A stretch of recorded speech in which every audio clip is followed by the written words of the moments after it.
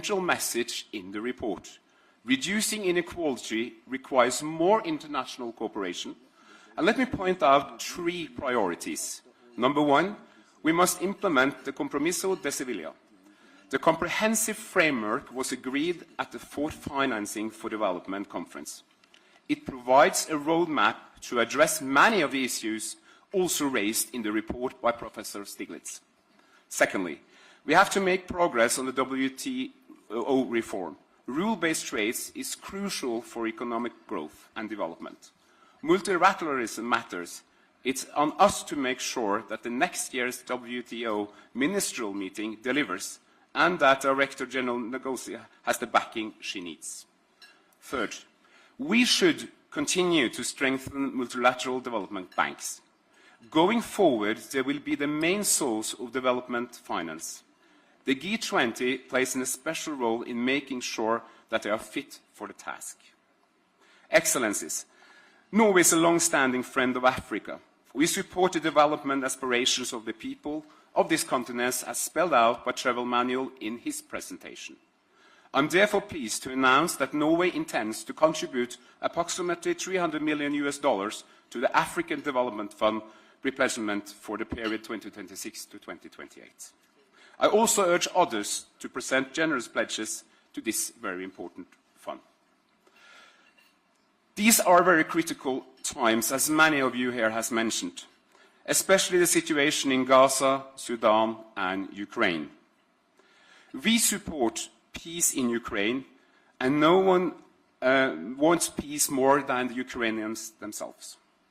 We welcome efforts for peace, but for peace to ensure, it must be just and must be rooted in international law, respect the basic tenets of the UN Charter, and provide for the future security of Ukraine and for the rest of Europe.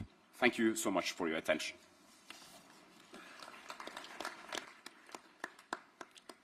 Thank you for the contribution. We always are grateful for contributions that are made for the development of our continent. So please pass on our gratitude.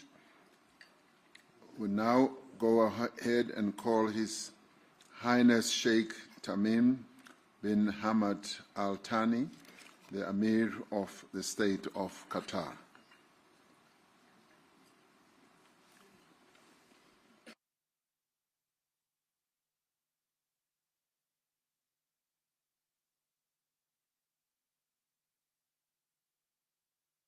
Okay, it does seem like the Sheikh should be in a bilateral somewhere. We will come back to him. I now move on to ask His Excellency, Dr. Julius Maada Bio, the President of the Republic of Sierra Leone and the Chairperson of the Economic Community of West African States, ECOWAS, to take the floor. Thank you very much, Mr. Chair.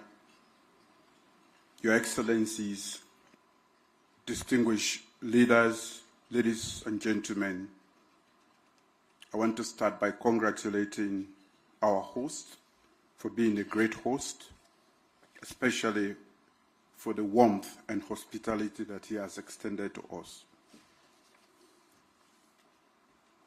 I now bring you warm greetings from the Economic Community of West African States, ECOWAS.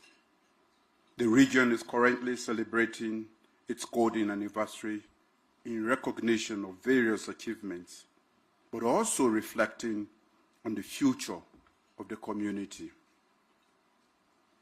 We gather here to make important decisions on trade, finance for development, and the existential debt burden. Excellencies, ladies and gentlemen, trade is not just about goods crossing borders, but about creating opportunities in Africa for over 1.4 billion people and providing opportunities to create employment and wealth. In Africa, we are committed to boosting intra-African trade through effective implementation of the African Continental Free Trade area. A system that empowers small businesses, connects landlocked communities, and unlocks regional value chains. However, we cannot do it alone. We call on G20 to, 1, reform global trade rules to ensure fair access for African exports. 2, invest in trade facilitation, digital corridors, and green logistics. 3, support the full implementation of FTAs, such as the AFCFTA, especially for the effective participation of women and youth entrepreneurs. Excellencies, ladies and gentlemen, development finance must move from charity to strategy. Africa does not lack ambition, but affordable capital. The cost of borrowing for many of our countries is up to 8 times higher for advanced countries. We urge G20 to, 1, scale up concessional finance and blended instruments for climate resilience, digital infrastructure, and urban transformation. 2, empower national and subnational institutions with direct access to global capital markets. 3, champion innovative tools like diaspora bonds, carbon credit, and SDG-linked instruments that reflect Africa's realities. Scale up climate finance commitments. Africa contributes, as we all know, less than 4% to global emissions, yet bears the highest climate cost.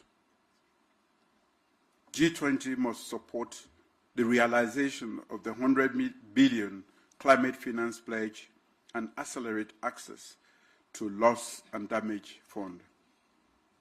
To advance global peace and security, the G20 must lead the effort to redress the issues of increasing global poverty, economic inequality, and justice, which feeds global security challenges. G20 must work to evolve a more peaceful world in which prosperity and advancement for all is a global goal.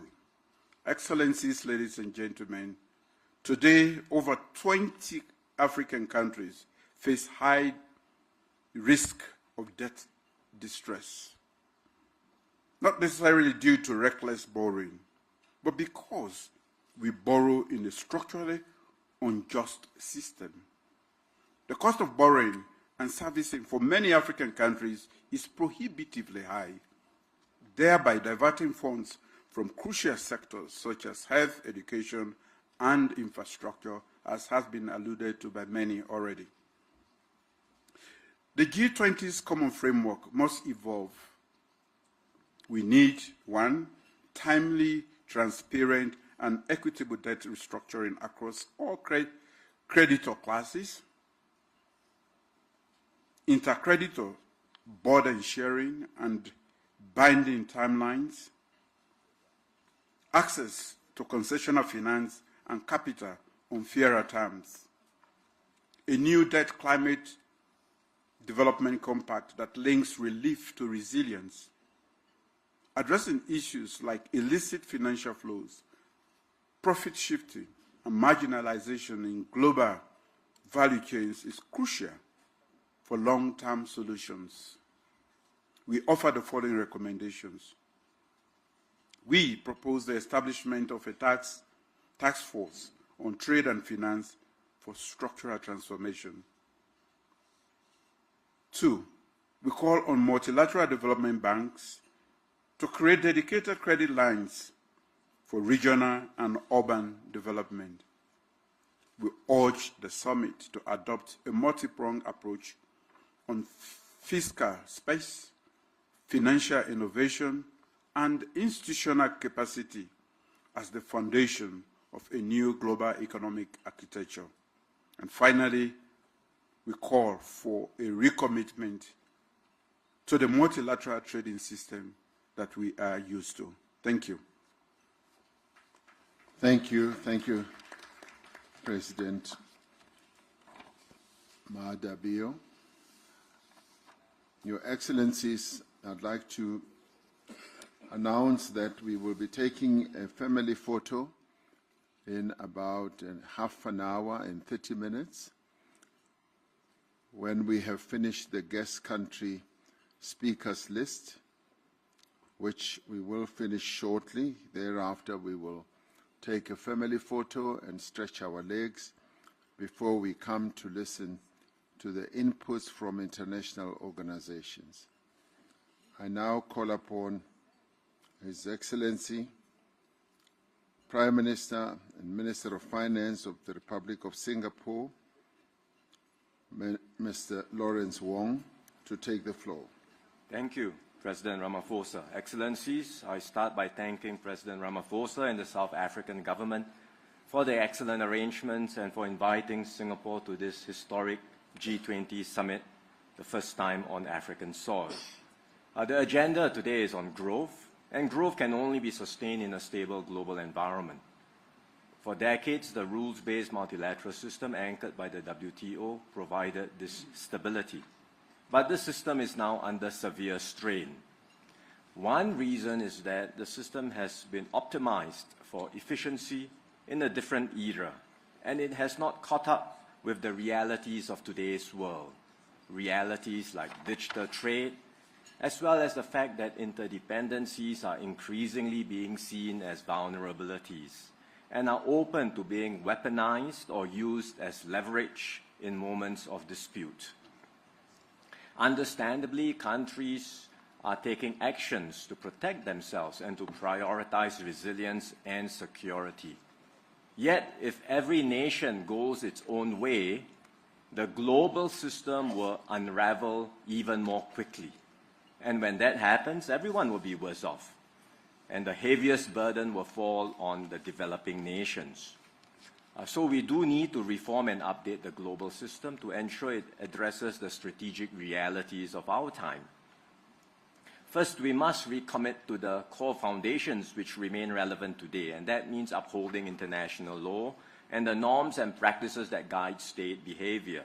That is critical to continued peace and stability in the world. Second, we must reform the current system, be it the WTO or other global institutions. We cannot be paralyzed by old ways of doing things. We all have to get behind the urgent reforms that are needed in the WTO so that it becomes more effective and outcome-oriented. We should complement the WTO with flexible multilateral approaches, and that's why Singapore supports minilaterals and plurilaterals, which can serve as important pathfinders towards updating global rules. Third, we should build new partnerships, and as several colleagues have talked about just now, we are making progress with partnerships and dialogues between the CPTPP and ASEAN, as well as the CPTPP and the EU. In fact, 2 days ago, ministers came together and had a very productive trade and investment dialogue covering issues like trade and investment facilitation, digital trade, and supply chain resilience. In the same regard, we should look at ways in which we can bring the free trade areas and the free trade blocs in Africa closer with Southeast Asia and ASEAN. Recently, Singapore also joined with other countries like New Zealand, Switzerland, and the UAE to launch a new framework called the Future of Investment and Trade Partnership that brings together small and medium-sized economies to keep up the momentum of trade liberalization. All of these efforts can form the foundations of a more resilient and secure multilateral trading system. To be clear, building a new global economic architecture will require significant effort and considerable political will. Multiple efforts are already underway, as I described just now. The G20 can and should play a key leadership role in coordinating these efforts. and Singapore stands ready to do our part and work with all members towards this objective. Thank you, Chair. Thank you. Thank you, Prime Minister Wong. I now move on and request His Excellency, the Prime Minister of the Socialist Republic of Vietnam, Mr. Pham Minh Chinh, to take the floor. Thưa Ngài Ramaphosa, thưa các nhà lãnh đạo và quý vị đại biểu, tôi xin chúc mừng Ngài Tổng thống và Chính phủ Nam Phi đã đảm nhận vai trò Chủ tịch G20 năm 2015 và đánh giá cao chủ đề đoàn kết, bình đẳng, phát triển bền vững. Thế giới đang trải qua những thay đổi sâu sắc mang tính thời đại. Nhiều vấn đề chưa có tiền lệ mang tính toàn dân, toàn diện và toàn cầu.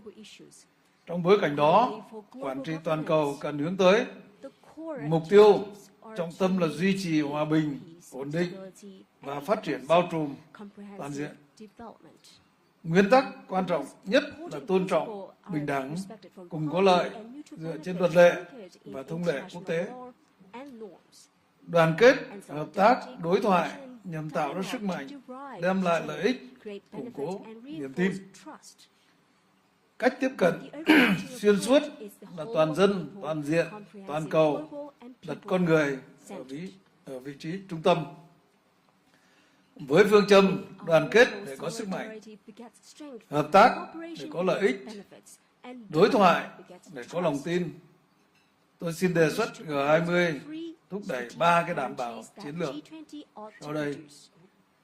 Một là đảm bảo ổn định để phát triển trong quan hệ quốc tế, chính trị, thế giới và kinh tế vĩ mô toàn cầu.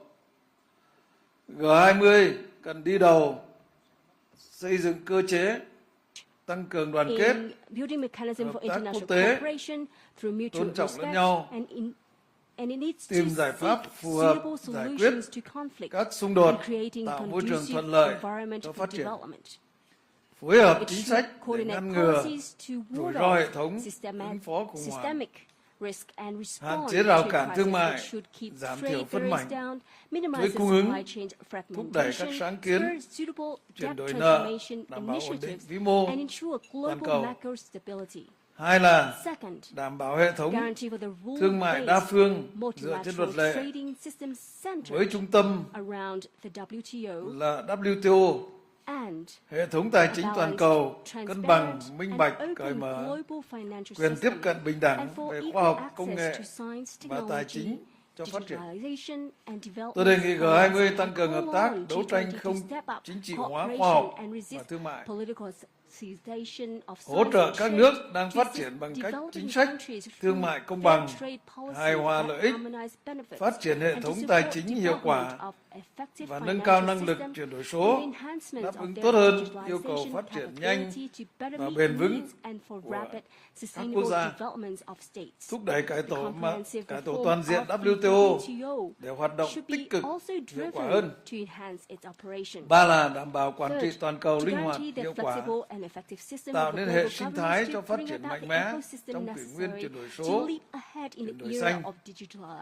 Tôi mong G20 cùng các cơ chế đa phương tăng cường đối thoại, xây dựng khuôn khổ quản trị toàn cầu, hài hòa giữa kinh tế, xã hội và môi trường, giữa hiện tại và tương lai, công bằng, cân bằng lợi ích giữa các nền kinh tế với nhau, thúc đẩy hợp tác về trí tuệ nhân tạo, biến đổi khí hậu, phòng chống thiên tai, dịch bệnh.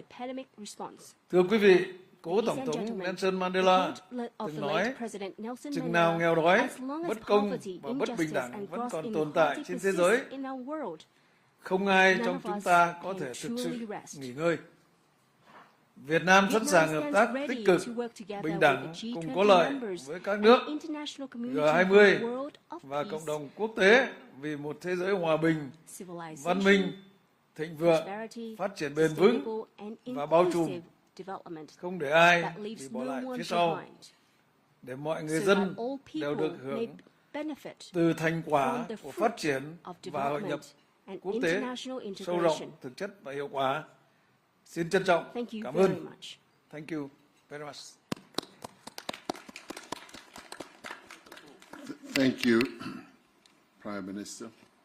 I now call upon His Excellency Mr. Sifi Grieb, Prime Minister of the People's Democratic Republic of Algeria, to take the floor. شكرا سيد الرئيس سيريل رامافوزا. اسمحوا لي أولا أن أنقل إليكم تحيات رئيس الجمهورية السيد عبد المجيد تبون الذي شرفني بإلقاء الكلمة التي يوجهها لهذه القمة.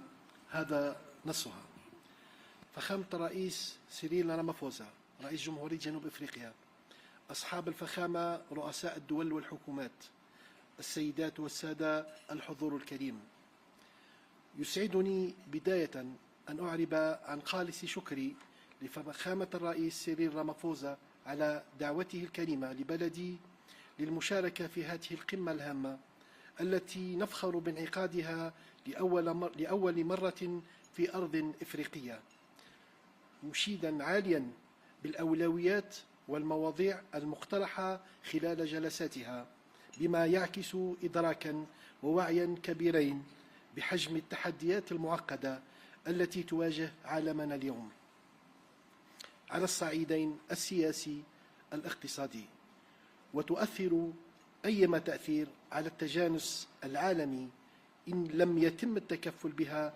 بشكل جدي جماعي وسريع. السيد الرئيس، فيما يخص الأولويات المطروحة على طاولة اجتماعنا هذا، اسمحوا لي بالتطرق إلى النقاط التالية.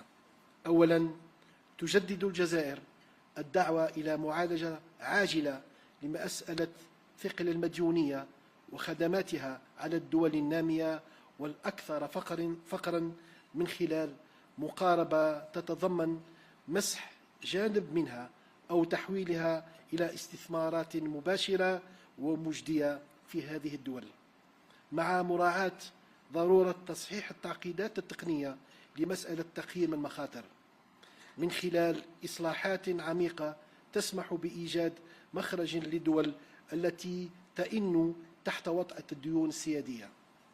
ثانيا، تضم الجزائر صوتها إلى أصوات الدول الداعية إلى إصلاح المنظمات المالية الدولية ضمن مقاربة حوكمة اقتصادية ومالية راشدة من خلال مراجعة آليات اتخاذ القرار بشكل يضمن تمثيلا عادلا ومنصفا وشفافا للدول النامية والقارة الإفريقية في هيئات تسيير هذه المؤسسات. ثالثا، إن الجزائر التي ما فتئت ترافع من أجل تعبئة التمويلات الدولية وحشد الموارد لدعم الجهود العالمية لتمكين الدول النامية والدول الأكثر فقرا من وسائل وتكنولوجيات الانتقال نحو استعمال الطاقة الخضراء، تدعو من هذا المنبر إلى تجسيد شراكات ثنائية ودولية في هذا المجال. رابعا، تؤيد الجزائر جميع المبادرات الرامية إلى الرفع من حجم التمويلات المخصصة للوقاية من المخاطر الكبرى والاستجابة السريعة للكوارث، وتدعو إلى حث المؤسسات المالية والبنوك الدولية للتفكير في آلية تمويل تفعل في حال ما إذا طلبت إحدى البلدان المتضررة ذلك. السيد الرئيس، لقد شهد العالم قرابة عامين متتاليين الجرائم الشنعاء التي ارتكبت في حق الشعب الفلسطيني الأعزل، وعاين حجم الدمار الذي خلفته هذه الحرب الهمجية، الأمر الذي يدفعنا للإعراب عن أملنا في أن تبادر دول مجموعة ال20 بإطلاق تعبئة عامة قصد بناء غد أفضل للشعب الفلسطيني، مؤكدا التزام بلادي بإعلان انضمامها إلى كل خطوة قد تتخذها بهذا الصدد. أشكركم على حسن الإصغاء.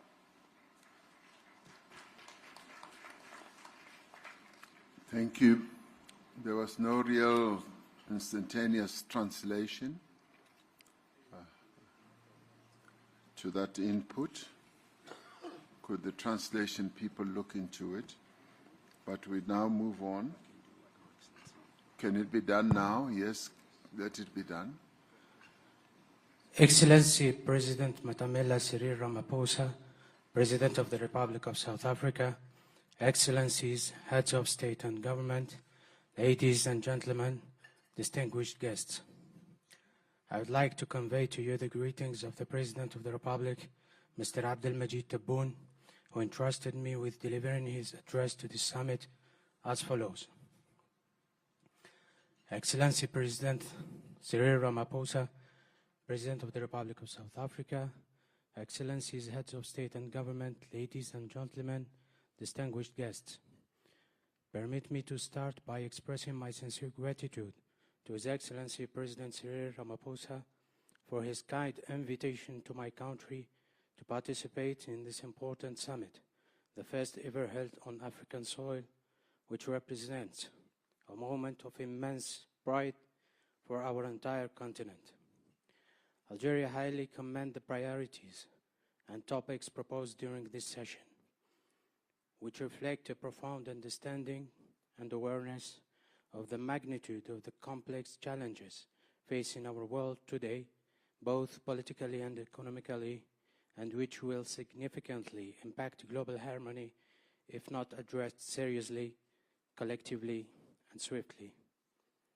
Mr. President, with regard to the priorities put before us in this meeting, allow me to make the following comments.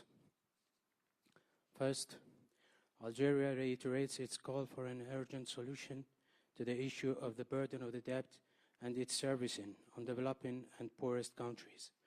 The solution should include a partial debt write-off or its conversion to direct and viable investments in these countries, while taking into account the need to correct the technical complexities of risk assessment through profound reforms that will provide a way out for countries struggling under the weight of the sovereign debt. Second, Algeria joins the voices of countries calling for the reform of international financial organizations within a framework of sound economic financial governance. This includes reviewing decision-making mechanisms to ensure fair, equitable, and transparent representation for developing countries and the African continent within the governing bodies of these institutions.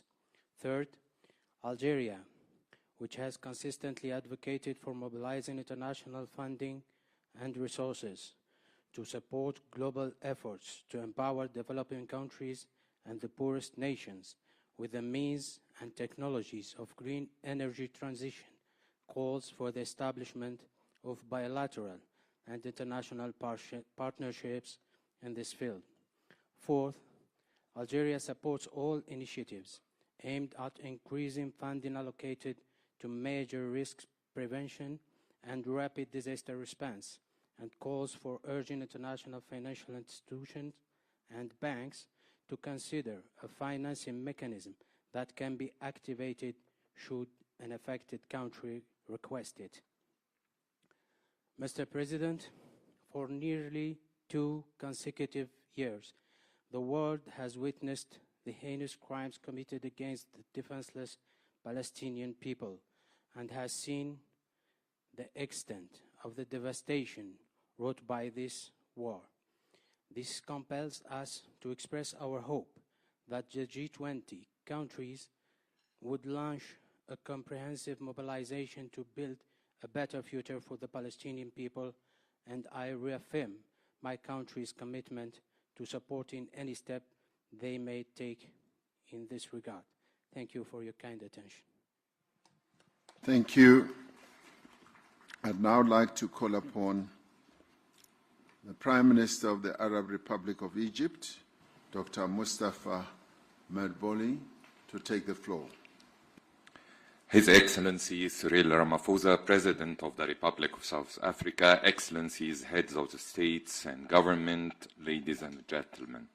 I am delighted to join you today on behalf of His Excellency President Abdel Fattah el-Sisi at the G20 Summit. I would like to express my sincere gratitude to the sisterly Republic of South Africa for the warm hospitality and excellent organization of the first summit on African soil, and to express Egypt's deep appreciation to the South African G20 presidency for its kind invitation to participate as a guest in the G20 meetings this year. We also commend South Africa's leadership in steering the group's work and in advancing Africa's priorities.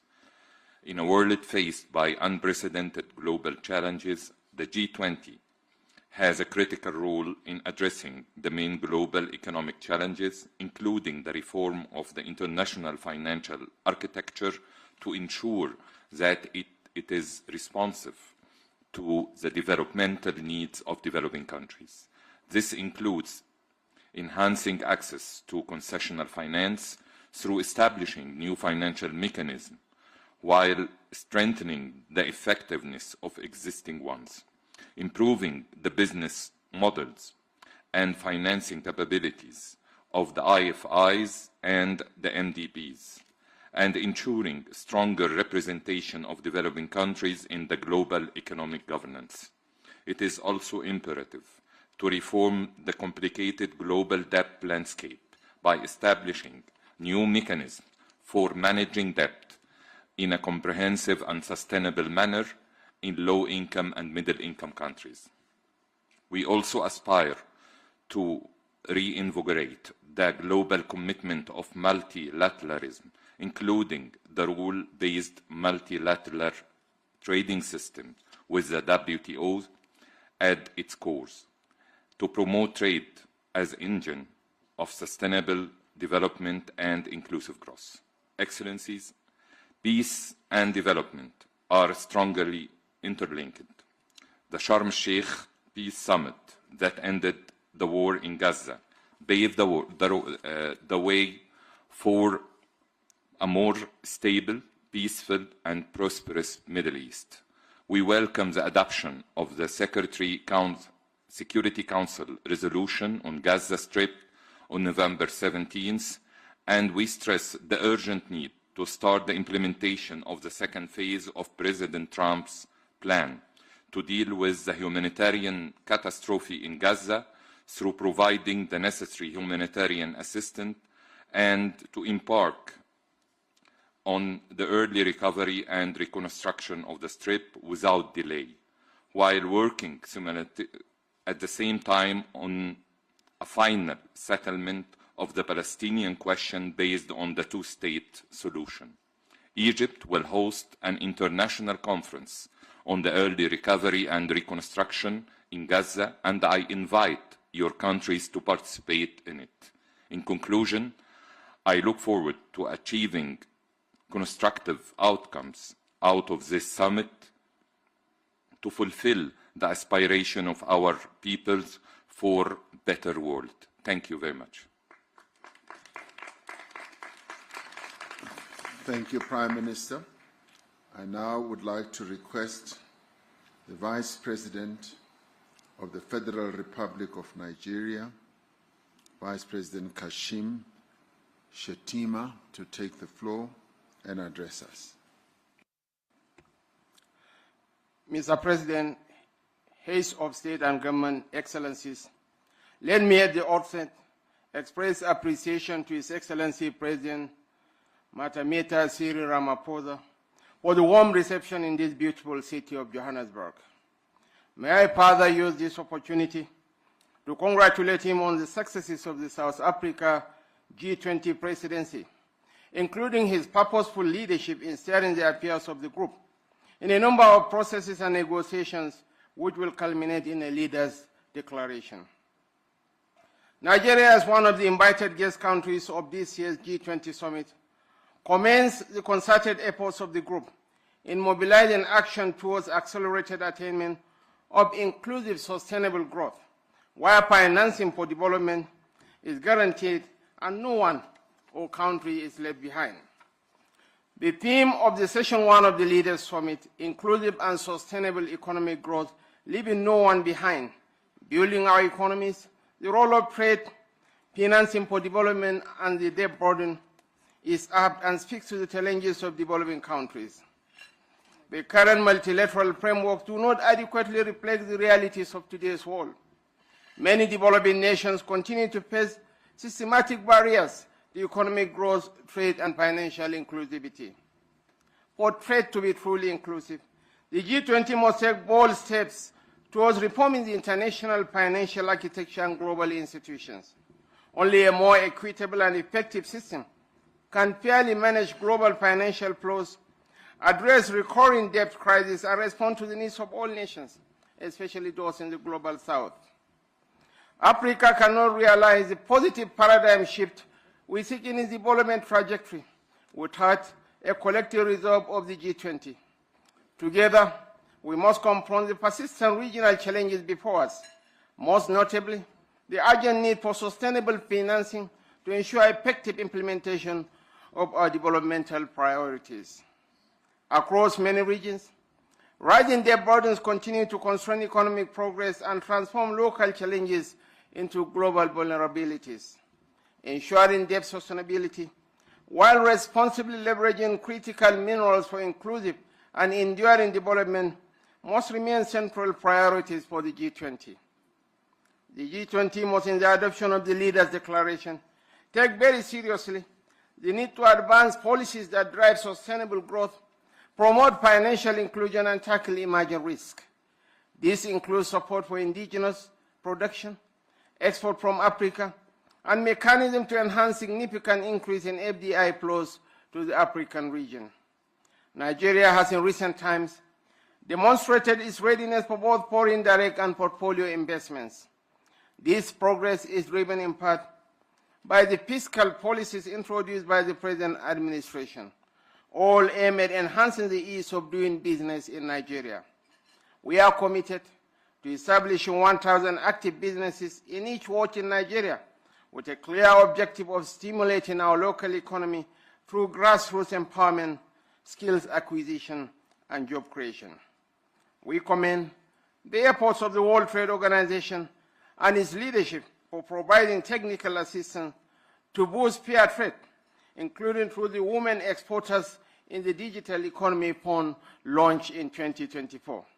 This initiative has provided grants and technical support to women entrepreneurs and strengthened their digital capabilities and access to global markets. Mr. President, as I conclude, I reaffirm Nigeria's unalloyed commitment to the G20. Let us continue to work side by side, shaping an economic future that uplifts every nation and leaves no one or country behind. I thank you. Thank you very much, Vice President. I now ask His Excellency the Vice President of the Republic of Zimbabwe, His Excellency Constantino Chiwenga, to take the floor. Your Excellency President Matamela Cyril Ramaphosa, Your Excellencies, Zimbabwe joins others to thank the Presidents of South Africa's G20 Chair.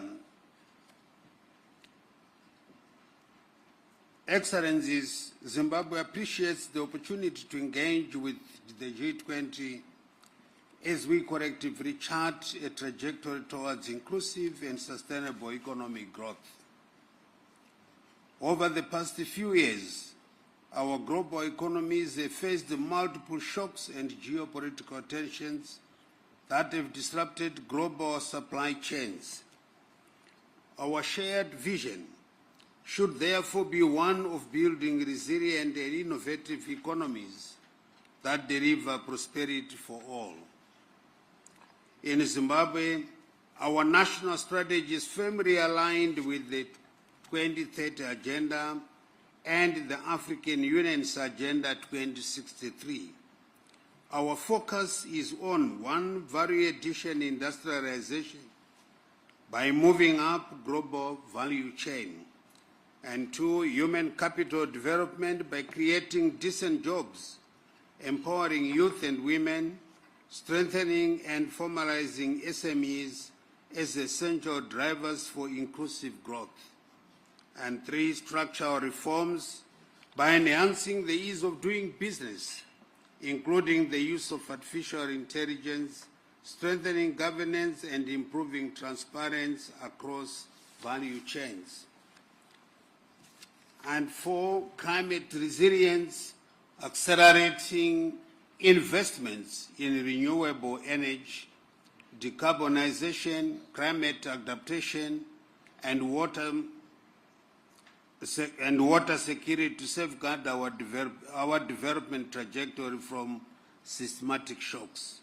Excellencies, the G20 must reinforce a fair and transparent multilateral trading system under the World Trade Organization.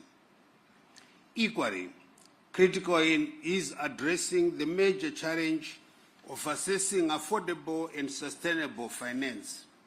We welcome efforts to reform the international financial system and propose recapitalization of multilateral development banks to expand concessional and climate finance. 2, promotion of innovative financing through active re-promotion of mechanisms such as the green bonds, blended finance, and diaspora investments.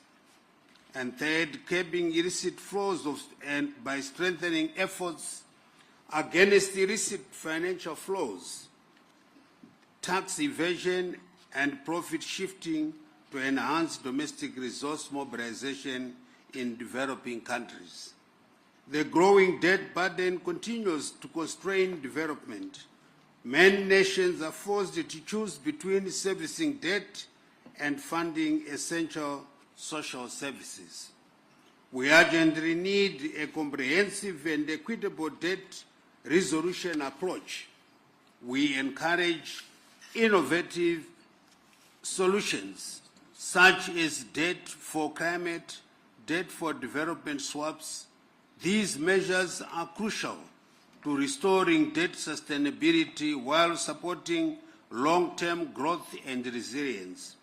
Furthermore, the G20 Common Framework for Debt Treatments requires significant strengthening. In view of this, Zimbabwe seeks inclusion and active participation in an improved G20 Common Framework for the debt treatment process. We are ready to engage constructively to that end. The journey for inclusive and sustainable growth demands political will and an unwavering commitment to equitable development. Let us reaffirm our collective commitment to building a stronger, fairer, greener, and more humane global economy that truly leaves no one behind. I thank you.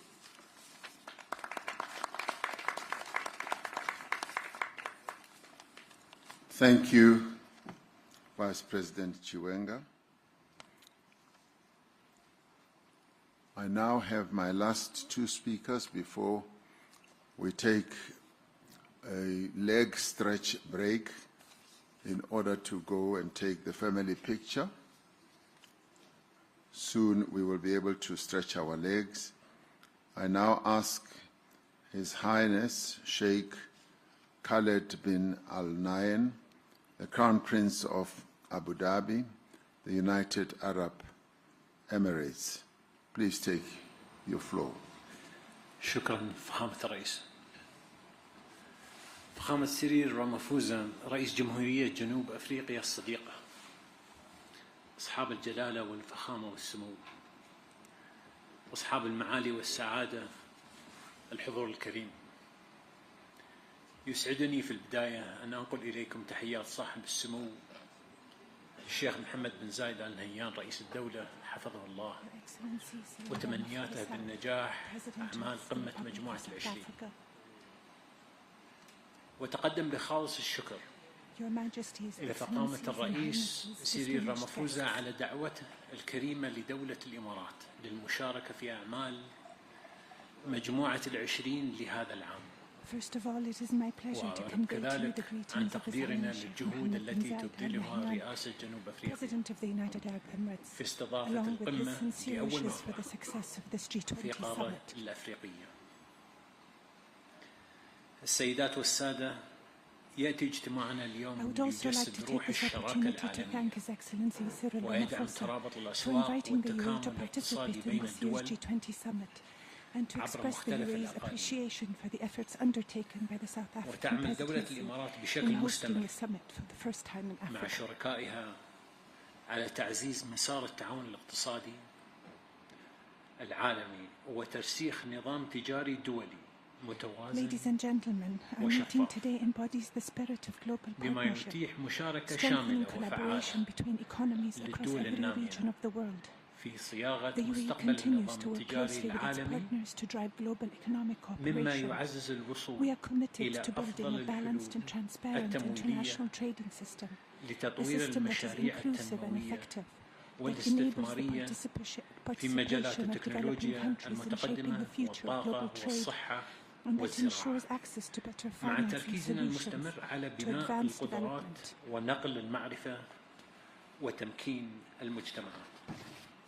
In addition to advanced development, ويسرني also اليوم investment projects across أن critical أعلن sectors, including عن إطلاق advanced مبادرة دولة technology, الإمارات energy, health and الذكاء agriculture. الاصطناعي In من أجل addition, the التنمية UAE continues to prioritize building التي capabilities, تخصص transferring مليار knowledge دولار and empowering أمريكي communities. لتمويل مشاريع الذكاء Today, I الاصطناعي am pleased to announce the launch of في the الدول UAE الأفريقية initiative, AI for Development, بهدف which دعم التنمية allocates $1 الاقتصادية billion والاجتماعية to من خلال finance artificial تعزيز intelligence منظومة projects البنية in التحتية African الرقمية nations. This والارتقاء initiative will strengthen digital بالخدمات infrastructure الحكومية to support social and لرفع economic الإنتاجية development, enhancing وتحسين government جودة services الحياة.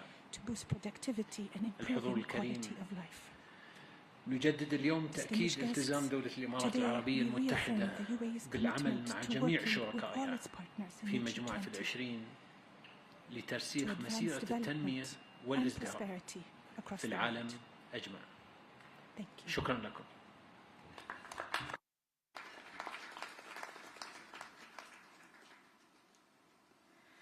Thank you, Your Highness.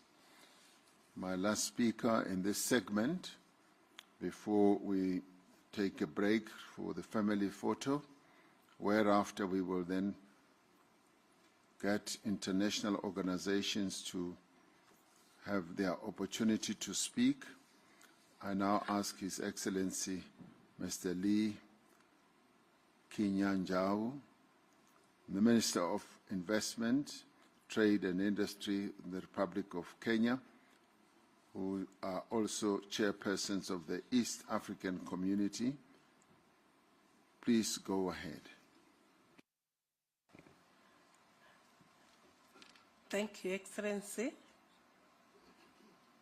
I talk on behalf of His Excellency Lee Kenyajui, the Minister of Trade and Industry. I wish to take this opportunity to thank you for the invitation and the warm reception. So His Excellency President Cyril Ramaphosa, President of the Republic of South Africa and Chair of G20, Excellencies, Heads of State and Government, distinguished guests, ladies and gentlemen, we wish to record our profound appreciation to the South African presidency of the G20 for its diligent stewardship and unwavering commitment to advancing a more equitable global economic order. We acknowledge the indispensable role that the G20 continues to play in addressing the deep-seated structural constraints confronting developing economies. This summit presents an excellent opportunity for us to examine the current state of play in the global economy as we devise the best trajectory towards achieving sustainable, inclusive, and transformative development. In this regard, we wish to express our support for the call to reform the international financial architecture so that it may deliver more substantial, more accessible, and more equitable development financing. As regions, we confirm our readiness to collaborate closely with all the relevant partners to ensure that the East African Community region and the common market for East and Southern Africa and the African continent as a whole are not merely beneficiaries, but full equal participants in the shaping of a more inclusive, sustainable, and representative global economy. Excellencies, ladies and gentlemen, we welcome G20 efforts to advance global disaster risk financing, investment in early warning systems for all, and strengthen capacity building across developing regions. We further support stronger G20 leadership in delivering predictable, adequate, and accessible climate finance for both adaptation and mitigation. This includes honoring existing commitments and developing new fair financing instruments that reflect the needs of vulnerable regions. The East African Community and COMESA remain committed to transforming food systems to become more productive, climate resilient, nutrition sensitive, and inclusive, especially for smallholder farmers, women, and youth. Chair, we stand ready to work with all partners, including G20, to deepen cooperation in agricultural research, seed systems, trade facilitation, storage logistics, while advancing value addition and intra-regional trade to reduce vulnerability to external shocks. I thank you. Well, thank you very much. We will now get the announcements of how the family photo will be taken in the various segments. And thereafter, we will be able to come back, and I'd like to give us 20 minutes to have the photo taken, and thereafter come back so that we can resume the whole process of getting our international organizations to take the platform. So we will get the announcements now. Your Excellencies, we now invite you to the family photo, which will be done in 2 phases. The first photo will only include G20 members. Thereafter, for the second photo, we will invite every other invited guest and international organization on the family photo stage. Kindly note that in the first row will be G20 members, the second guest countries, and the third international organizations. Excellences, nous vous invitons à la photo de famille qui aura lieu en 2 étapes. En premier lieu, les pays membres seulement. En deuxième, tous les autres participants seront invités à rejoindre les pays membres. Au premier rang, les pays membres du G20. Au deuxième, les pays invités. Au troisième, les organisations internationales. Je vous remercie.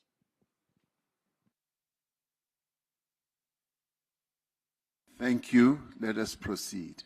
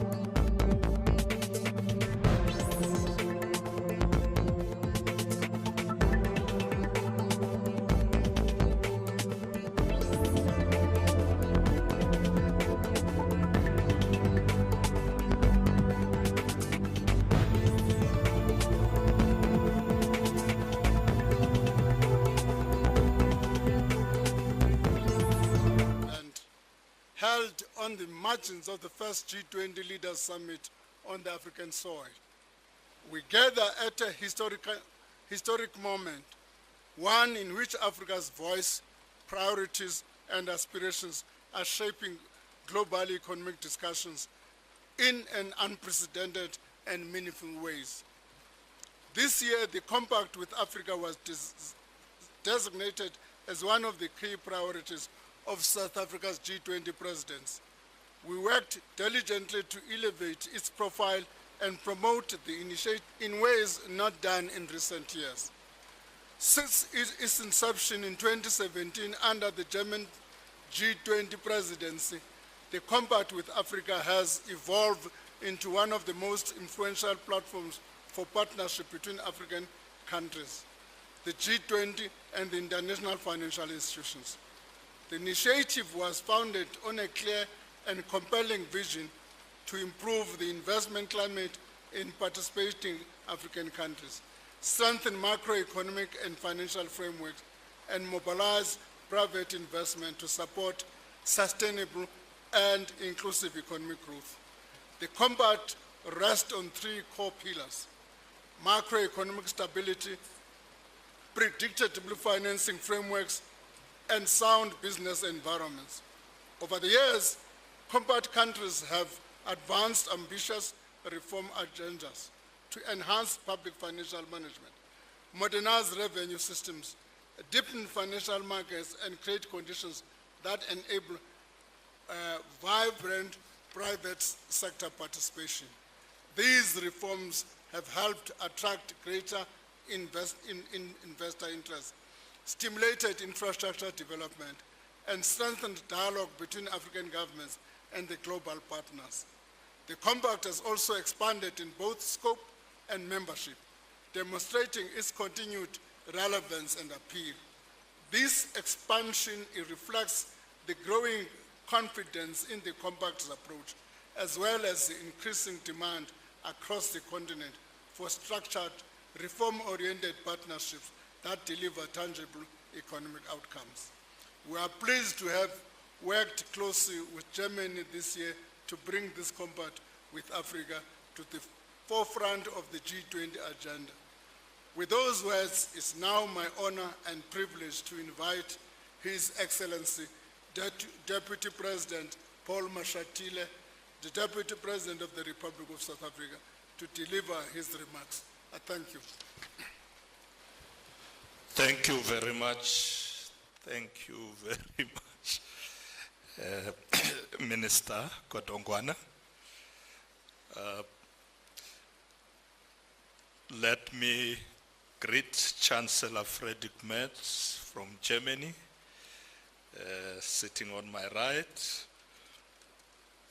Let me greet Your Excellency President Lorenzo, President of the Republic of Angola,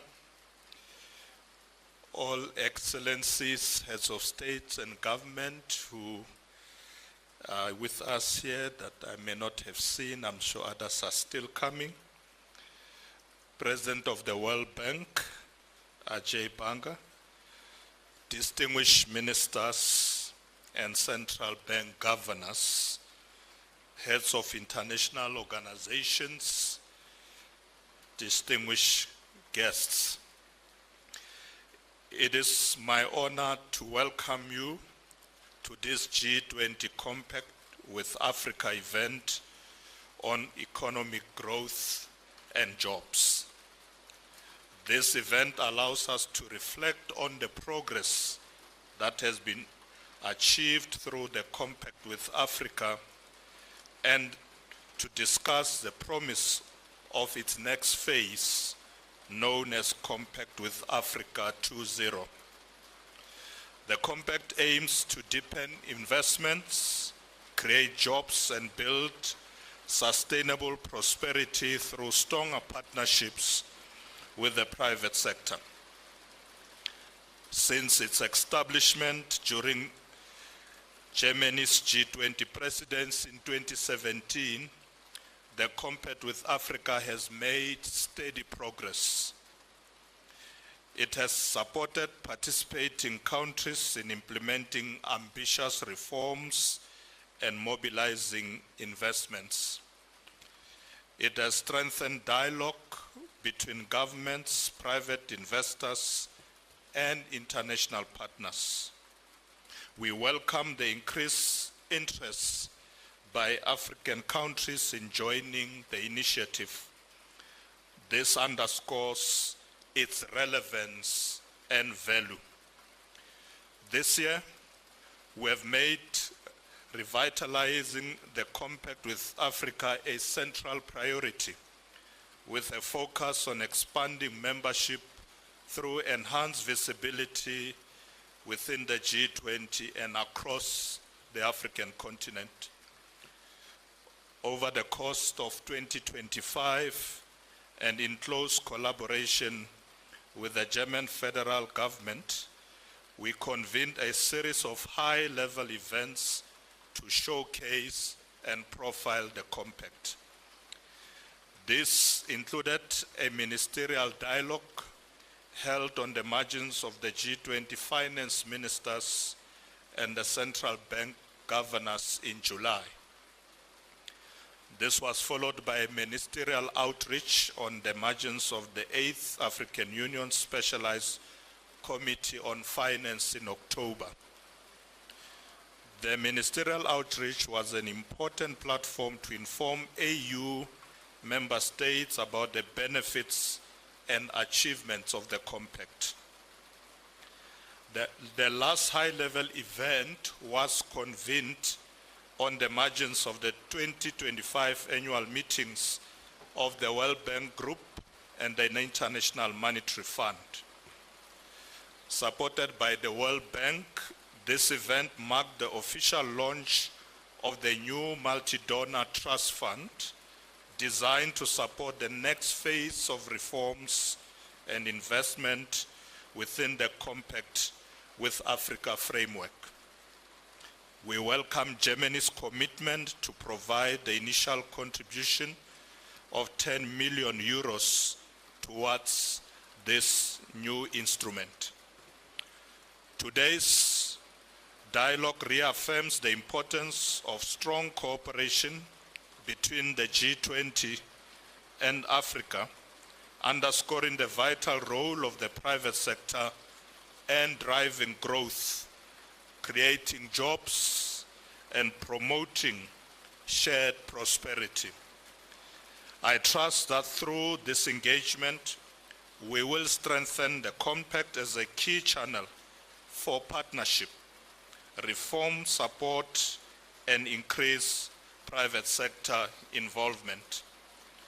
We are confident that it will continue to unlock investments and help build resilience, inclusive economies across the continent. In closing, I would like to thank the German federal government for its steadfast leadership of this initiative since its inception. I acknowledge our valued partners, the International Monetary Fund, the World Bank Group, the African Development Bank, the African Center for Economic Transformation, and the African Union for their continued support. Lastly, we recognize the Compact countries for their efforts in reforming their economies and ensuring that investment flows in Africa. Let us move forward with renewed partnerships and new investments. Let us work together to secure growth, jobs, and shared prosperity for all Africans. I now invite Chancellor Metz to deliver his remarks. Thank you very much. So thank you so much, Mr. Vice President, for your kind introduction. I'm really happy to be here and to be here for the first time when the G20 summit takes place for the first time in Africa. So I'm feeling very much welcomed and I would like to say that there is no better place than Johannesburg to talk about Africa's economic future.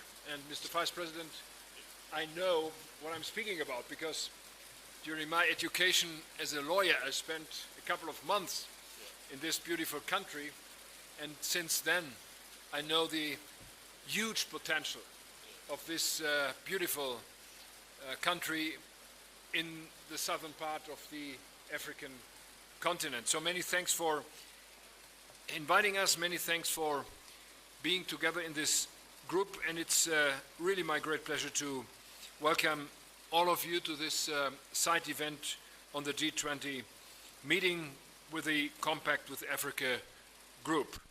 Africa is, as I said, a continent of opportunity.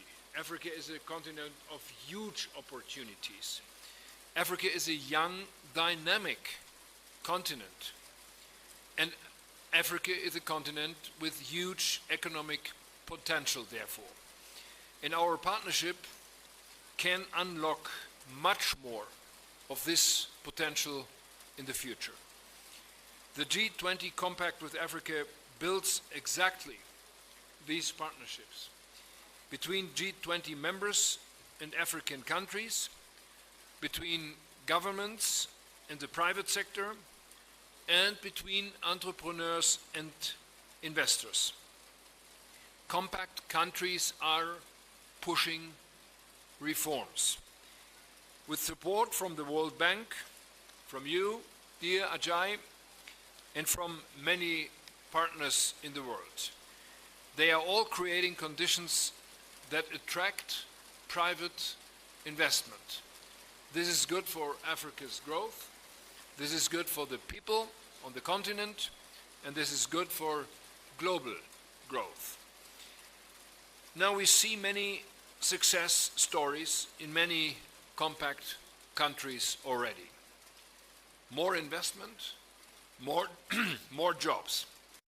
But our task is, today and from now on, to scale this up. I would call it a new phase, or let's name it Compact 2.0. With Zambia and Angola joining this year, the Compact is now a group of 15. Congratulations, President Lorenzo. Welcome on board of this group.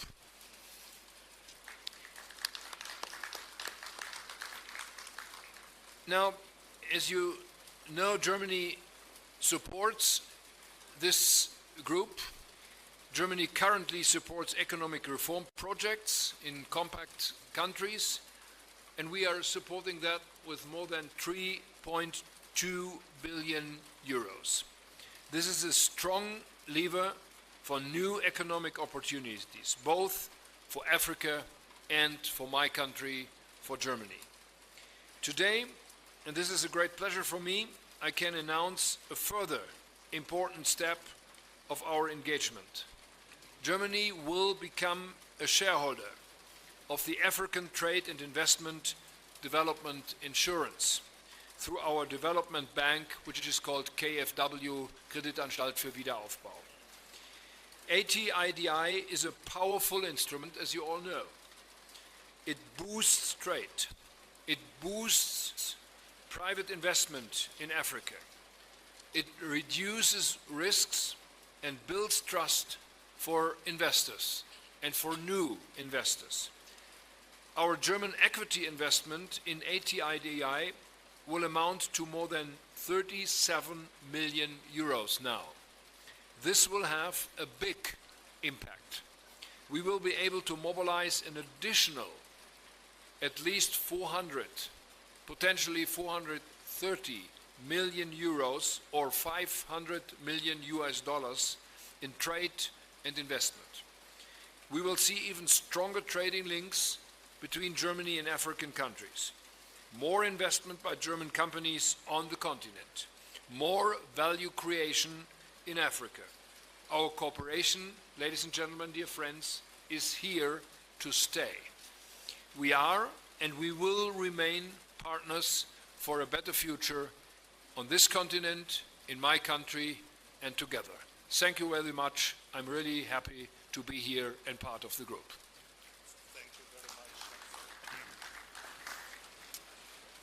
Thank you very much, Your Excellencies, for those insightful remarks. Having heard from the two co-chairs of the Compact, South Africa and Germany, it is now my great pleasure to invite His Excellency, Mr. João Lourenço, President of the Republic of Angola, the current chair of the African Union and a newly admitted Compact with Africa member, to share his reflections on Africa's perspectives and opportunities. And it is indeed an honor to welcome the Republic of Angola as the 15th member of the Compact with Africa. Your Excellency, President Lourenço, the floor is yours. Muito obrigado. Excelência, Sr. Vice-Presidente da República da África do Sul, em representação do Presidente Cyril Ramaphosa, Sua Excelência Friedrich Merz, Chanceler da República Federal da Alemanha e co-presidente do Grupo Consultivo Africano sobre o Compacto with Africa, Excelências, chefes de Estado e de Governo dos países do Compacto with Africa, minhas senhoras, meus senhores, Excelências. Thank you very much. Your Excellency, the Vice President of the Republic of South Africa, representing President Cyril Ramaphosa, President of South Africa, His Excellency Friedrich Merz, Chancellor of the Federal Republic of Germany and co-chair of the African Consultative Group on Compact with Africa, Excellencies, Heads of State and Government of Compact African Country, ladies and gentlemen, Excellencies. Gostaria de começar por felicitar a África do Sul e a Alemanha por organizarem este importante evento paralelo em colaboração com a União Africana sobre o Pacto com a África. I would like to start by congratulating South Africa and Germany for organizing this important side event in collaboration with the African Union on the Compact with Africa. Gostaria também de felicitar mais uma vez a África do Sul por ter acolhido com sucesso o G20 em África e por ter feito do Pacto do G20 com a África uma das prioridades da sua presidência do G20.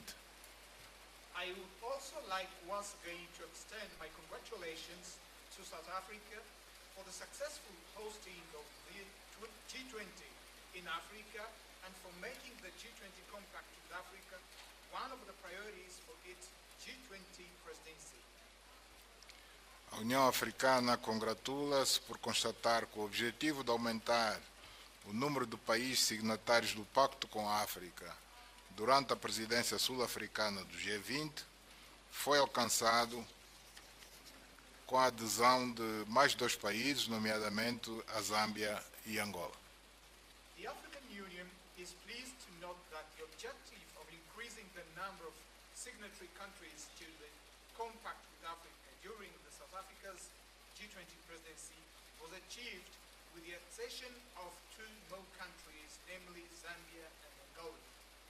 Gostaria, portanto, de aproveitar esta oportunidade para felicitar a Zâmbia e agradecer, em nome da Angola, por esta importante conquista. I would therefore like to take this opportunity to congratulate Zambia and thank you on behalf of Angola on this significant achievement. Com esse passo, o número de países signatários do Pacto com a África passa a ser de 15. With this step, the number of signatory countries to the Compact with Africa now stands at 15. Para aqueles que estão familiarizados com o sistema jurídico da União Africana, 15 é o número mínimo de ratificações necessárias para a entrada em vigor da maioria dos nossos instrumentos jurídicos. For those acquainted with the legal framework of the African Union, 15 is the minimum number of ratifications required for the entry into force of most of our legal instruments. Assim, posso inferir que o Pacto com a África se tornou agora uma iniciativa à escala da União Africana, o que é positivo para a integração econômica do continente. In this regard, I may infer that the Compact with Africa has now become an initiative of the African Union's scale, which bodes well with Africa's economic integration. A União Africana acredita firmemente que, à medida que mais países africanos aderirem ao Pacto com a África, implementarem reformas fundamentais, a África como um todo se posicionará como um continente reformador e aberto aos negócios, tornando os nossos países mais atrativos para os investidores, que são necessários para concretizar o objetivo de uma África próspera, baseado no desenvolvimento inclusivo e sustentável, articulado com a aspiração 1 da Agenda 2063, a África que queremos. The African Union firmly believes that as more African countries join the Compact with Africa and implement fundamental reforms, Africa as a whole will position itself as a reform-oriented continent, open for business, thereby rendering our countries more attractive to investors who are essential for the realization of a prosperous Africa, one based on inclusive and sustainable development, as articulated in Aspiration 1 of the 2063 Agenda, Africa We Want. Apelo a todos os presentes para que trabalhem em conjunto e com celeridade para tornarmos esta ambição em realidade. I call upon all those present here to work together and with diligence so that we may transform this ambition into reality. Nossos povos e o mundo estão com os olhos postos em nós, portanto, não os desiludamos. Our peoples and the world have their eyes upon us. Let us not disappoint them. Obrigado pela vossa atenção. Thank you for your attention.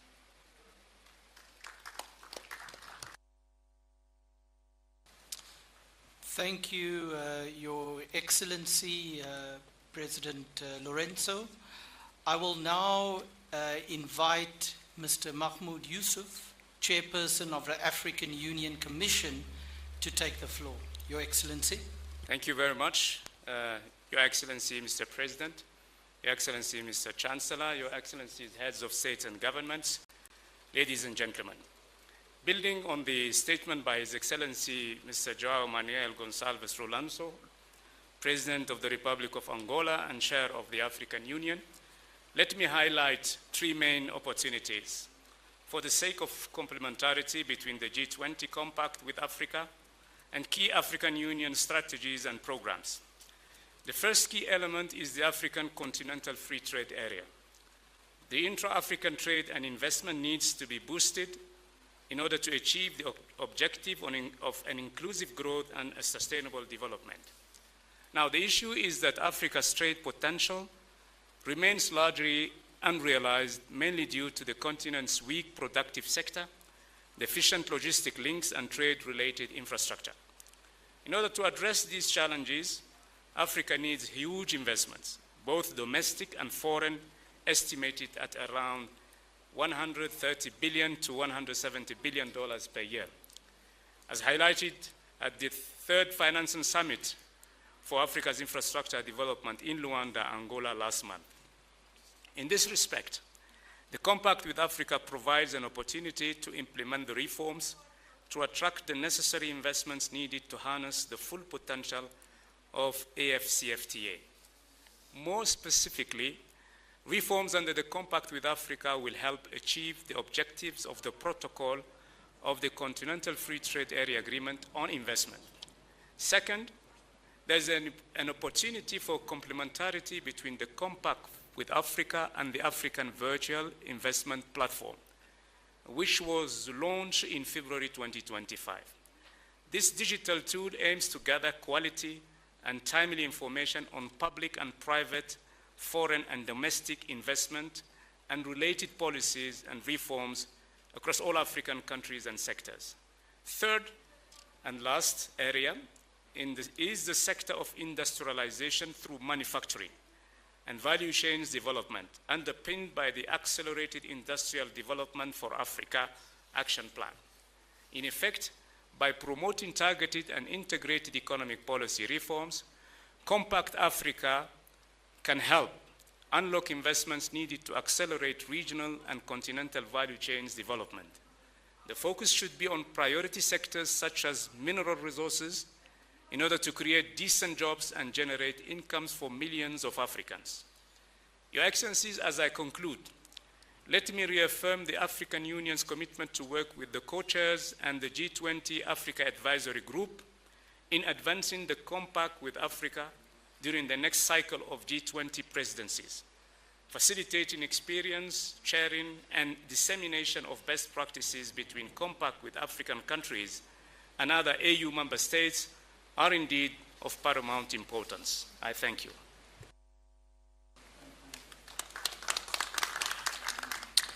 Thank you, Chairperson Yusuf.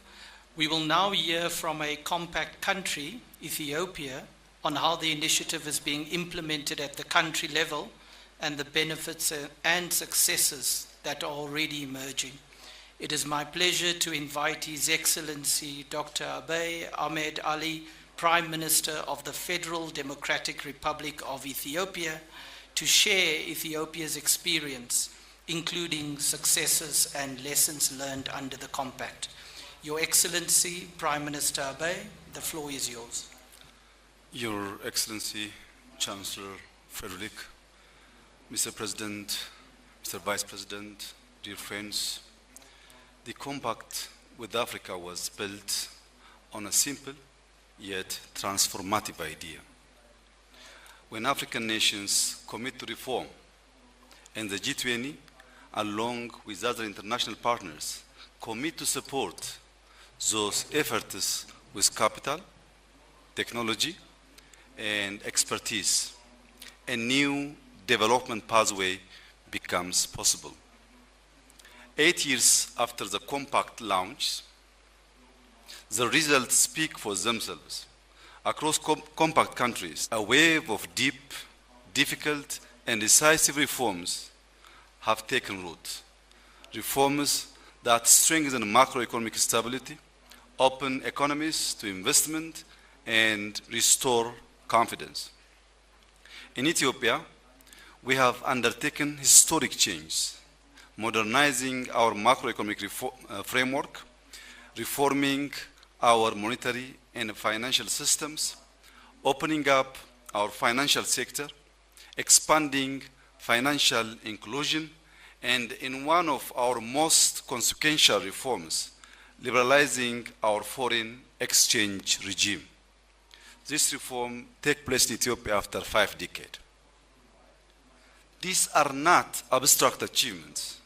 They are the foundations of a modern, resilient economy capable of attracting long-term private capital. We have tackled long-standing barriers to enterprise and job creation by opening telecom markets, reforming state-owned enterprises, improving trade facilitation, advancing renewable energy investment, and strengthening regulatory frameworks for long-term finance and capital market. Though demanding political courage, these reforms have made our economies more competitive. Africa's economic rise is underway, taking shape in our cities, farmers, factories, and digital ecosystems. To unlock its full potential, reform must drive investment, and investment must drive shared growth. The world today is far more complex than when the Compact began. It must now focus on accelerating transformation at scale. The G20 must match ambition with action through genuine partnership grounded in investment, innovation, and shared prosperity. It must strengthen the Compact with Africa 2.0 Trust Fund, expand guarantees, and blend finance to unlock private capital, advance timely and predictable debt relief under the common framework, support deeper capital markets, and improved credit ratings. And also champion African integration from African Continental Free Trade Area, corridors to cross-border infrastructure and digital connectivity. The next decade must be even more ambitious. Let Compact with Africa 2.0 be a platform for Africa and global prosperity. I thank you. Thank you, Your Excellency Prime Minister Abiy, for those valuable insights into Ethiopia's reform efforts, as well as highlighting the concrete benefits of the compact. I now invite His Excellency Mr. Jonas Gahr Støre, Prime Minister of the Kingdom of Norway, to take the floor. Your Excellency, the floor is yours. Thank you so much. Norway is as far away as you can come from the African continent. It's a long travel. But I'm happy that we have been part of the compact since 2017. I'd like to salute South Africa and Germany for launching it and for expanding on it. And I hear from my colleague from Ethiopia that it is gaining also relevance in one of the most thriving economies. Yesterday, I visited a 100 megawatt solar power plant in the Free State, 1 hour outside Johannesburg. It is a company called Mainstream with a major Norwegian share. So I've seen a Norwegian company investing in this, and it will provide electricity to thousands of households around Johannesburg. And when you drive there, you see that there is a lot of housing which is fine.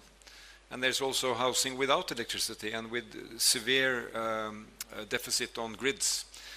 So all of this comes together to say that the compact is important. It is of relevance also for my country. Every year we host the Nordic African Business Summit in Oslo, which has grown to become the biggest event in the Nordic countries to promote investment and business with the continent. So I think this fits well with the compact. The key words here: true partnerships, meaningful dialogue, collaboration on reform, sharing experiences, and also the role of the multilateral development banks. And I also like to salute my friend, the President of the World Bank, how the World Bank and the development banks now take, I think, a role in innovating their mechanisms. And let me say, just coming from Norway, that development aid is not going to make the big difference here. It is, ODA is at best declining, at worst declining rapidly. But we are also innovating, doing new things, which is more in line of the investment. And Africa is really offering so tremendous opportunities in that direction. We had a successful Business 20 meeting here in Johannesburg recently. And I heard from my business that they came back with new ideas, new contacts, and new inspiration to move forward. So I see this as an opportunity also to have springboard for our industries and our investments in Africa. And I hope that Germany and South Africa will continue to call these side events, because I think they are good stock takings also for a country like mine. Thank you. Thank you, Your Excellency Prime Minister Støre, for expressing your support to the compact. We will now invite another central partner in advancing the work of the compact, the World Bank Group, to share with us their role in supporting jobs and growth in Africa and advancing South Africa's G20 presidency's legacy in this regard. Mr. Ajay Banga, the President of the World Bank Group, the floor is yours. Thank you very much. By 2050, 85% of the world's population will be in what we call today developing countries. 1 in 4 actually will be African. Africa will have the largest workforce in the world and the youngest. Its cities will be among the fastest growing. But population is just one part of that story. Many of these countries hold the very resources, as the German Chancellor and the Norwegian Prime Minister just said. They hold the very resources that will shape the world's future. Over 60% of the world's uncultivated arable land, enough to help feed a growing planet, is in Africa. Minerals critical for energy and digital transitions are in Africa. and abundant sun, wind and water, enough to meet their own needs, but potentially to export clean energy to others. This is Africa's gift. They will help define the century. With the right approach, if we focus on opportunity, not on need, we can unlock a tremendous engine of global growth and job creation. And that is why we are focused on private sector jobs, which account for 90% of unemployment, and on building the conditions that allow entrepreneurs and businesses to thrive. So we think it takes three things. The first is critical infrastructure, both physical and human: roads, ports, power, health, skills. That is why we are working on M300 with the African Development Bank to connect people to electricity in Africa. It is why we are doing work on healthcare. It is why we are doing work on small farmers and agribusiness. Second, a better business environment. The point that the Prime Minister of Ethiopia was making: clear, predictable rules and modern institutions. And third, a thriving private sector supported by access to de-risking tools, like in fact the Chancellor talked about ATIDI. ATIDI, which KfW has just invested in, is a partner of MEGA. And so I'm really glad to see this, because I think KfW bringing their capital to the table is a sign of great belief in ATIDI. Now the thing is, this is not about shifting jobs across borders. I'm convinced this is about creating opportunity where people live by building a middle class that drives demand, including for goods and services from developed economies. Because development is not a zero-sum game, it's an investment in our shared future, as you can see both the European leaders saying with great clarity. Germany understands that, Norway understands that. They are playing a catalytic role through the Compact with Africa. The first phase was focused on business environment, 13 countries. We worked with them to modernize customs, tax systems, and reform commercial laws. That's how the foundation for investment happened in Ethiopia, in Tunisia, in Morocco. Momentum is building, and thanks to the President of Angola, Angola and Zambia have also joined this year. We're now into the second phase, one that it's all about scale, as the Chancellor said. We will have a new trust fund that is benefiting from Germany's generosity. For the first time, all parts of the institution are operating through a single platform, which to me is a tangible milestone of the very reform agenda that I was elected and the G20 asked me to lead on. This next phase will focus on countries advancing reform and private sector opportunity by three things: invest in critical infrastructure, invest in skills. Second, support continued reforms to strengthen institutions, and most importantly, transparency. And third, mobilize private capital to deliver jobs at scale. So the idea here is we're going to help businesses, large and small, to start, to grow, to thrive. But I think that reform ambition has to be led by the African governments themselves. We can help. The World Bank can help. The IMF can help. The African Development Bank can help. Other partners, but by help. But eventually, it is for African countries and leaders to seize the moment. Thank you to Germany, thank you to South Africa for your continued leadership, and thanks to all of you for your generosity in having us as a part of this group. I really appreciate that. Thank you very much, President Banga. To formally convey our appreciation and bring this side event to a close, I now have the honor of inviting Mr. Ronald Lamola, Minister of International Relations and Cooperation of the Republic of South Africa, to deliver a word of thanks on behalf of the South African G20 presidency. Minister Lamola, the floor is yours. Thank you very much. In the interest of time, I will stand on existing protocols. It was a distinguished honor to have you all here with us today as we conclude this high-level side event on the G20 Compact with Africa. Allow me to extend our deepest gratitude on behalf of South Africa's G20 presidency to all who contributed to make this important event a success. As was eloquently articulated by the speakers, the Compact with Africa 2.0 aimed to deepen investment, create jobs, build sustainable prosperity through stronger partnerships with the private sector. We hope that this event further highlighted the importance of the Compact in further unlocking the economic potential of the continent. I would like to thank all speakers for conveying one overarching message of the important and key role players in the partnerships. Cooperation and private sector play in enhancing economic growth, decent jobs, prosperity in Africa and beyond.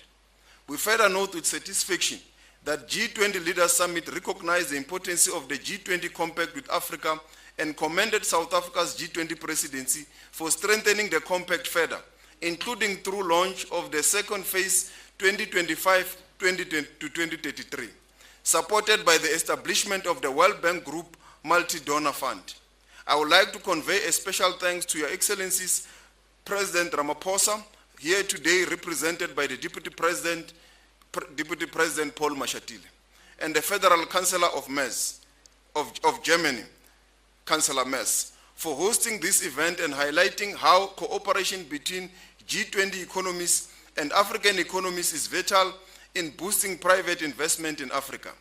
We will be following through the conclusion of this side event, issue a joint communique outlining the spirit of our discussion and commitments and strengthen the G20 Compact with Africa as the key platform for dialogue and engagement between the G20 and Africa, and emphasizing the key role the private sector has to play in enhancing economic growth, decent jobs, prosperity in Africa within the G20. Thank you very much, Duncan. I hope you will then announce the processes of the family photo. Thank you. Thank you, Minister Lamola. That brings the event to a close, and I believe it will be followed by a photo. Thank you. Protocol will guide us outside.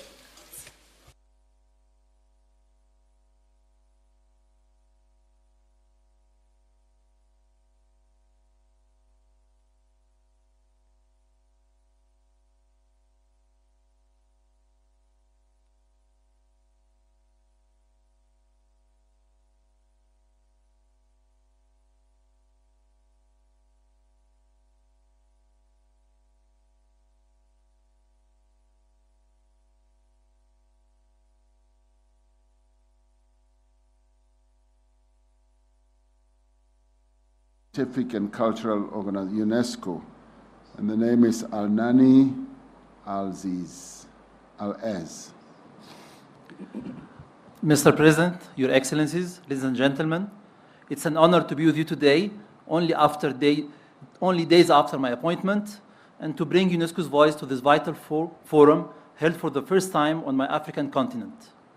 My warmest thanks go to the South African Presidency for uniting us around a shared ambition, inclusive and sustainable economic growth, a theme fully aligned with UNESCO's 4 strategic objectives: investing in education to transform lives, reconciling humanity with nature, building just, inclusive, and peaceful societies, and fostering innovation and technology. Allow me to briefly highlight 3 areas of close collaboration between UNESCO and the G20 to advance this vision in Africa, one of our 2 global priorities alongside gender equality. First, on artificial intelligence, UNESCO had led the working group established by President Ramaphosa, guided by our 2021 recommendation on ethics of AI.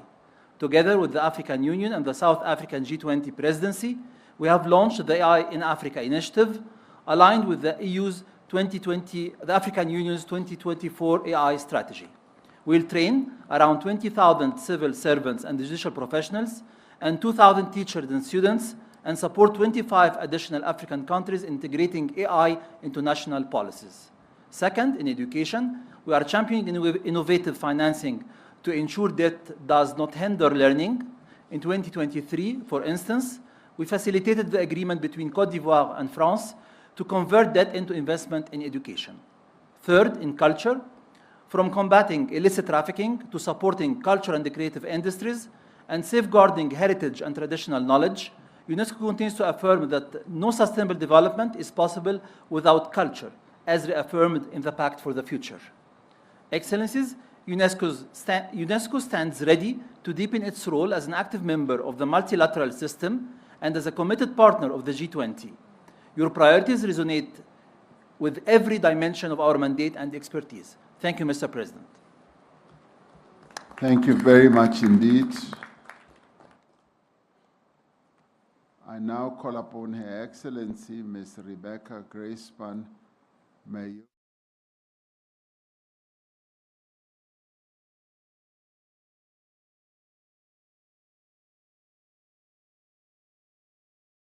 President Ramaphosa, Excellencies, being here, one cannot help but reflect on this country's trajectory.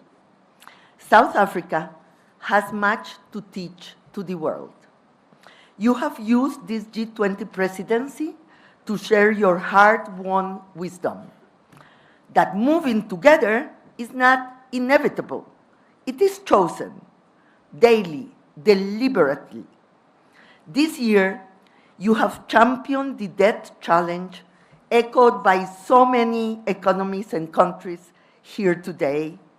You have championed fighting commodity dependence, pushing for productive diversification and value added. And you have championed the need for the Global South to have a voice, not just a presence. Thank you for your courage and conviction, Mr. President. Excellencies, since COVID, the global economy has grown by more than $30 trillion, equivalent to the entire world GDP in the year 2000. Trade will grow 4% this year, despite all tensions, with South-South trade growing twice as much. AI is reshaping entire sectors and driving investment. Clean energy is advancing faster than even optimists predicted. The motion is undeniable.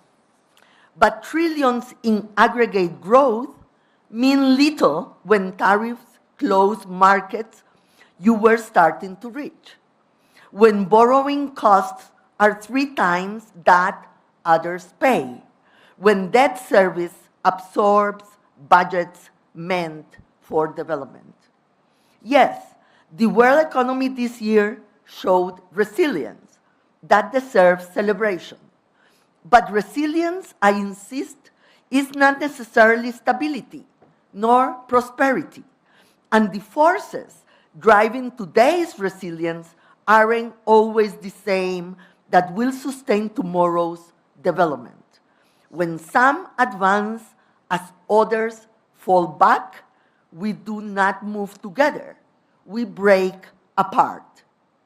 Excellencies, we stand at a moment of extraordinary promise. Developing countries want a fair share of that promise. They don't want support, they want a level playing field. The G20 is uniquely placed to strengthen the trade system and build the financial, global, and regional architecture that can give us just that. This is how resilience becomes stability, how motion becomes progress, how we ensure no one gets left behind. I thank you. Thank you indeed. I now would like to call His Excellency Dr. Tedros Adhanom Ghebreyesus, the Director General of the World Health Organization, to take the floor. President Ramaphosa, Excellencies, first, congratulations to President Ramaphosa and South Africa on hosting the first G20 summit in Africa. Thanks to investments in health over the past 20 years, global life expectancy has increased by more than 6 years, under 5 mortality has dropped by more than 50%, and maternal mortality has dropped by more than 40%. In the same time frame, at least 25 countries have moved from low income to lower middle income, lower or upper middle income countries. That's no coincidence. Investments in health are investments in human capital, productivity, and economic growth. Conversely, COVID-19 showed that when health is at risk, everything is at risk. The pandemic killed an estimated 20 million people and wiped around $10 trillion from global GDP. WHO thanks the G20 for its leadership on strengthening health security, but more needs to be done. And pandemics are not the only threat to the health of people and economies. So are non-communicable diseases such as heart disease, cancer, and communicable diseases such as HIV, TB, malaria, and diabetes and vaccine-preventable diseases. Health is not simply an outcome of development. It is the means. That means the global crisis in health financing is also a crisis for development and economic growth. But in this crisis lies an opportunity for countries to transition away from aid dependency towards a new era of sovereignty and self-reliance. WHO is supporting countries to make that transition, and we urge the G20 to provide the support to provide countries based on their needs, in line with the Lusaka agenda, because solidarity is our immunity. I thank you, and back to you, President. Thank you very much, Dr. Ghebreyesus. I now want to call Her Excellency Dr. Ngozi Okonjo-Iweala, the Director General of the World Trade Organization. Thank you, Your Excellency President Ramaphosa, and thank you, colleagues, leaders, excellencies. I'm really heartened by the way that, well, I'm heartened that we're still in here with the thunder. I'm heartened by the way that trade has been at the center of most of the discussion today, and the strong support for the reform of the multilateral trading system and the WTO. I want to commend and thank the South African presidency for putting the focus squarely on economic growth, which also means, in a way, putting the focus on trade. Economic growth is the precondition for progress on all the key challenges confronting us, from climate to inequality to geopolitical tensions. My message today is really simple. We cannot achieve sustained inclusive global growth without sustained inclusive global trade. We cannot support more inclusive growth for Africa if we don't support a free, fair, and inclusive global trading system. Put another way, if trade uncertainty, fragmentation, and protectionism continue to rise, we can only expect sluggish growth or worse. 3 pages of the Declaration of Leaders talks about energy and renewable energy and the just acquisition of energy, talking about 600 million Africans, about half of the continent, that do not have access to electricity. And so yesterday we saw the European Union President Ursula von der Leyen. But since 2010, trade growth has fallen to 1/3 of its previous pace. Foreign direct investment has been flat, and GDP growth has trended around 2.8%, not 3.5%. If global growth had continued at its previous pace, the world economy would be almost 1/10 larger in size in real terms today. A major reason is clear. Trade opening has slowed, integration has plateaued, and protectionism has increased. The WTO's latest G20 monitoring report shows new tariffs affecting 4 times more trade, about $2.6 trillion, between October of last year and October of this year than in the previous reporting period, the sharpest increase since WTO monitoring began. The global trading system has shown resilience. You've all heard me repeat, and I will not stop doing it, that almost 3/4 of world trade, 72%, is still on WTO terms. So the system is showing unprecedented resilience, despite the disruptions and undermining that has occurred. But its expansion has slowed. A static trading system not only means less competition, less innovation, and weaker growth, but also rising geopolitical tensions. Strong growth fosters a positive-sum mindset, the belief that prosperity can be shared. Stagnant growth fuels zero-sum thinking, the belief that one can only advance at another's expense. That is why we need pro-growth WTO reform, reform that opens markets, reduces distortions, improves transparency, provides workable dispute settlement, supports the development of poorer countries, and repositions the system to harness the 21st century economy's huge and exciting potential in green, services-led, and digitally delivered trade. If every member is not ready to move forward, then we need a more flexible WTO, so those members who want to advance can. The WTO's 14th Ministerial Conference in March 2026 provides an opportunity to lay out a clear roadmap. I want to thank the leaders today for the message that I clearly heard, that I hope will go to trade ministers and to WTO ambassadors to define that roadmap for reform at the conference. We are working on it now, and I hope it will be ready. Your support here is invaluable. Excellencies, let me conclude by saying, if the G20 wants to drive more inclusive and sustainable growth, then support for WTO reform is essential, as you've all stated, not for the WTO's sake, but for the sake of global trade, global growth and development, and above all, for the well-being of the citizens of its members. Thank you. Thank you, my sister. I now want to call His Excellency Mr. Ajay Banga, the President of the World Bank Group. Thank you, Mr. President, and thank you for the arrangements, including the thunderclap just when Ngozi began to speak, considering our focus in the WTO. In the next 10 to 15 years, 1.2 billion young people, largely from Africa, by the way, will enter the workforce in the developing economies. They will be competing for about 400 million jobs. That is a large gap. With jobs, this generation will power the economy. Without jobs, this will be a very serious challenge. Therefore, jobs have to be at the center of any development, economic, or security strategy. And for us in the bank, it is at the core of our work going forward. Our three-pillar strategy on jobs focuses on private sector job creation, because that is where 90% of jobs are created, and on fostering entrepreneurship for the young. The first pillar is that our public sector arms help governments to develop essential infrastructure.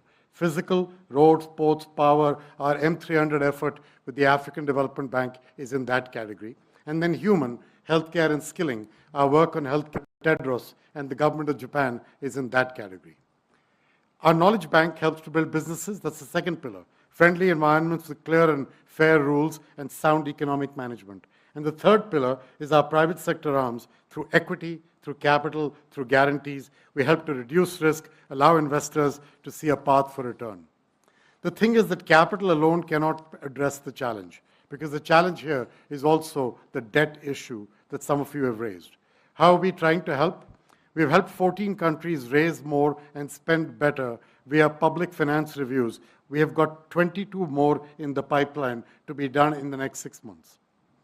We're deploying debt for development tools. I heard that topic come up a couple of times. To unlock resources, we started with Côte d'Ivoire. 9 more of these are in the pipeline, and we have the appetite to do more.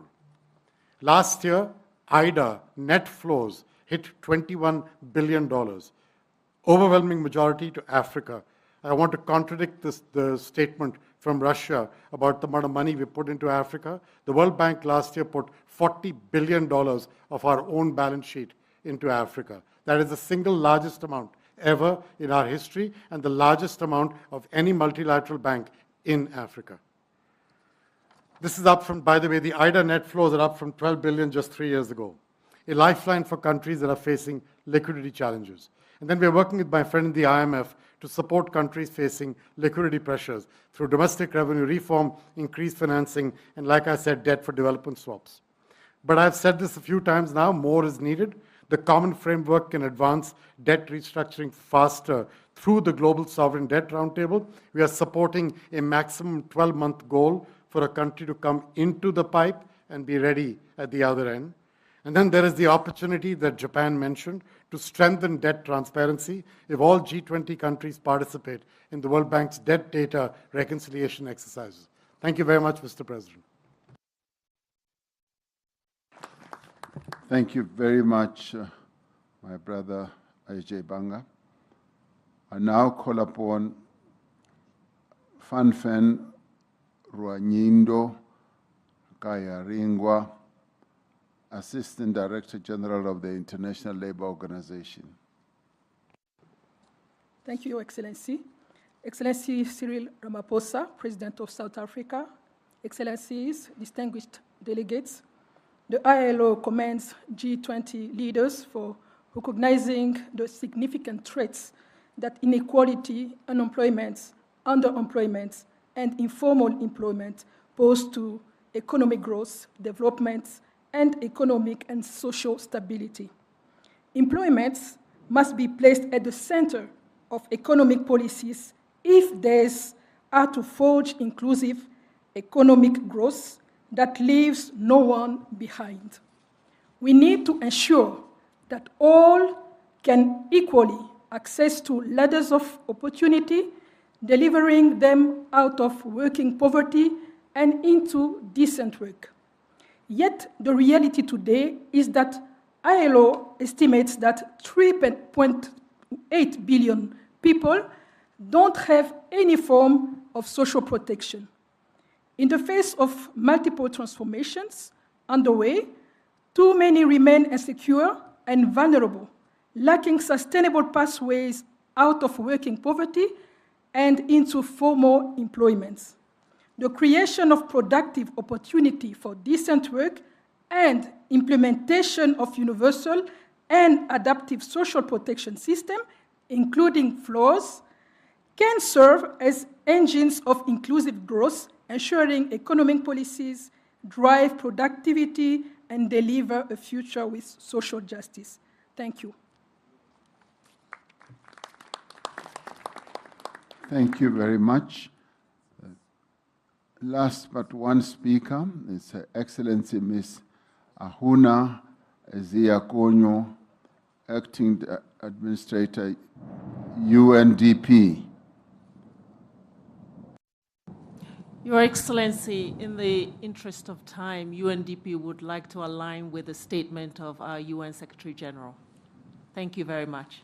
Thank you.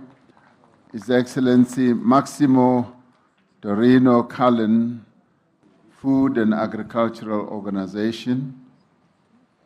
Thank you, President Cyril Ramaphosa and South Africa for your leadership and successful presidency. Excellencies, the spirit of Ubuntu, I am because we are, captures the mindset we need to end hunger and poverty. An urgency is essential. In 2024, 673 million people were chronically undernourished and 839 million live in extreme poverty. These numbers demand a collective action at scale. FAO welcomes South Africa G20 presidency for building on Brazil's leadership through the Global Alliance Against Hunger and Poverty, and for placing inequality at the center of its food security agenda, and for underscoring the need for adequate and predictable financing. Without real action on inequality and financing, progress will remain fragile. The Extraordinary Committee of Independent Experts shows that inequality is structural and persistent. The rural-urban divide is decisive. The world's extreme poor live in rural areas, most dependent on agriculture. Climate variability threatens to widen this divide and could push up 132 million more people into extreme poverty in 2030. By 2030, the world will have 1.2 billion youth, with 500 million already working in the agri-food systems, often in vulnerable, low-productivity jobs. Rural youth unemployment is nearly double urban levels. Transforming the agri-food system is essential to create a decent work for young people and achieve SDGs 1 and 2. We welcome the G20 principles for inclusive growth and reducing inequality, the inclusion of agri-food systems in Principle 10, and the commitment to universal social protection. Excellencies, the world cannot afford just incremental change. FAO estimates that $1.1 trillion annually is required to transform agri-food systems. And this is achievable through greater efficiency, reduced duplication, and a stronger convergence of MDB support toward best practices and country needs. Through our hand-in-hand initiative, we channel investments where impact is greatest. The Compromiso de Sevilla is an important step towards mobilizing the scale required. Let us act, guided by Ubuntu, to build a more just, resilient, and food-secure world. Thank you very much. Thank you. That concludes the inputs or the interventions in session 1. We did, in terms of our program, include presentations very briefly of the two reports that many of you have already referred to, which is the report of the Africa Expert Panel and the report on inequality. We're going to ask the presenters to take no more than just 3 minutes each, just introducing those reports. The reports are quite substantial, and they will be read at leisure by members, states, and members of various organizations. This is just an opportunity for the reports to be formally introduced. I thereafter want to move on to session 2, which member states are now getting ready to make interventions in. Let me then call Mr. Joel Nechitenge to table the report on the Africa Expert Panel, and thereafter get the other report to be tabled. Thank you, Your Excellency. I was checking, you gave us 3 minutes, and so I'll be very, very brief. Firstly, to indicate that the Africa Expert Panel was set up by the South African presidency in order to make a contribution to the finance stream with specific focus on Africa's conditions and interests. Its organizing framework is that the greatest opportunity for global prosperity in this century lies in African productivity and African progress. And it then argues that Africa is involved in the implementation of a variety of programs which are based on its visions and strategies. Vision 2063, Africa Mining Vision, Vision on Critical Minerals, and so on. So based on those visions and programs, Africa is engaged in its own activities to improve the conditions of life of Africa's people. And so it says to the G20 and to the global community, join Africa and partner it in realizing the objectives that it has set itself. In other words, the purpose of the report is not to ask for aid. It's not to ask for assistance.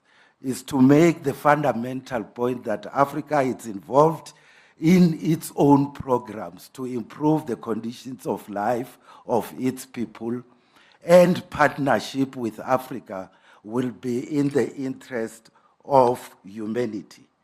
We say in the conclusion that the G20 nations must act now, not with rhetoric, but with real commitment to investment, reform, and partnership. This is not a call for charity, it is a call for a new global compact that positions Africa as a pillar of a more balanced, prosperous, and resilient international order. Thank you, Your Excellency. Thank you, Mr. Joel Nechitenge. That was exactly less than 3 minutes. We'd like to thank you for that.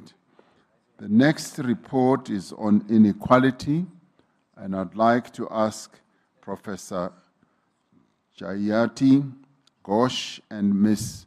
Winnie Byanyima to present the report. And they also have 3 minutes.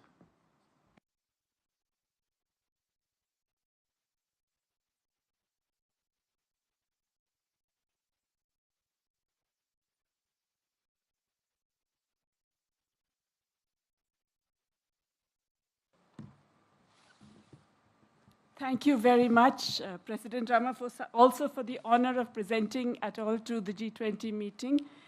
We will try and take 4 minutes, if you allow us, 2 for me and 2 for Winnie Byanyima, because we have some important points to make, very, very briefly, if you will forgive us. It is a great honor and privilege. We just want to identify some of the major trends that we found while consulting extensively for this report.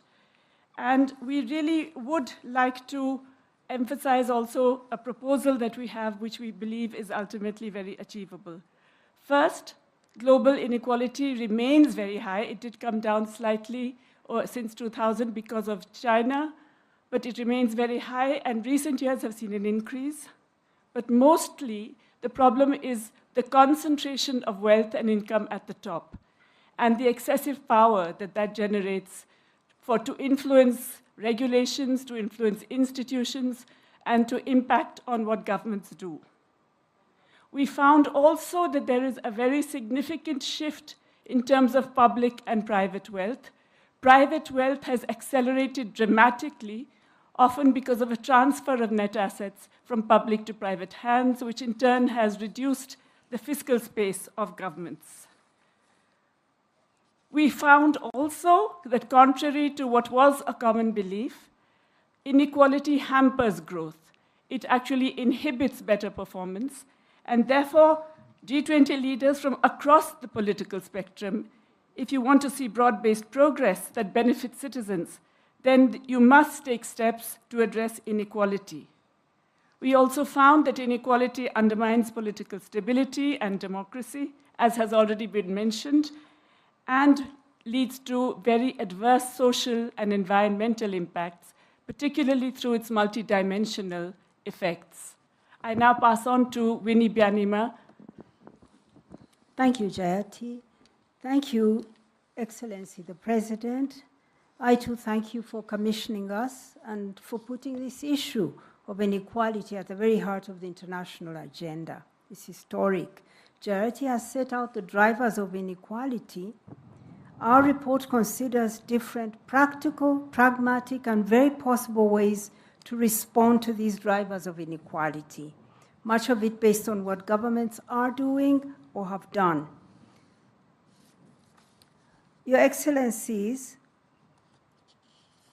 whether it is about reining in corporate concentration and monopolistic behavior, whether it is about reforming intellectual property regimes while fostering innovation, whether it's about governments providing needed fiscal space for developing countries, all these are achievable through international cooperation. So our report looks at ways to achieve this through national or international means. Our main recommendation, the primary recommendation of this report, is the creation of an international panel on inequality. We find that there is a lot of information out there. Knowledge has been collected, many data sets. However, we find the more we know, the less we know. And the more we know, the more we understand the need to have a platform where there is reliable, comprehensive knowledge for all to use.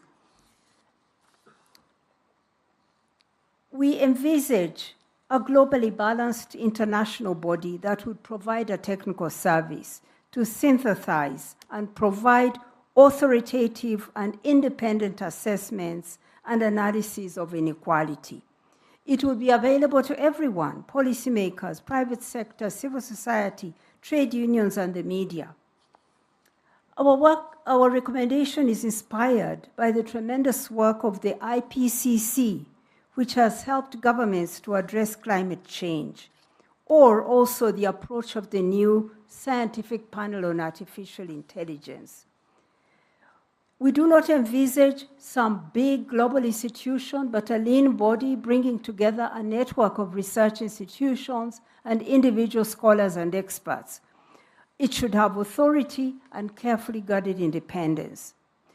Most of the work will largely be done by researchers contributing their time voluntarily. So far, we see that 700 economists and other experts across 70 countries, including Nobel laureates, have asked you, Your Excellencies, to support this initiative and have offered to contribute to its work. Over 30 former presidents and prime ministers have also endorsed the proposal. We're pleased to see governments supporting this new body. We are hopeful that many more governments will support it as a practical way to help your own policymakers to address inequality. It would be a game changer at the crossroads of academia, policy, and practice. Thank you, President Ramaphosa, for entrusting us with this important task. We hope that the distinguished leaders of the G20 sitting here in South Africa, the country that has experienced inequality like no other, will decide to take forward this vital new initiative. Thank you very much. Thank you very much, my two sisters, for presenting this report, and indeed thank you to Mr. Joel Nechidenge. These are the two reports that we spoke about when we started, and we thought that they should be deposited here, much as they have not really been formally discussed during the whole process of the G20. They are deposited here so that we may all internalize them, discuss them. There are reports that can be taken forward in a number of other forums. And we hope that having been introduced here, the G20, we will be able to interface with them in our various other organizations and as governments and organizations and see the best way of taking them forward. I do know, for instance, a suggestion has been made that the African Union, for instance, should take forward these reports, and I'm sure other organizations will do so as well. So thank you very much. These reports are important, and we thank you for presenting them. Your Excellencies, ladies and gentlemen, I now take you to the second session, A Resilient World, the G20's Contribution, Disaster Risk Reduction, Climate Change, Just Energy Transitions, and Food Systems. I will now allow inputs or interventions, and we had hoped that those who wish to make interventions on this topic should be able to do so, and those who feel that they would like to make interventions in the third session can forego whatever intervention they wish to make. I do have a list. We are working against time because the morning was rather important in terms of having the declaration adopted, but allowing those who were making interventions a little bit more time as they wanted to express themselves. Now we want to limit inputs to strictly the minutes that are set out, 4 minutes each, and thereafter we will go to 3 minutes each for invited countries. I will make my intervention later, and I would now like to ask President Lula da Silva, the President of the Federative Republic of Brazil, to make his intervention in this regard.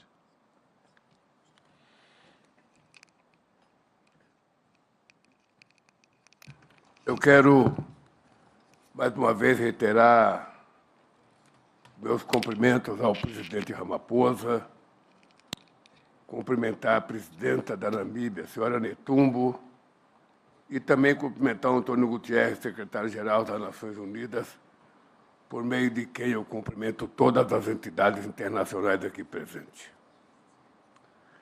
Esta oportuna sessão ocorre no mesmo tempo em que estamos por 2 palavras para concluirmos as negociações da COP30 no Brasil. no ano em que o planeta ultrapassou pela primeira vez, e talvez de forma permanente, o limite de 1,5 graus acima dos níveis pré-industriais, a comunidade internacional tinha diante de si uma escolha: continuar ou desistir. Optamos pela primeira alternativa. Na COP da verdade, a ciência prevaleceu.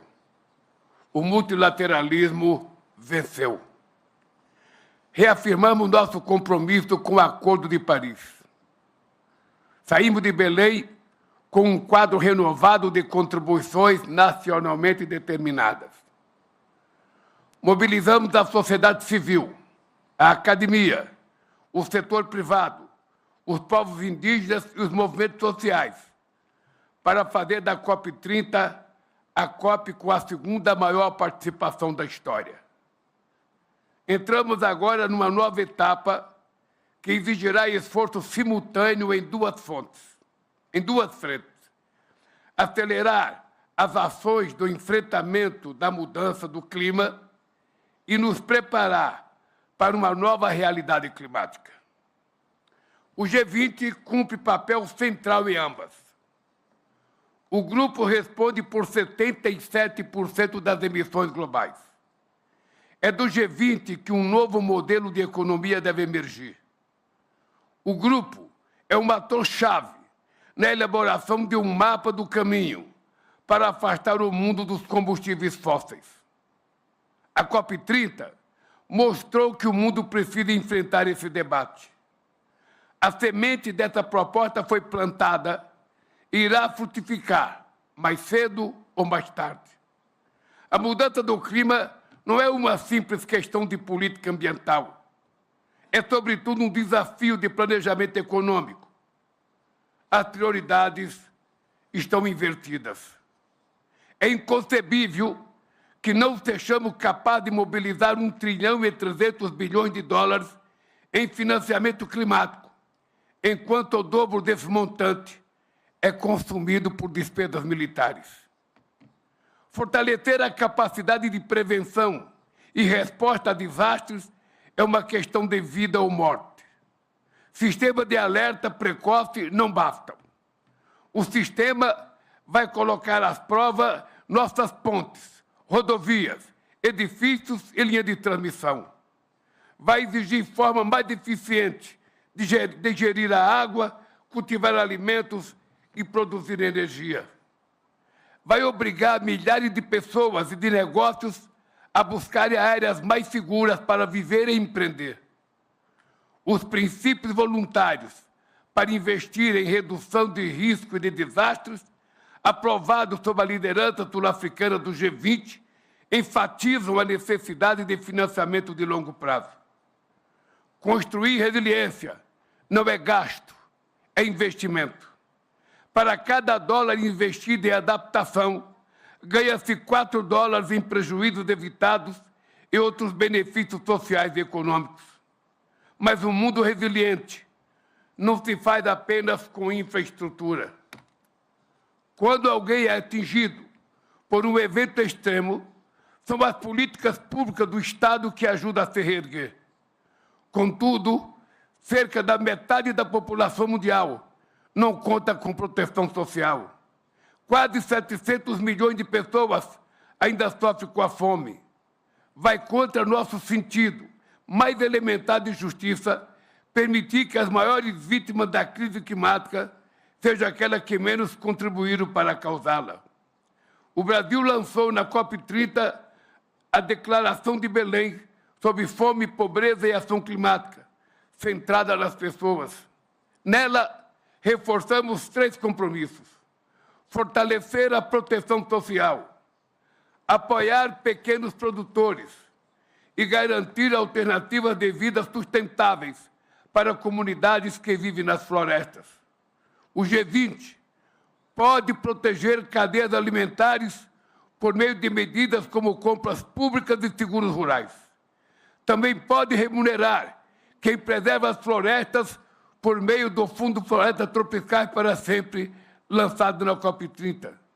Só haverá transição justa seu G20 liderar o caminho. Como nos ensinou Nelson Mandela, tudo parece impossível até que seja feito. A hora de fazer é agora. Muito obrigado.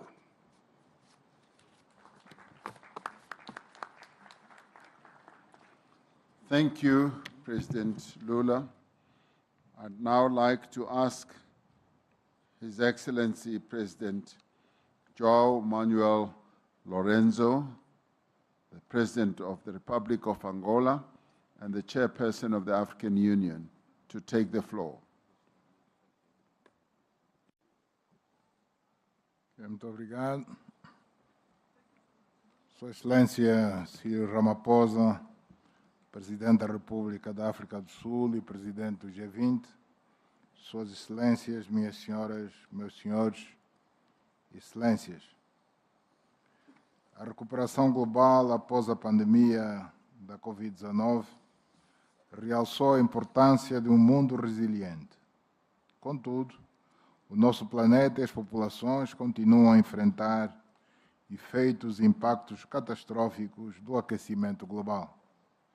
As alterações climáticas são uma realidade e têm vindo a afetar gravemente a segurança alimentar, ao perturbarem os sistemas alimentares, para além de gerarem conflitos e provocar deslocações de pessoas, agravando ainda mais a crise humanitária existente.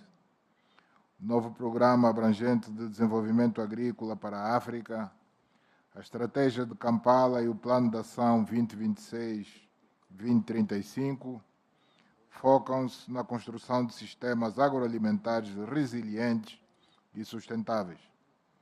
O Programa Abrangente de Desenvolvimento Agrícola para a África, em particular com o Grupo de Trabalho do G20 para a Segurança Alimentar, criado pela Presidência Sul-Africana, em conjunto com as organizações internacionais relevantes, como a FAO e o PAM, continuará a apoiar a implementação da Aliança Global contra a Fome e a Pobreza, lançada durante a presidência do G20 do Brasil. Aplaudimos as abordagens inspiradas na filosofia africana sobre segurança alimentar e nutrição. Enaltecemos a liderança da presidência sul-africana no avanço da Agenda Global de Segurança Alimentar e Nutricional através da criação deste grupo de trabalho e propomos a sua continuidade no âmbito do nosso programa. Excelências, as transições para uma energia justa e verde requerem a estabilização sine qua non da situação de paz e segurança, particularmente em África, além do reforço da resiliência e do facto de que a resposta e preparação para desastres naturais deve permanecer no centro das nossas preocupações. Neste sentido, em alinhamento com a estratégia da União Africana sobre as alterações climáticas e desenvolvimento resiliente, saudamos os resultados da COP30, realizada recentemente em Belém do Pará, no Brasil, incluindo os respectivos mecanismos de financiamento verde e azul para regiões e países fortemente impactados pelas alterações climáticas. Considero que o G20 deve reafirmar o seu firme compromisso com a Convenção Quadro das Nações Unidas sobre as Alterações Climáticas e o Acordo de Paris, e mobilizar esforços para acelerar a plena implementação de todos os objetivos, metas e mecanismos acordados, especialmente no que respeita ao financiamento climático. Convictos da importância vital de investir nas transições energéticas, na tecnologia e nas infraestruturas, Angola, na qualidade de presidente da União Africana, assumiu a liderança na Congregação dos Parceiros de Desenvolvimento de África para a busca de soluções adequadas para o financiamento das infraestruturas continentais críticas. Agradeço o apoio dos líderes e países do G20, assim como das instituições internacionais que se associaram a nós nesta relevante missão. Excelências, esta cimeira do G20 reveste de um caráter fundamental para a renovação e o reforço dos nossos compromissos coletivos multilaterais em prol do avanço de um desenvolvimento global equitativo.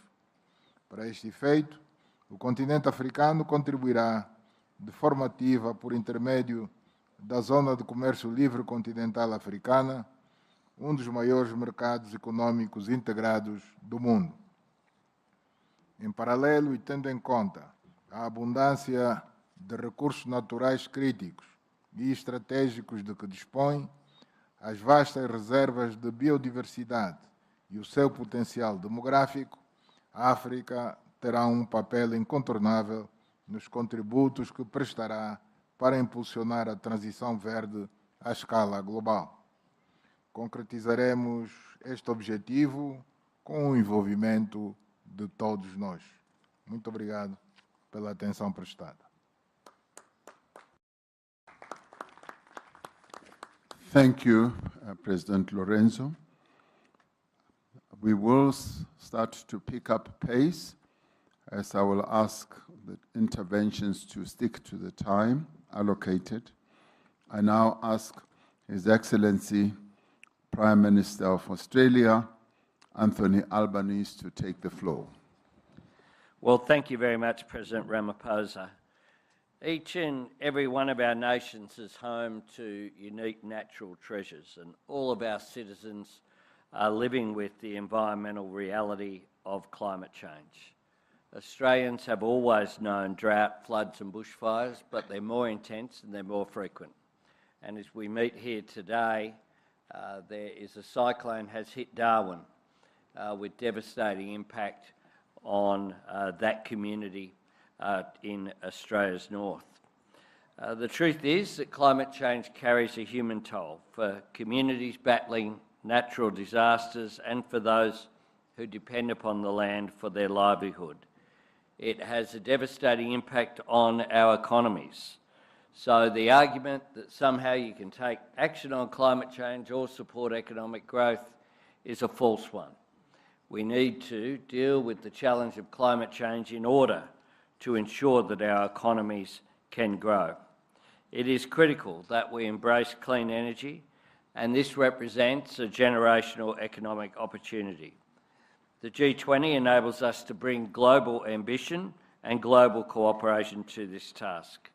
And the vital message that we must send to the world is that action on climate change is not a matter of asking any nation for generations to come. Next year, we will assist Turkey in hosting the COP meeting in Antalya. And we will work constructively to ensure that there are positive outcomes. South Africa's prioritisation of disaster resilience during your G20 presidency reflects the pressing need for collective action. And Australia is proud to be matching our words with actions. At the UN in September, I announced our new 2035 emissions reduction target of 62 to 70% by then. Our target is ambitious, but importantly, it is achievable. It provides the certainty for new national and global investment in jobs and industries of clean energy. At home, Australia is investing in our Disaster Ready Fund to support communities devastated by these natural disasters. In our region, we're supporting the Pacific family to respond to natural disasters and prepare for them with our Australian Humanitarian Partnerships $100 million Disaster Ready program. And we've put in an additional $100 million into the Pacific Resilience Facility that will be so important going forward. We're also investing in climate-smart agricultural practices. And here on the African continent, the Africa-Australia Partnership for Climate-Responsive Agriculture aims to guard against food shortages. Colleagues, none of our nations are immune from the environmental challenges of climate change. All of our citizens can benefit from the opportunities of clean energy. As a forum and as leaders, we have a responsibility to our children and grandchildren and the generations to come to make sure that we choose to do the right thing, not choose between protecting our environment or securing our prosperity. We can do both, and indeed we must do both, because each depends on the other.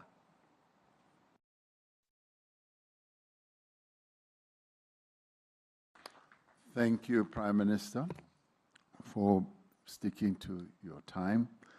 I now want to ask His Excellency, Prime Minister of Canada, Dr. Mark Joseph Carney, to take the floor.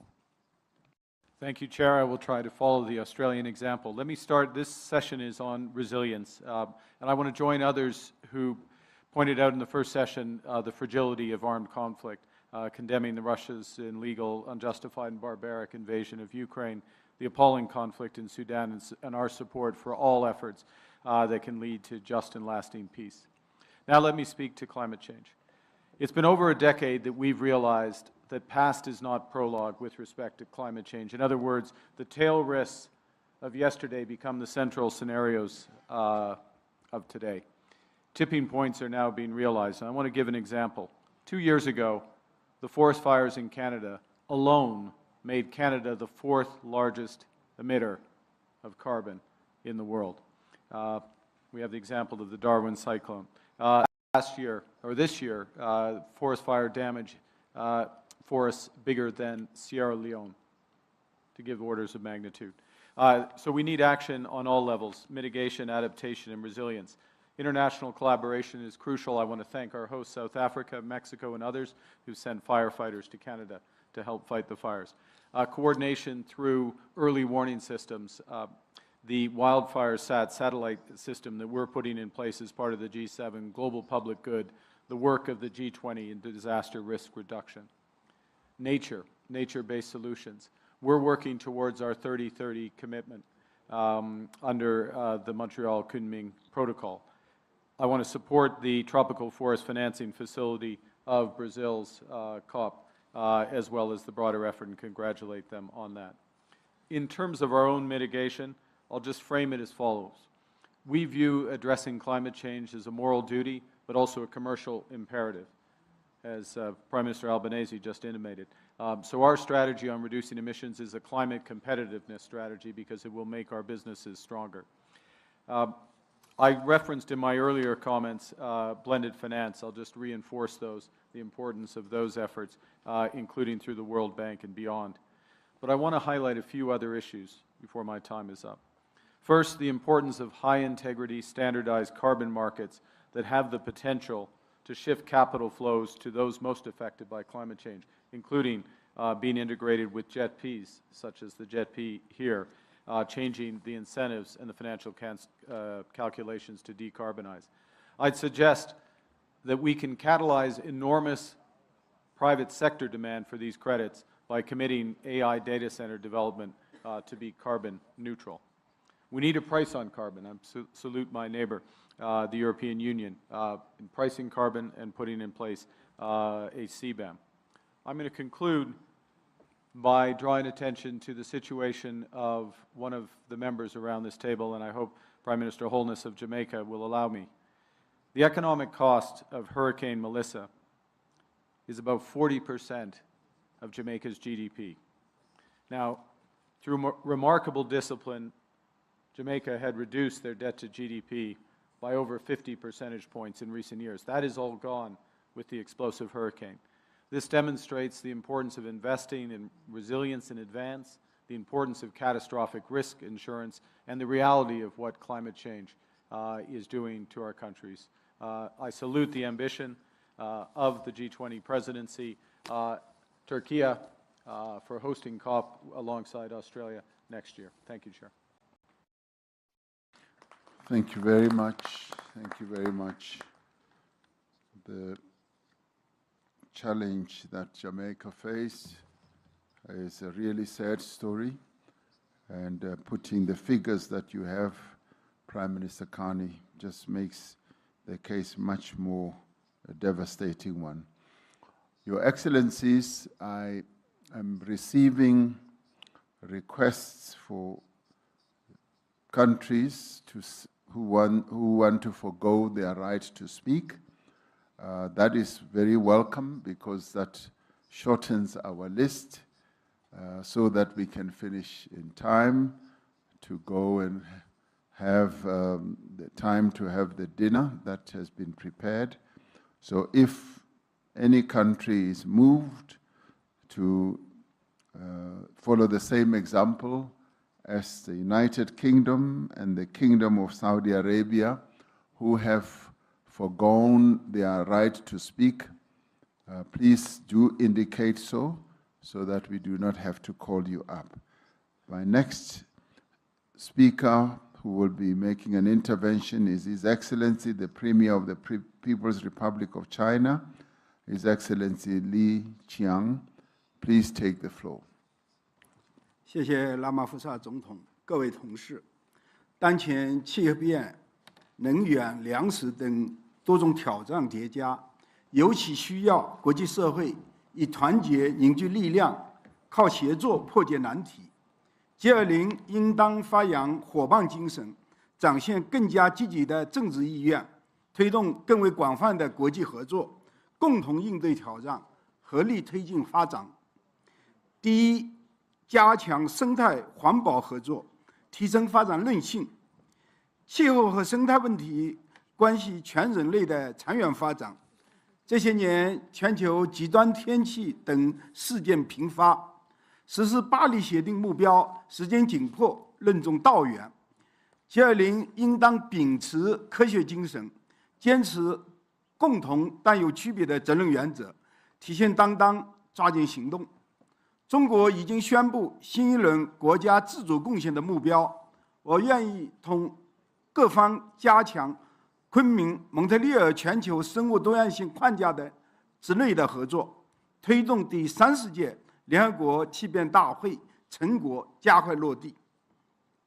第二，加强绿色能源合作，推进公正转型，太阳能、风能等新能源天然具有普惠公平的特点，推动能源体系绿色转型，不仅为人类发展提供强劲动能，也将更好地保障各国平等发展的权利。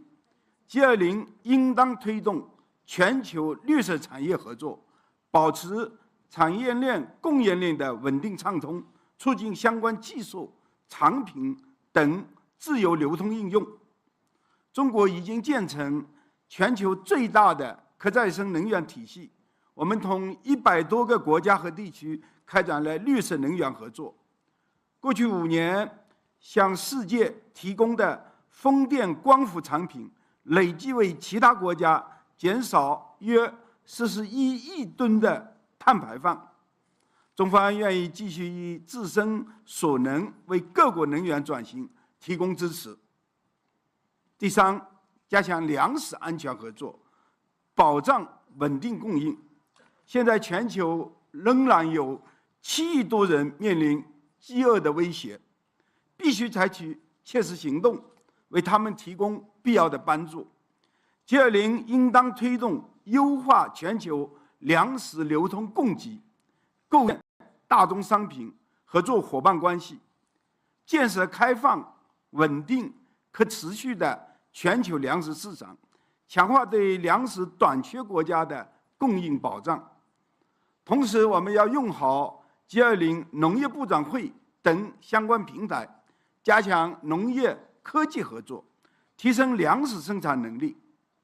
中方也愿意同各国一起推动落实国际粮食安全合作倡议，为抗击饥饿与贫困做出新的贡献。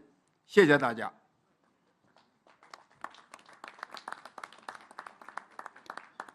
Thank you, Premier Lee. I now ask His Excellency Antonio da Costa, the President of the European Council, to take the floor. Thank you, Mr. President. Natural and man-made disasters are happening more and more often. They are increasing in intensity and having devastating consequences worldwide. The threat to our communities, our environment, and our prosperity is very real. Take the case of wildfires. In 2025 alone, the equivalent of 1/3 of land size of Argentina has burned down. The European Union strongly supports the approach, priorities, and efforts of the South African presidency of G20 on disaster risk reduction, the ex-post approach. But in this session, I choose to talk about root causes. Yes, climate change is real, and together with biodiversity loss and pollution, it can still be stopped. Despite progress, global pledges to cut emissions are not sufficient to limit the rise of temperatures to 1.5 degrees warming. The European Union is a global leader in this effort, and we are staying the course, fully committed to the Paris Agreement. A couple of weeks ago, we committed to an ambitious intermediate goal of reducing emissions by 90% by 2040. The European Union will remain a trusted partner in supporting the countries most exposed to climate change. Last year, the European Union provided 31.7 billion euros from public sources, and we mobilized 11 billion euros of private finance to support developing countries to reduce emissions and adapt to the impacts of climate change. As Union of Values, we will continue to support this agenda. But we cannot do this alone, and we invite all G20 members to join us in taking bold collective action to secure a sustainable future for all. Thank you, thank you. I now ask Her Excellency Dr. Ursula von der Leyen, President of the European Commission, to take the floor. Thank you very much, dear Cyril. This time I want to speak about the same topic like my friend Antonio Costa, climate change, but here focus on energy transitions. And it is a message of hope and opportunity that I want to bring to this G20 summit. It's a message about clean energy technologies and clean energy transitions. Not only do they meet our urgent need to tackle climate change, they do much more than that. Clean energy transitions are cost competitive as never before. They create jobs at home. They open new ways to bring modern energy to the many million that remain without access. And they are a natural fit for many developing economies. The International Energy Agency says that 80% of energy consumption growth over the next decade occurs in regions with high-quality solar resources. And it's not only about solar. There are huge opportunities in Africa and beyond for other technologies, for wind, for geothermal, for hydropower, for new low-emission fuels, and of course for the investments in grids, storage, and other infrastructure that tie the energy system together. So this can be the growth story of the 21st century. And therefore, I would like to assure you of two things. First, I want to assure you of Europe's commitment to lead by example. We are firmly on track to meet our own 2030 target. We have an ambitious NDC for 2035, and we have the goal to be climate neutral by 2050, so Europe is staying the course. Second, I want to assure you of Europe's commitment to partner with developing economies, to mobilize investments in clean energy around the world. And here let me give you 4 figures that are telling. Of the 2 trillion invested globally in clean energy last year, only 2% was in Africa, while Africa has 600 million people who have no access to electricity. And it is the continent with 60% of the world's best solar potential. So this cannot be. We must change this imbalance. And that is at the core of Europe's Global Gateway Initiative. These are 150 billion euros investment program for Africa, of which 25% goes into grids and into interconnectors. And that is also why, together with South African President Cyril Ramaphosa, my friend, we launched the campaign called Scaling Up Renewables for Africa. Yesterday, we had a big pledging event. We're working with governments and the private sector, and thank you to many, many of you around the table who contributed to the pledging event. We reached 15.5 billion euros pledges for investment in renewables in Africa. A big success, and many thanks again for that. Thank you. Thank you for passing on that message, Ursula. I now would like to call upon His Excellency President Emmanuel Macron, the President of the French Republic. So it's only me, Mr. President. I'm the finance minister. I'm going to give the introduction in the name of President Macron, who just is at a meeting now. Thank you. Je remercie l'Afrique du Sud d'avoir mis à l'agenda la question de la résilience de ce monde que nous avons en commun. Nous avons ce matin parlé de nos économies, mais nous ne devons pas oublier nos biens communs. Les défis et les dangers qui menacent notre planète ne peuvent être traités que collectivement, ensemble. Les effets du changement climatique, la dégradation de l'environnement, les pollutions, la perte de biodiversité, la multiplication des catastrophes climatiques et l'impact de ces facteurs sur les systèmes alimentaires sont interconnectés, avec des conséquences claires sur nos économies et nos sociétés, quand le développement et la croissance sont des facteurs de paix. Nous avons tous à perdre à choisir l'affrontement ou le repli sur soi plutôt que la coopération. Refuser de s'attaquer au changement climatique, de bâtir un monde capable de résister aux catastrophes naturelles, de travailler à des systèmes alimentaires performants ou de coopérer en matière de santé, c'est nous fragiliser collectivement. Je me félicite donc de l'adoption par nos ministres de principes de haut niveau sur le financement de la réduction des risques de catastrophes qui soulignent notre volonté commune d'agir plus tôt et de reconstruire de manière plus durable.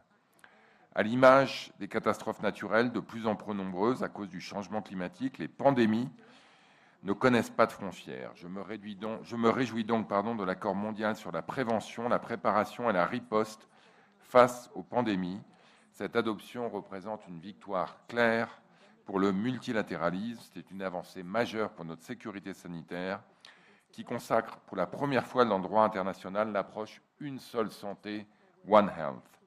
Cette approche, elle doit être notre boussole pour promouvoir l'inclusion systématique des enjeux de santé animale et de santé de nos écosystèmes pour élaborer des politiques publiques vertueuses. L'engagement de la France se traduit par le One Health Summit que nous accueillerons à Lyon le 7 avril prochain. Ce sommet doit parvenir à des engagements ambitieux, des solutions innovantes et des initiatives concrètes pour répondre de façon durable aux problèmes prioritaires touchant la santé quotidienne de nos populations. La santé ne peut en effet plus se penser sans la sécurité alimentaire ni une alimentation saine, car l'obésité est en train de devenir une pandémie. Rien n'est possible sans accès à l'alimentation, ni l'éducation, essentielle pour une croissance économique durable, ni la paix, ni même le progrès démocratique. C'est la raison pour laquelle nous restons pleinement engagés, à l'instar de notre coprésidence de la Coalition pour l'alimentation scolaire, du Programme alimentaire mondial et de l'accueil du sommet Nutrition for Growth, qui a confirmé la forte mobilisation politique sur ces enjeux avec des engagements financiers à hauteur de 30 milliards de dollars. Et c'est pour ça également que cette question sera au cœur du sommet Africa Forward, organisé par notre partenaire kényan en mai 2026 à Nairobi. Cher Président Ramaphosa, chers collègues, la France continuera à porter ce multilatéralisme fondé sur la science de Johannesburg à Lyon, en passant par Nairobi, pour qu'ensemble nous puissions faire face aux nombreux défis environnementaux et sanitaires à venir. Merci.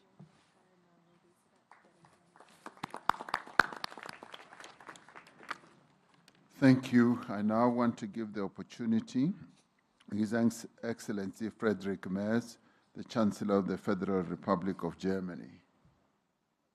Thanks, you, Chair. Unfortunately, the Chancellor's in a meeting, and also the Finance Minister of Germany is speaking. And thank you, President Ramaphosa, first of all, for putting resilience on the top of our agenda. 2025 has tested our resilience and global stability. There is war and conflict, and communities have been tested by the increasing impact of climate change. Wildfires and floods destroying homes in many of our countries. And heat waves threaten our health, food and water supplies, and energy security. It's a heavy burden both for our economies and societies, and even more in so fragile regions and the most vulnerable countries. This is why we need to act. Our actions need to make our world more resilient by unlocking growth and protecting the climate at the same time. We should create the right conditions to create more business cases for action. Protecting the climate and creating business opportunities can and must go hand in hand. To make this happen, we need to use all technologies available. And we need to give space for new technologies to emerge. With the right market framework, new technologies can become the most attractive option for providers and for consumers.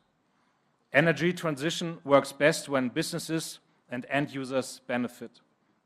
For example, in the first half of this year, more than a third of global electricity was produced by renewables. Germany supports the transition towards secure, affordable, and clean energy at home and abroad. In this regard, I want to highlight our Just Energy Transition partnership with South Africa. In this partnership, we exchange skills and technology. Over the last years, South Africa has emerged as a global leader in clean hydrogen, leveraging its huge energy potential and mineral resources. This can benefit countries that are energy importers, and it helps build overall resilience. We are happy to further continue on this energy trajectory with other African countries. Germany is also supporting the initiatives Scaling Up Renewables in Africa, launched by the EU and South Africa with more than 2 billion euros. Beyond creating the right framework, our cooperation is the key sector, with the private sector is key. This is the second lever. If we want to increase our resilience, we need to mobilize the flow of private capital. There are still too many structural barriers politically and economically. This discourages private investments globally, but in particular in Africa. This is why Chancellor Friedrich Merz and also President Ramaphosa just kicked off the initiatives Compact with Africa 2.0. By pushing reforms, members of the Compact help their businesses to attract private investment in the energy sector, but also beyond. And with G20 partners, we launched the scaled initiatives last year. We are working together with leading insurance companies on blended finance to allow the private sector to invest in an easier and more efficient way. We should take these kinds of initiatives forward. Let us work together to leverage innovation and investment for a resilient world, just as we set out when we founded the G20 back in 2008. Thank you so much. Thank you so much. We welcome that. I now want to call Her Excellency Ms. Giorgia Meloni, the Prime Minister of Italy. I'm here. Thank you. Thank you. Thank you, Mr. President. Dear colleagues, we all know no one can tackle alone global challenges as climate change and the vulnerability of food systems. As members of the G20, we have a shared responsibility to find a way forward but we also know that way forward must be based on common sense. In my opinion, we must abandon once and for all the ideological dogmatism that is causing more harm than good. In Europe, for example, choices have been made in the past that have brought entire productive sector to their knees without producing any real benefit in terms of global emissions. And in Africa, dogmatic approaches imposed by foreign partners that do not take into account the specificities of African nations paradoxically risk reinforcing all patterns of dependency. This is a losing strategy. So a pragmatic balance must be found between the need to limit emissions and the risk of compromising the most advanced productive systems and preventing the weaker ones from establishing themselves. In our opinion, the challenge is to affirm the principle of technological neutrality, because there is no single solution capable of quickly building a solid alternative to fossil fuel supplies, but also because this spurs research, innovation, and virtuous competition. The energy mix must be balanced and must combine all available technologies: renewable gas, hydrogen, biofuels, CO2 capture systems, as well as research into nuclear fusion, which would change history by producing clean, safe, and unlimited energy. This is the approach that inspires Italy and to which we contribute with industrial expertise, technological capabilities, new financial instruments, and cooperation with other nations. For example, we've launched investments in Africa worth a total of almost 2.5 billion euros, financing projects ranging from the construction of large renewable energy plants to innovative solutions for production and storage. And also on food systems, Italy continues to do its part. We co-organized the last United Nations Summit on Food Systems with Ethiopia. We are making our agri-food know-how available to our African partners, and we are building public-private partnerships with them that guarantee concrete results.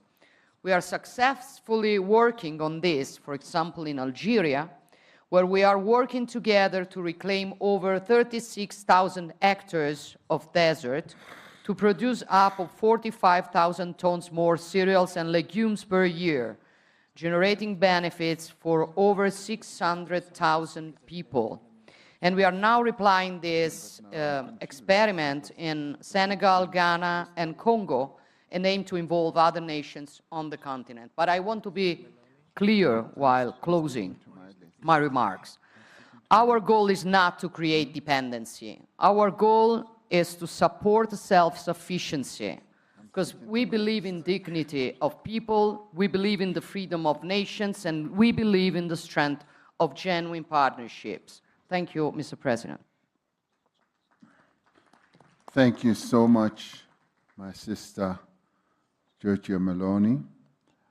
I now ask His Excellency, President of the Republic of Korea, Mr. Lee Jae-myung, to take the floor.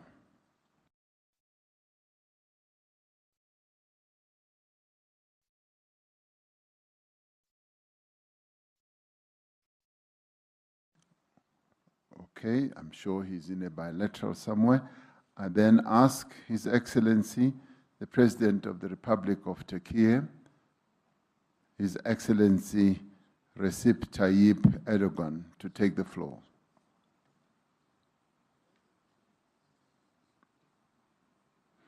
There are lots of bilaterals taking place at this time, and now I move on to His Excellency, the Prime Minister of the Republic of India, His Excellency Narendra Modi. Excellency Erdogan is there. My apologies. We'll get... Saygıdeğer devlet ve hükümet başkanları, kıymetli delegeler, sabahki oturumumuzda ifade olunduğu üzere doğal salgınlar, iklim değişikliği ve afetler gibi yeni sınamalarla karşı karşıya kalıyoruz. 6 Şubat 2023'te yaşadığımız ve asrın felaketi olarak isimlendirdiğimiz yıkıcı depremlerin ardından dünyanın en büyük inşa operasyonunu yürütüyoruz.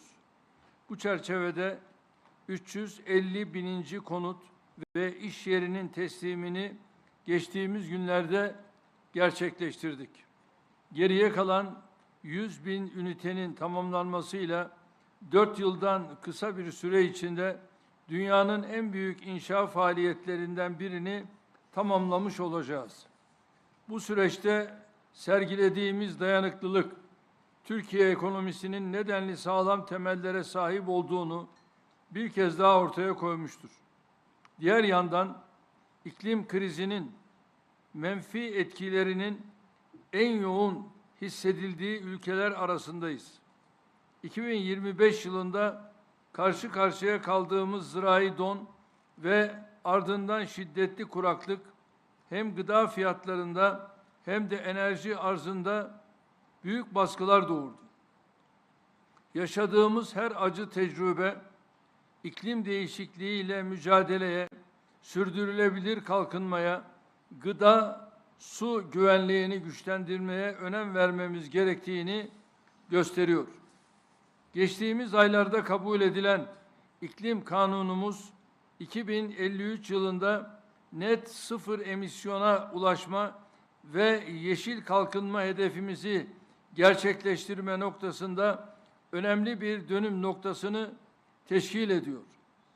Kanun kapsamında ayrıca temiz teknoloji yatırımlarının artırılması ve tüm sektörler için adil dönüşümün finansman olarak desteklenmesini amaçlıyoruz.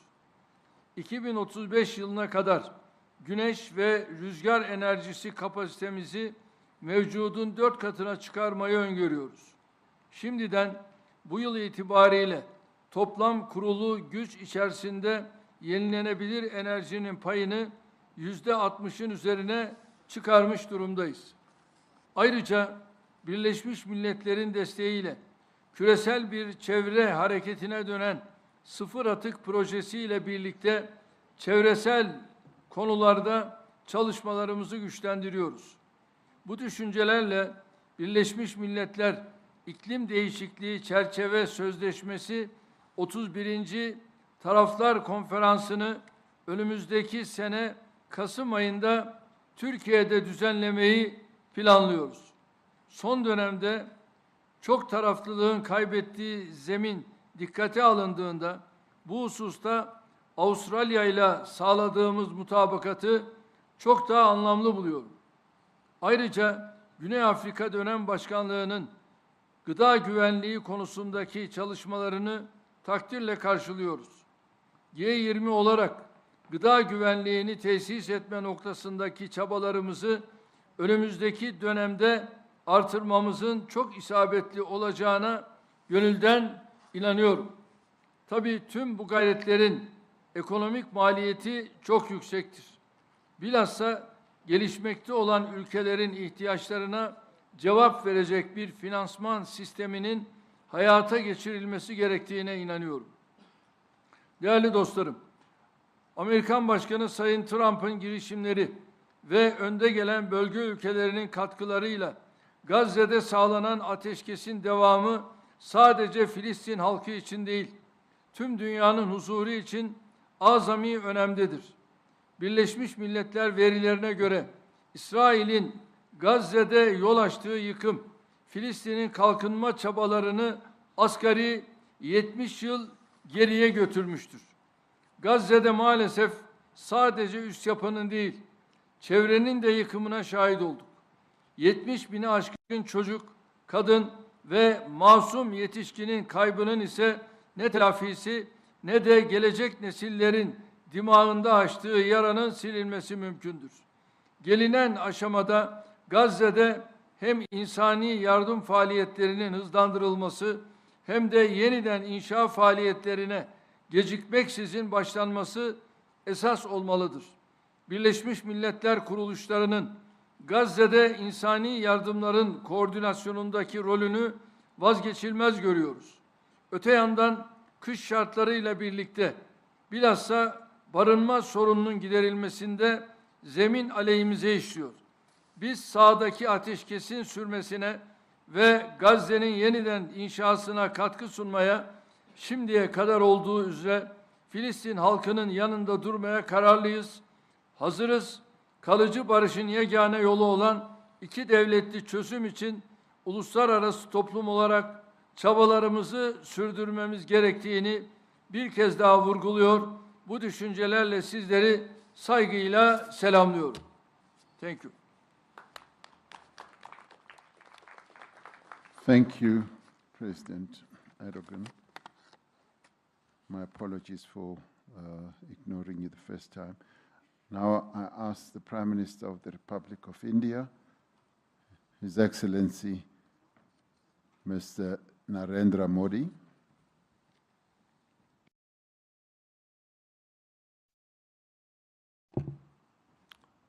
Excellencies, natural disasters मानवता के लिए बहुत बड़ी चुनौती बने हुए हैं। इस वर्ष भी प्राकृतिक आपदाओं ने दुनिया की बहुत बड़ी आबादी को प्रभावित किया है। इससे स्पष्ट है कि प्राकृतिक आपदाओं से निपटने के लिए ग्लोबल कोऑपरेशन को हमें और मजबूत करना होगा। इसी सोच के साथ भारत ने अपनी G20 प्रेसिडेंसी के दौरान disaster risk reduction working group की स्थापना की थी। इस महत्वपूर्ण एजेंडा को प्राथमिकता के साथ आगे बढ़ाने के लिए मैं साउथ अफ्रीका को बधाई देता हूं। फ्रेंड, डिजास्टर रेजिलियंस को लेकर हमारी अप्रोच रिस्पॉन्स सेंट्रिक से भी आगे डेवलपमेंट सेंट्रिक होनी चाहिए। कोalition फॉर डिजास्टर रेजिलिएंट इंफ्रास्ट्रक्चर की स्थापना के पीछे भारत की यही सोच थी। G20 देश CDRI के साथ मिलकर फाइनेंस, टेक्नोलॉजी और स्किल डेवलपमेंट को मोबिलाइज कर सकते हैं। ये एक रेजिलिएंट फ्यूचर की गारंटी बन सकता है। फ्रेंड्स, भारत का ये भी मानना है कि स्पेस टेक्नोलॉजी से पूरी मानवता को लाभ हो। इसलिए Bharat G20 open satellite data partnership का सुझाव सामने रख रहा है। इससे G20 देशों के स्पेस एजेंसियों का सैटेलाइट डेटा और एनालिसिस ग्लोबल साउथ के देशों के लिए अधिक सुलभ, इंटरऑपरेबल और उपयोगी बनाया जा सकता है। फ्रेंड्स, ग्लोबल ग्रोथ के लिए सस्टेनेबिलिटी और क्लीन एनर्जी जरूरी है। ये सुनिश्चित करने के लिए क्रिटिकल मिनरल्स का बहुत बड़ा रोल है। ये मानवता की साझी संपदा है। इसलिए Bharat G20 critical minerals circulatory initiative का प्रस्ताव रखता है। इसके तहत रिसाइकलिंग, अर्बन माइनिंग और सेकेंड लाइफ बैटरी जैसे इनोवेशन को बढ़ावा दिया जा सकता है। सर्कुलेटरी में इन्वेस्टमेंट होगी तो प्राइमरी माइनिंग पर निर्भरता कम रहेगी। इससे सप्लाई चेन पर भी दबाव कम होगा और नेचर के लिए भी ये अच्छा रहेगा। ये initiative joint research technology standards और ग्लोबल साउथ के पायलट रिसाइकलिंग फैसिलिटीज को सपोर्ट कर सकता है। फ्रेंड्स, नई दिल्ली G20 समिट के दौरान हमने संकल्प लिया था कि 2030 तक रिन्यूएबल एनर्जी को 3 गुना और एनर्जी एफिशिएंसी रेट को 2 गुना करेंगे। इस लक्ष्य को हासिल करने के लिए विकसित देशों को अफोर्डेबल क्लाइमेट फाइनेंस और टेक्नोलॉजी उपलब्ध कराने के लिए अपने कमिटमेंट्स को टाइम बाउंड तरीके से पूरा करना होगा। फ्रेंड्स, क्लाइमेट चेंज और अन्य चुनौतियों के कारण हमारे एग्रीकल्चर सेक्टर और फूड सिक्योरिटी पर खतरा और गंभीर होता जा रहा है। कई देशों में किसानों के लिए फर्टिलाइजर्स, टेक्नोलॉजी, क्रेडिट, इंश्योरेंस और मार्केट एक्सेस की चुनौती बढ़ती जा रही है। भारत अपने स्तर पर इन चुनौतियों से निपटने का प्रयास कर रहा है।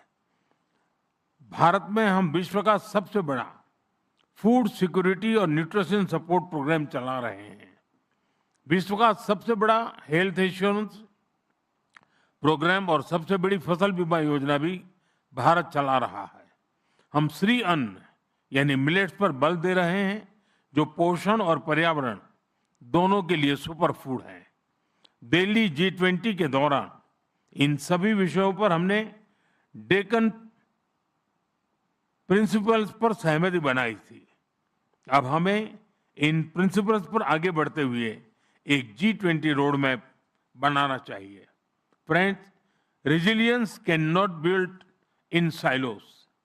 G20 को ऐसी कॉम्प्रिहेंसिव स्ट्रेटेजी को बढ़ावा देना चाहिए जो nutrition, public health, sustainable agriculture और डिजास्टर प्रिपेयर्डनेस को जोड़कर एक मजबूत वैश्विक सुरक्षा बनाए। बहुत बहुत धन्यवाद।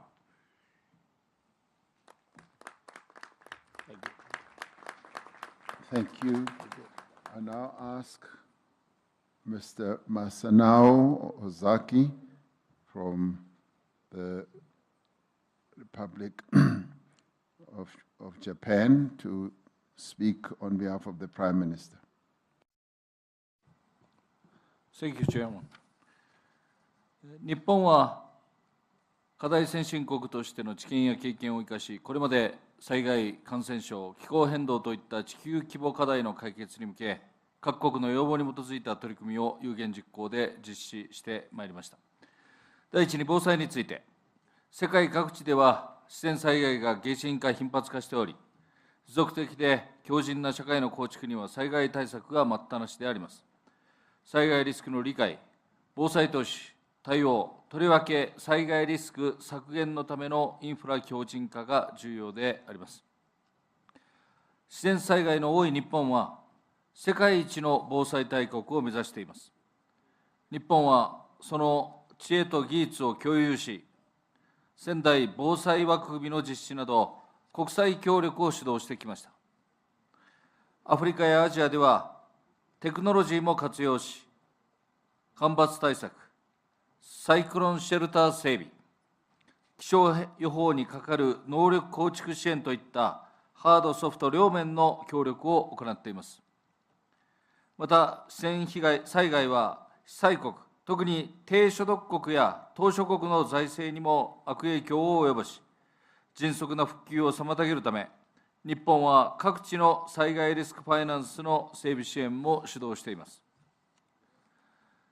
第2に、気候変動について、世界の気温上昇を工業化以前から 1.5 度以内に抑えるには、先進国のみならず、主要排出国をはじめ、国際社会が団結して取り組むことが必要であります。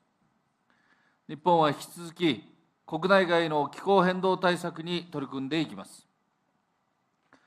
第3に、海洋の環境問題について、日本はG20 大阪サミットで、大阪ブルーオーシャンビジョンを提唱し、各国のプラスチック汚染対策を支援しています。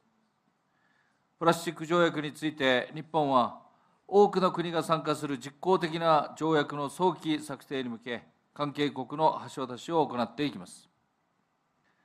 第4に、国際保険について、ワクチン支援を含む新型コロナ対応は、G20 との効果的な協力の代表例であります。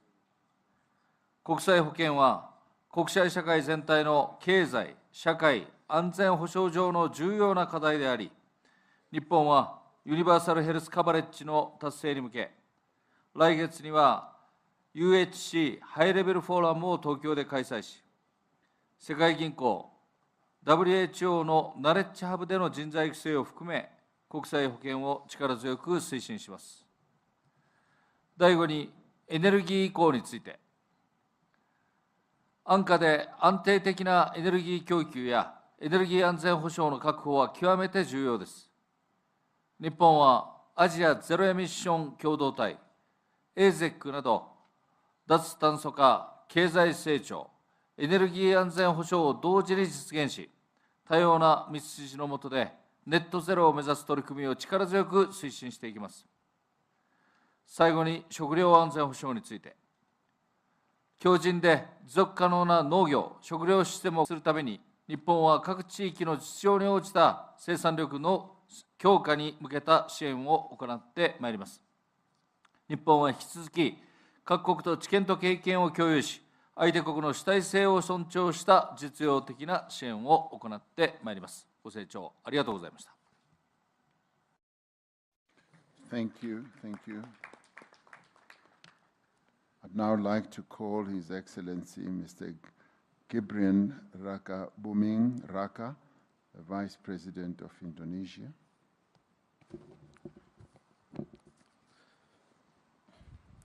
Your Excellency, President Ramaphosa, Excellencies, leaders of G20 countries, in many parts of the world, crises are intensifying.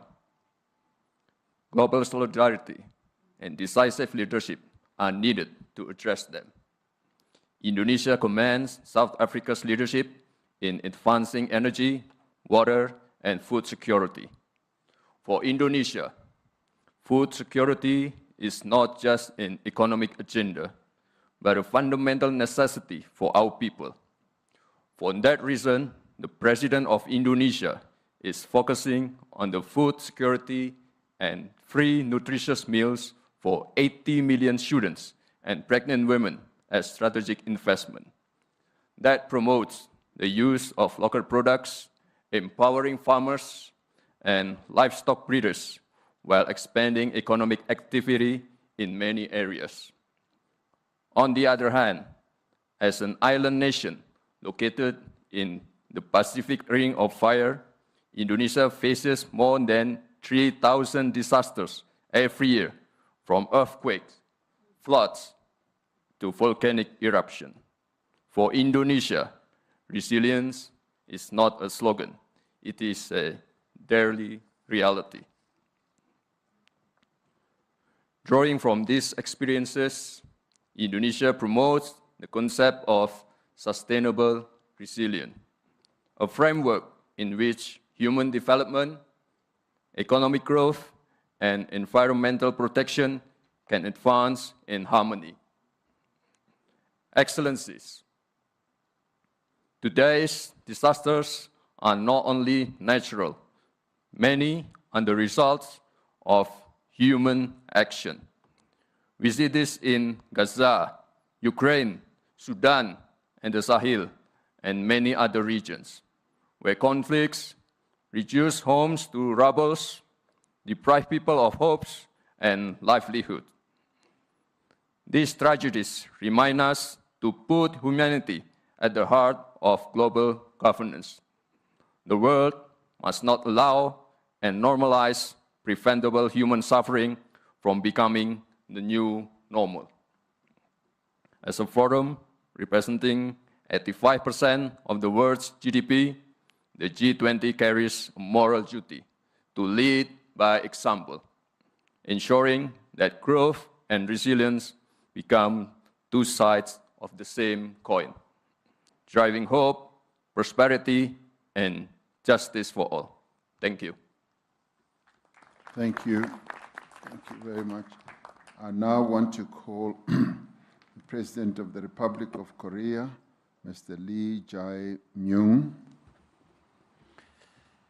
네, 의장님 감사합니다. 근본 세션의 주제는 각각 다른 주제 같지만 상호 연결된 하나의 체계적 위험 요인입니다.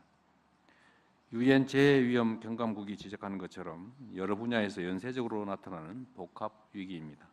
그러나 우리가 충격을 적절히 흡수하고 복원력을 강화하면 새로운 기회가 창출되고 또 새로운 성장 기반이 마련될 것입니다. 이를 위해서 먼저 국제사회는 기후위기 대응 노력을 지속해서 강화해야 합니다. 대한민국은 국제사회의 노력에 동참하기 위해서 2035년 온실가스 감축 목표와 중장기 기후 탄력적 발전 경로를 확정했습니다.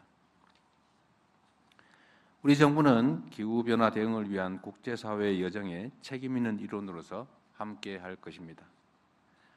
둘째로, 재난위험 대응은 예방 중심, 복원력 중심으로 재편되어야 합니다.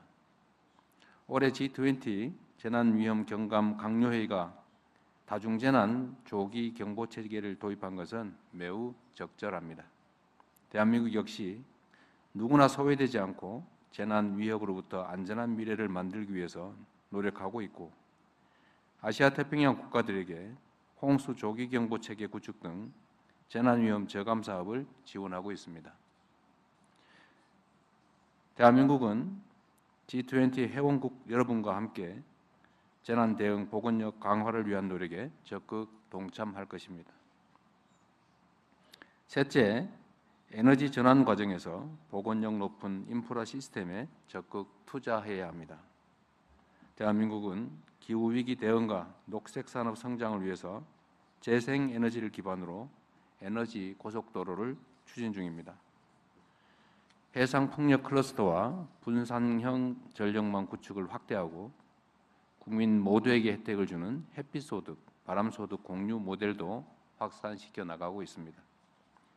마지막으로 글로벌 식량 체제 보건력 강화를 위해서 국제사회가 연대와 협력을 지속해야 합니다. 한국은 UN 세계 식량 계획과 식량 원조 사업을 17개국으로 확대하고 아프리카 14개국의 K 라이스벨트 사업을 추진해 왔습니다. 앞으로도 국제사회의 연대와 협력 강화에 앞장설 것입니다. 존경하는 동료 여러분, 아프리카 속담처럼 비는 한 지붕에만 내리지는 않습니다. G20는 2008년 금융위기, 2020년 팬데믹 위기에 세계 경제 회복을 이끌어냈습니다. 기후, 재난, 에너지, 식량의 복합 위기 또한 그때와 같은 책임감 있는 연대를 필요로 합니다. 한 국가의 회복력은 전 세계의 회복력으로 이어집니다. 위험을 사전에 낮추고 충격에 흔들리지 않으며 더 나은 상태로 회복할 수 있는 글로벌 체계를 함께 구축하는 데 대한민국이 앞장서서 기여하겠습니다. 감사합니다. Thank you. Thank you. I now call upon His Excellency the Deputy Prime Minister of the Russian Federation, Mr. Maxim Oreshkin.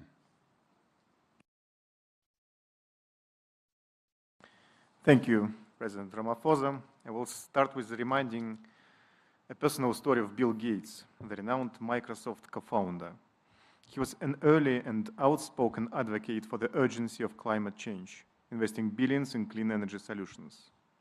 Recently, he softened his stance, emphasizing human welfare and balanced policy over alarmist views, where funding for health and development plays the leading role. It happens sometimes that the positions of key figures can change, and the country policy also can change amid evolving conditions and priorities. However, tactics should not dominate the strategy. We stand for long-term and balanced development, aiming at sustainable progress that benefits all equitably. Global climate policy should be reasonable, not dogmatized. It should be focused on ensuring access to technologies and finance. It should also be cost-effective. Energy transitions should be both clean and affordable. Zero and low-emission technologies, including natural gas, nuclear, and hydropower, play a pivotal role in energy transitions, especially here in Africa, where 500 million people do not have access to electricity.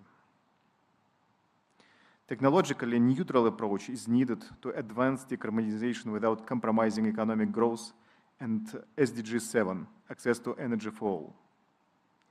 CO2 removal solutions, natural sinks, are not less effective than mitigation, while most affordable and also scalable. Energy policies must ensure energy security and be aligned with structural shifts in global energy demand. The expansion of digital economy, including AI, blockchain, big data, is driving electricity demand comparable to heavy industry. We need to develop new generation capacities located near resource bases and consumers. Food systems, energy, climate change, and disaster resilience are integral parts of one global resilience platform.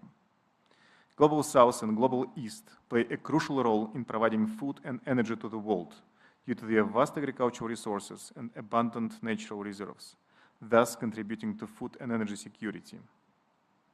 What is also needed for global food security is fair competition and open trade. Well-functioning markets are a key factor to eliminate hunger worldwide. Just to mention that despite illegitimate sanctions, Russia is among the world's major exporters of food and fertilizers, and about 97% of our supplies go to developing nations, of which more than 40% go to low-income countries. Even amidst the background of sanctions that indirectly affect even food supplies, Russia fulfills its mission of contributing to global food security. As for the G20's mission, it is not only to respond to shocks, but to design a future architecture that is balanced and shock resilient. So, global resilience today must go beyond crisis response. It also has to be platform-based. Climate change, disaster risk reduction, and energy transitions are intertwined and should be addressed collectively. Thank you. Thank you. Thank you. Thank you indeed. I now wish to call upon Minister of Foreign Affairs of Argentina, Pablo Quirno Magrain.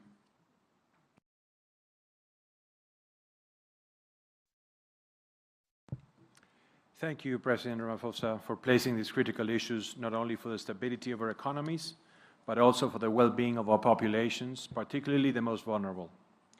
During periods of catastrophes and crisis, the solidarity of nations is most evident.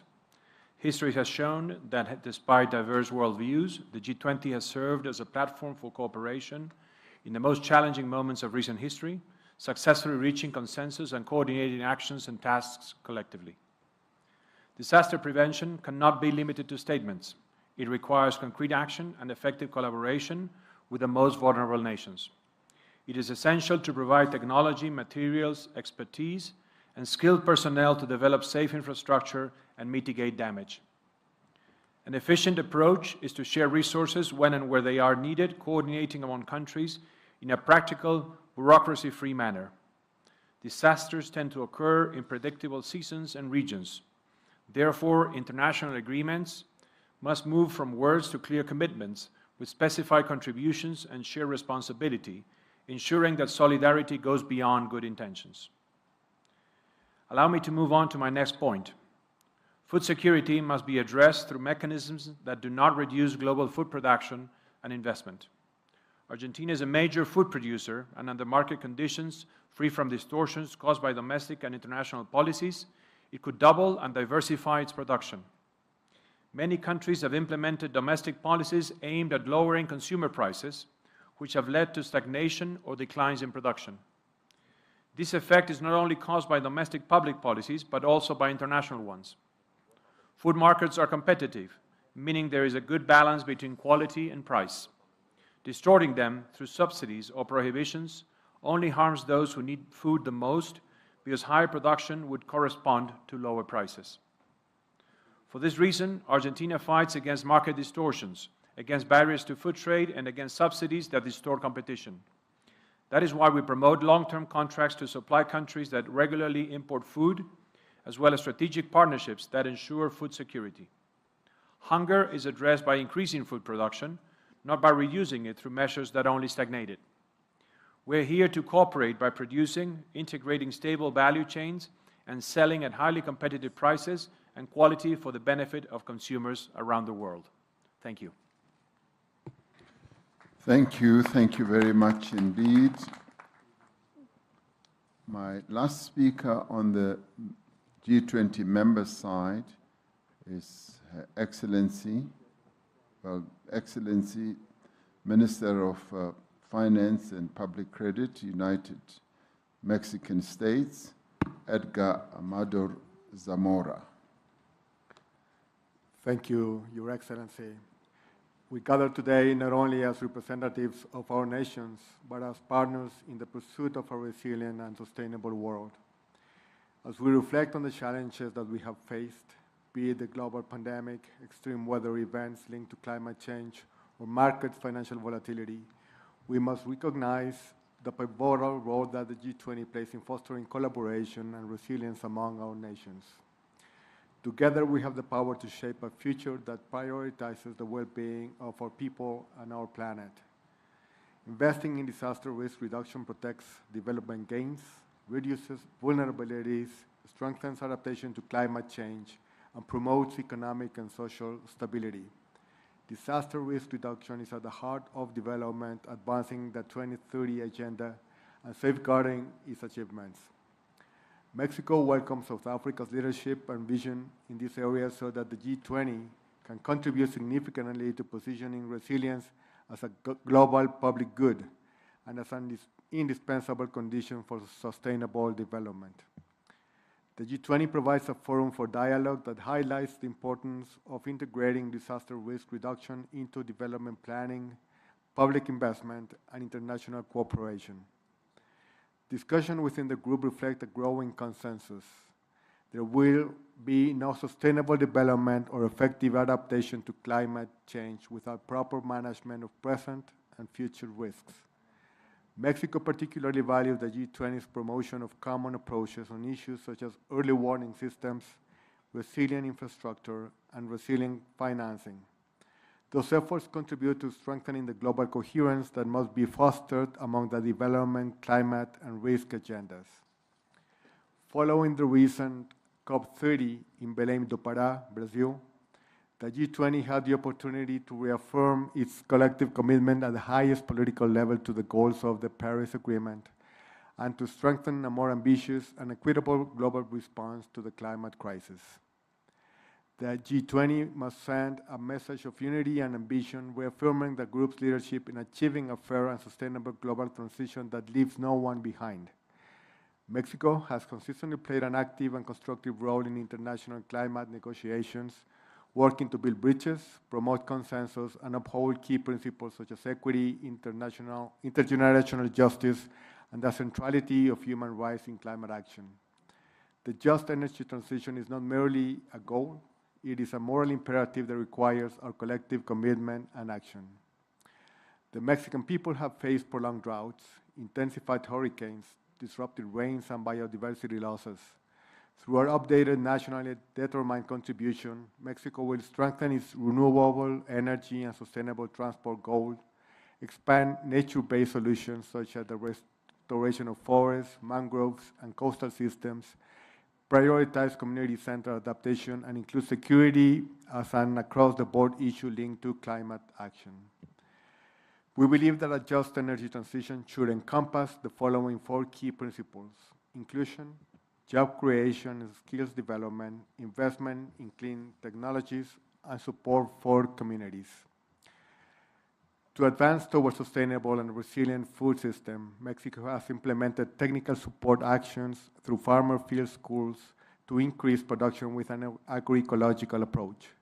We also established new seed banks dedicated to the preservation of traditional food systems, which contributed to the selection, conservation, and safeguarding of native corn varieties.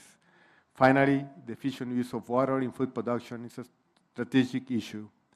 Therefore, we implemented the National Irrigation Technology Program, which includes training and technological assistance to producers to recover volumes for other uses. I thank you. Thank you. Thank you indeed. We've now concluded the interventions by G20 members.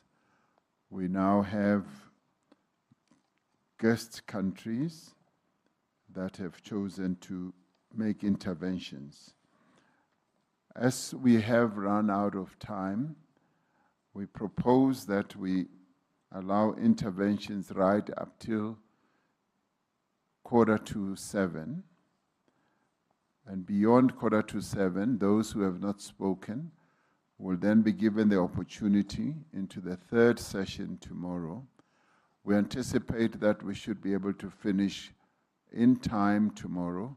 So if by 6:45 we have not given you the opportunity to speak, there will be ample opportunity for you to make your intervention tomorrow. We say this as we have some 500 guests who are coming in for the dinner, which we are all invited to, and we should not keep them waiting too long. But besides, we've been at this since 10 o'clock this morning, if not earlier, and I am told that it's always best to get time to rest and to have something to eat. This I get from my wife, who is a doctor, and I am a doctor by marriage. So this is the advice that I have received through my marriage. So I now want to call upon Dr. Netumbo Nandi Ndaitwah, and the guest country speakers have 3 minutes each. Thank you. To address disaster risk, the African continent has renewed commitment by adopting the Windhoek Declaration on advancing the program of action for the implementation of this DI framework for disaster risk reduction 2025-2030. As the cost of disaster increase and international assistance decline, more and urgent concrete action are needed in the next 5 years to sustain progress towards achieving the expected outcome of the goals of the Sudan framework by 2030. Our work on disaster risk reduction, climate change, and food security must be transformative.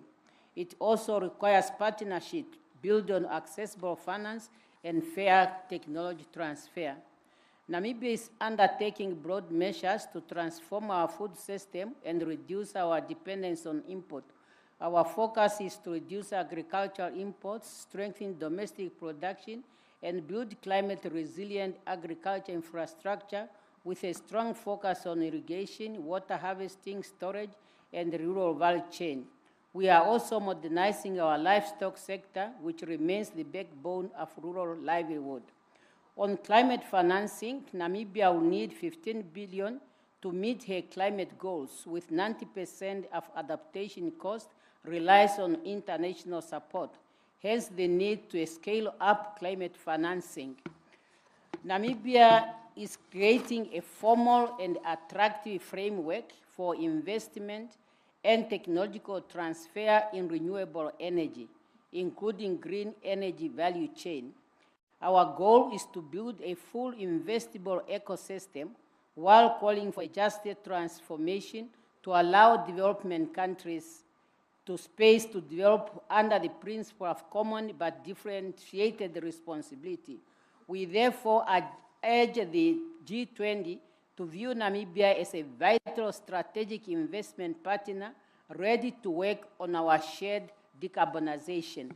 Finally, Your Excellency, as a country which is higher impact by climate change due to our geographical location, Namibia is bidding to host one of the 2 African regional hubs for the Green Climate Fund, and we will appreciate your support. Thank you, Your Excellencies. Thank you, President Nandi Ndaitwah. I now want to call upon His Excellency Dr. Julius Maada Bio, the President of the Republic of Sierra Leone and Chairperson of the Economic Community of West African States, ECOWAS.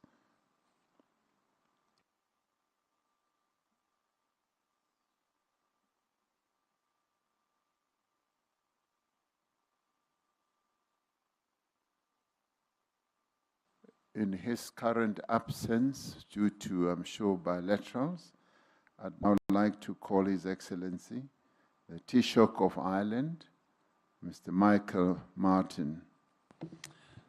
Thank you very much indeed, President. And again, thank you and South Africa for bringing the G20's focus onto global resilience. And as has been said by other speakers, disasters are increasing in frequency and volatility, heightened by climate change and conflict, and strong multilateral commitments are needed and are more important than ever. Ireland welcomes the Ministerial Declaration on Disaster Risk Reduction and the overarching approach to identifying, reducing and managing risks before they lead to disasters. On climate, some of us recently returned from COP30 in Brazil, And I was concerned that the spirit of common purpose is weakening. We have made some progress, but we now need to act with unity and with much more urgency.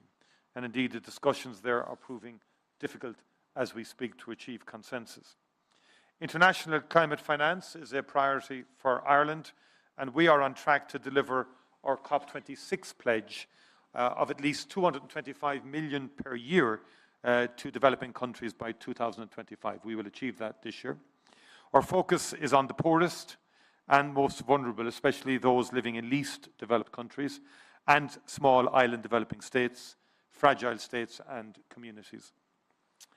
Adaptation is perhaps something we haven't given enough attention to. It is central and equally adequate and accessible climate finance is key to countries' adaptation endeavours, and we need to improve that access.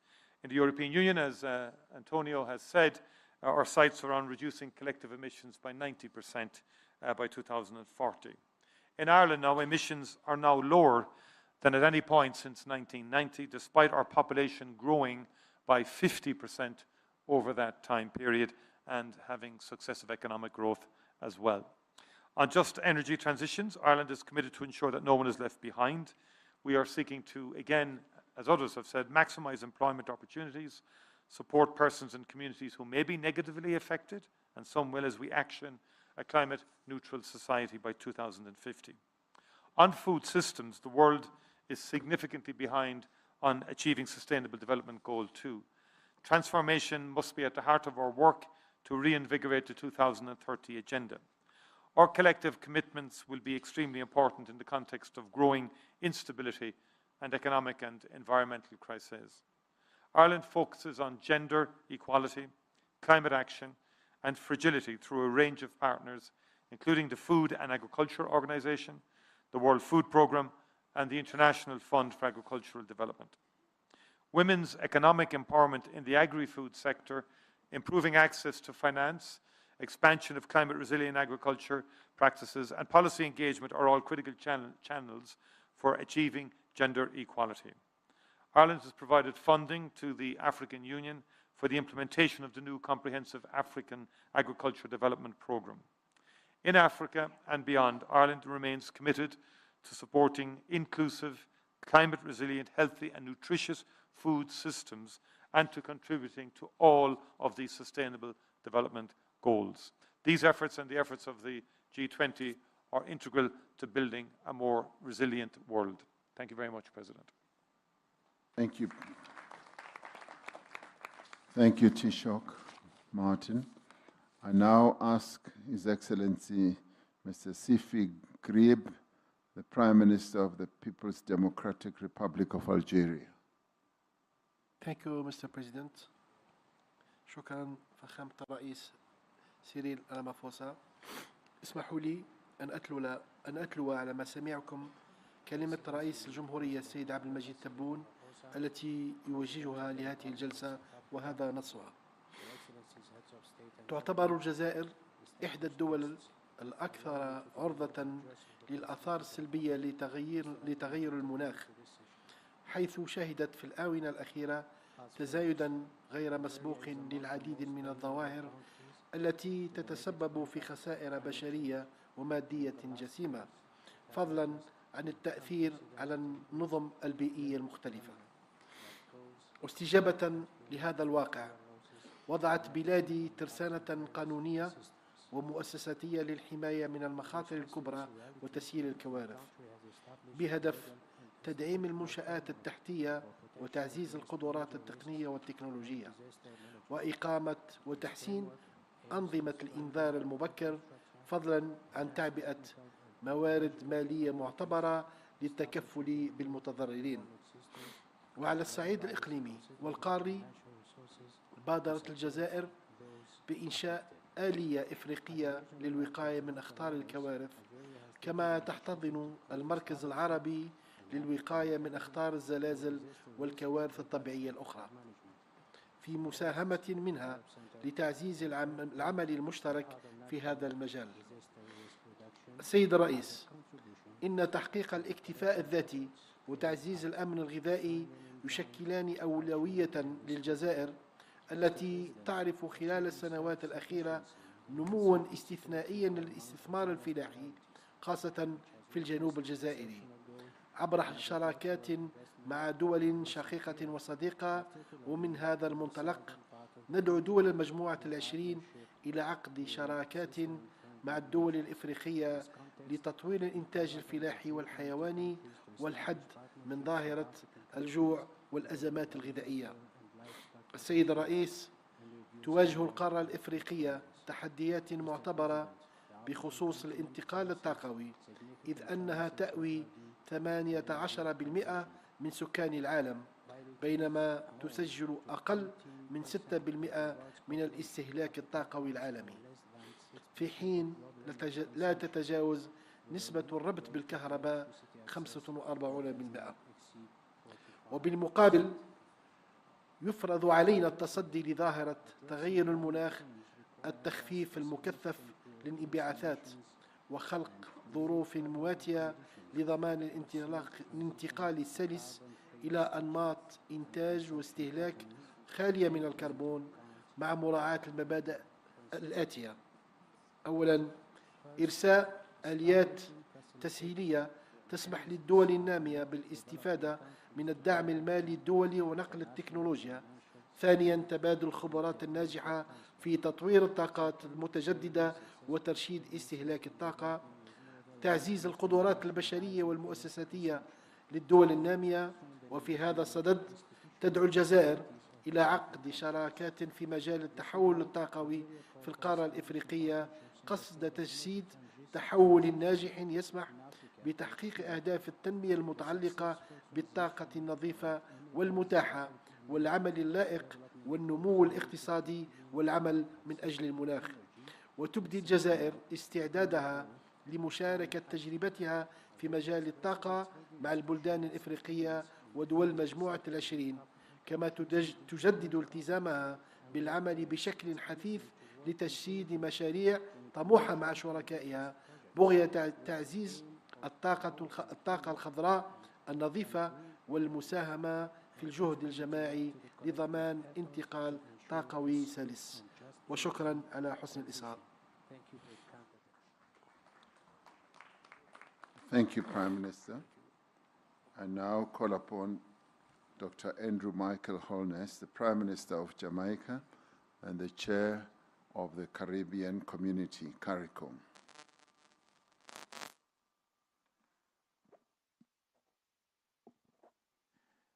Thank you, President. In the first session, I mentioned the recent passage of Hurricane Melissa, one of the most powerful hurricanes recorded in the Atlantic. The true economic impact will take months to fully quantify. However, preliminary estimates already indicate catastrophic losses. Prime Minister Carney pointed out that it is estimated that we have lost, in terms of physical damage, approximately $8.8 billion, or the equivalent of approximately 41%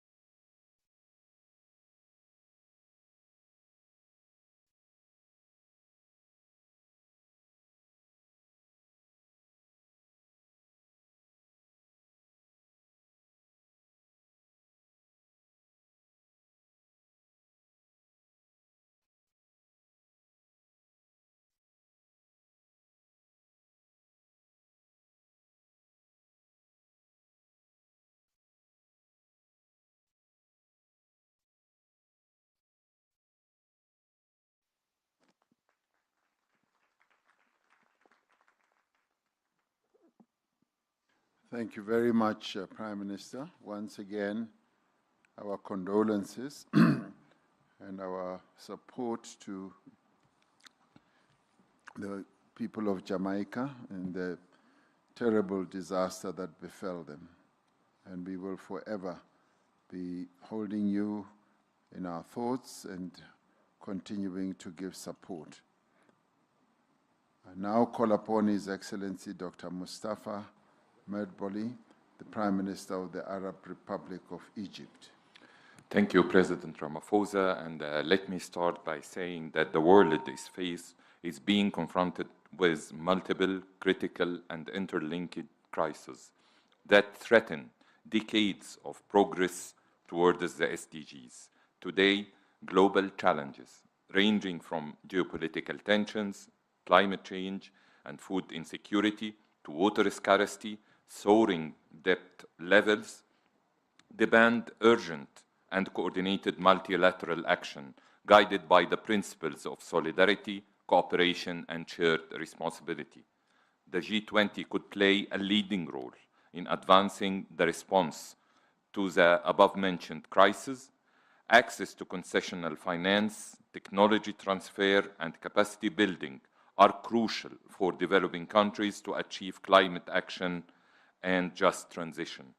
The Egyptian presidency of COP27 has exerted all efforts to achieve tangible progress in all areas of climate action, particularly regarding just transition, the role of multilateral development banks in financing climate action, and above all, the establishment of the Loss and Damage Fund. We call on the G20 to take a leading role to improve the MDB's role in financing climate action and increasing their support and lending capacities to allow developing countries to have access to concessional finance and other non-debt instruments, and to unlock investment opportunities for a just transition. We also call on the G20 to encourage developed countries to fulfill their climate finance and ODA commitments. Furthermore, the growing global food insecurity remains among the most pressing challenges of our time. Egypt has taken significant steps nationally and internationally to address these critical challenges. In September 25, Egypt, in cooperation with the South African G20 presidency, hosted the third G20 Food Security Task Force meeting in Cairo with the aim to strengthening international cooperation in this field and alleviating food insecurity in developing countries. In conclusion, we believe that the G20 is well positioned to coordinate actionable measures to enhance finance for development, narrow digital divide, and assist developing countries to embrace new technologies, including AI, in order to tackle existing challenges and accelerate the implementation of SDGs by 2030. I thank you all. Thank you. Thank you, Prime Minister. I now have the pleasure of asking Prime Minister of the Kingdom of Norway, Mr. Jonas Støre, to take the floor. Thank you, Mr. President. Norway has for a long time urged to have resilience on the global agenda, and I'm happy to see that the G20 summit under your chair, Mr. President, is doing precisely that. Belém, as my Irish colleague said, we were there 2 weeks ago, and although there are reasons to be very concerned about climate change, at least we can see and we saw there that the Paris Agreement is working. Had it not been for the Paris Agreement, we could have been at more than 4% temperature increase. Now we are at 2.5. That's too much, but it means that multilateral cooperation, having adapted mechanisms, can work. So we need to work and do that even better. And the world rightfully expects that the G20 can lead the way by setting that agenda. It implies climate finance, key to resilience. Norway has, for its part, double its climate funding. We were supposed to reach that goal by 2026. We are there now. And we still have our ODA at 1% of GDP. But the question is now, how do we invest our ODA? It is not the traditional mechanism that will work. It is if we work with the financial banks, with the development banks and the World Bank, we can move forward. On the energy transition, it is renewable that is now being the winner in terms of affordability, and that has now to be made available to people in development. 600 million people here in Africa lack access to the modern miracles from electrification, as well as clean cooking, taking lives of so many women and children. So to address this, we have over the last year worked to support Mission 300, the World Bank and African Development Bank-led initiative to provide electricity to 300 million people in Africa by 2030. So we welcome the early progress reported from this initiative, and we are ready to support it further. Let me mention a very different example, Mr. President, coming also out of Belém: tropical forests, indispensable for maintaining global biodiversity in Africa, in Latin America, in Amazonas, and in Asia, Indonesia. And the new Tropical Forest Forever facility, the TFFF, came out of a Brazilian COP, and I would like to commend President Lula and Brazil for having established this mechanism. Norway will contribute up to $3 billion over 10 years to support this mechanism, which is again an example of doing innovative things with our financial partners. Let me end on the third area, if I may. All G20 members are ocean nations, as we are, and Norway is in fact representing a country with the world's second largest coastline. The ocean offers many solutions to many issues on our G20 agenda, as long as the ocean is managed sustainably, as I work together with partners in the International Ocean Panel that I'm chairing with the President of Palau. And I'm happy to see that we have reference to that in the communiqué from this summit. We welcome the results of the third UN Ocean Conference in Nice, hosted by President Macron, the entry into the force of the BBNJ agreement, and the WTO agreement on fishery subsidies. So in closing, I would like to congratulate you, Mr. President, for also putting this theme on the agenda in a very appropriate way. And it will give, I think, impetus to the way we work on resilience around the world. Thank you. Thank you, Prime Minister Store. And now I would like to ask the Prime Minister of Malaysia and the Chair of the ASEAN nations, Mr. Anwar bin Ibrahim, my brother. Please take the floor. Thank you, President Cyril Ramaphosa. Southeast Asia is one of the world's disaster epicenters. In many years, our region accounts for around half of global disaster fatalities and more than $4 billion in economic losses. Not all these events are driven by climate change, but climate stress compounds their impact and weakens recovery. We have learned that resilience depends on anticipatory investment. That is why our region has built one of the most active disaster response systems in the developing world through the ASEAN Coordinating Center for Humanitarian Assistance, or AHA Center. The science of climate change is crystal clear, yet global momentum is faltering. In many societies, including the industrialized world, there is a rising pushback against policies seen to raise prices and threaten jobs. At the same time, energy demand in developing regions is growing faster than clean alternatives can be deployed. The world will continue to use fossil fuels for some time. Pretending otherwise will not help us plan responsibly. ASEAN's experience shows that regional platforms can advance climate action. Disaster cooperation and energy connectivity, even when global processes struggle. If fossil fuels cannot be eliminated overnight, then we need the technologies that reduce their footprint.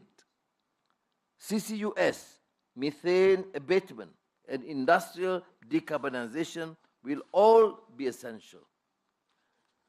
Meanwhile, the ASEAN power grid and the Trans-ASEAN gas pipeline will help smooth the integration of renewables and strengthen energy security, even as we scale clean power. These are the kinds of measures that make the transition workable. We must accelerate adaptation where impacts already threaten lives and livelihoods, especially in food and water security. We must advance a climate strategy that is ambitious, yet grounded in the realities of our people face. To sustain these efforts at scale, international climate finance must be accessible, predictable, and aligned with the needs of developing regions. Only then can we secure livelihoods and advance shared prosperity. Thank you. Thank you. Thank you. The last to speak on the guest country list is Lee Kinyanjui, Minister for Investment, Trade and Industry, Republic of Kenya, as chairperson of the East African Community.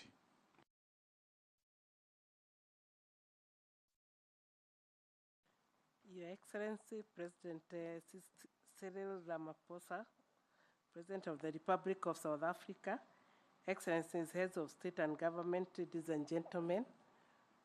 Once again, apologies, Mr. Ali Kenyajui, the Cabinet Secretary, is not allowed, and I am taking his place. I'm the Kenya High Commissioner to the Republic of South Africa.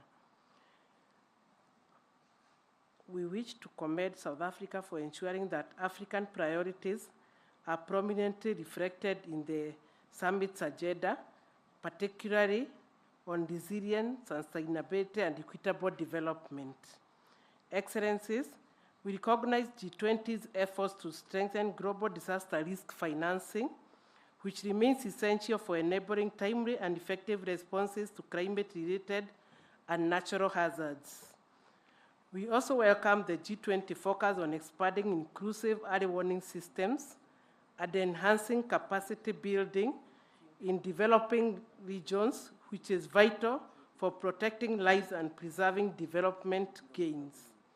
Excellencies, the East African community encourages G20 to advance the provision of predictable, adequate, and accessible climate finance with strong attention to adaptation as a pressing priority for vulnerable countries.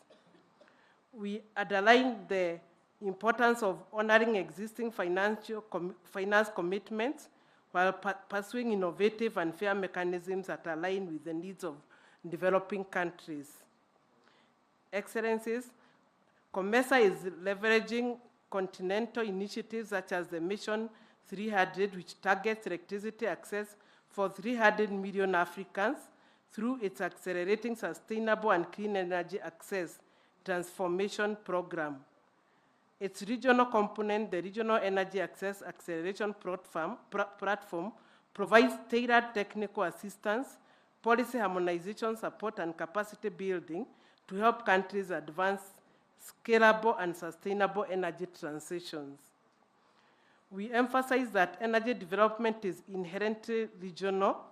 Harmonized laws, coordinated regulations, and integrated markets are essential to avoid fragmented progress and to unlock economies of scale in cross-border energy trade and infrastructure development.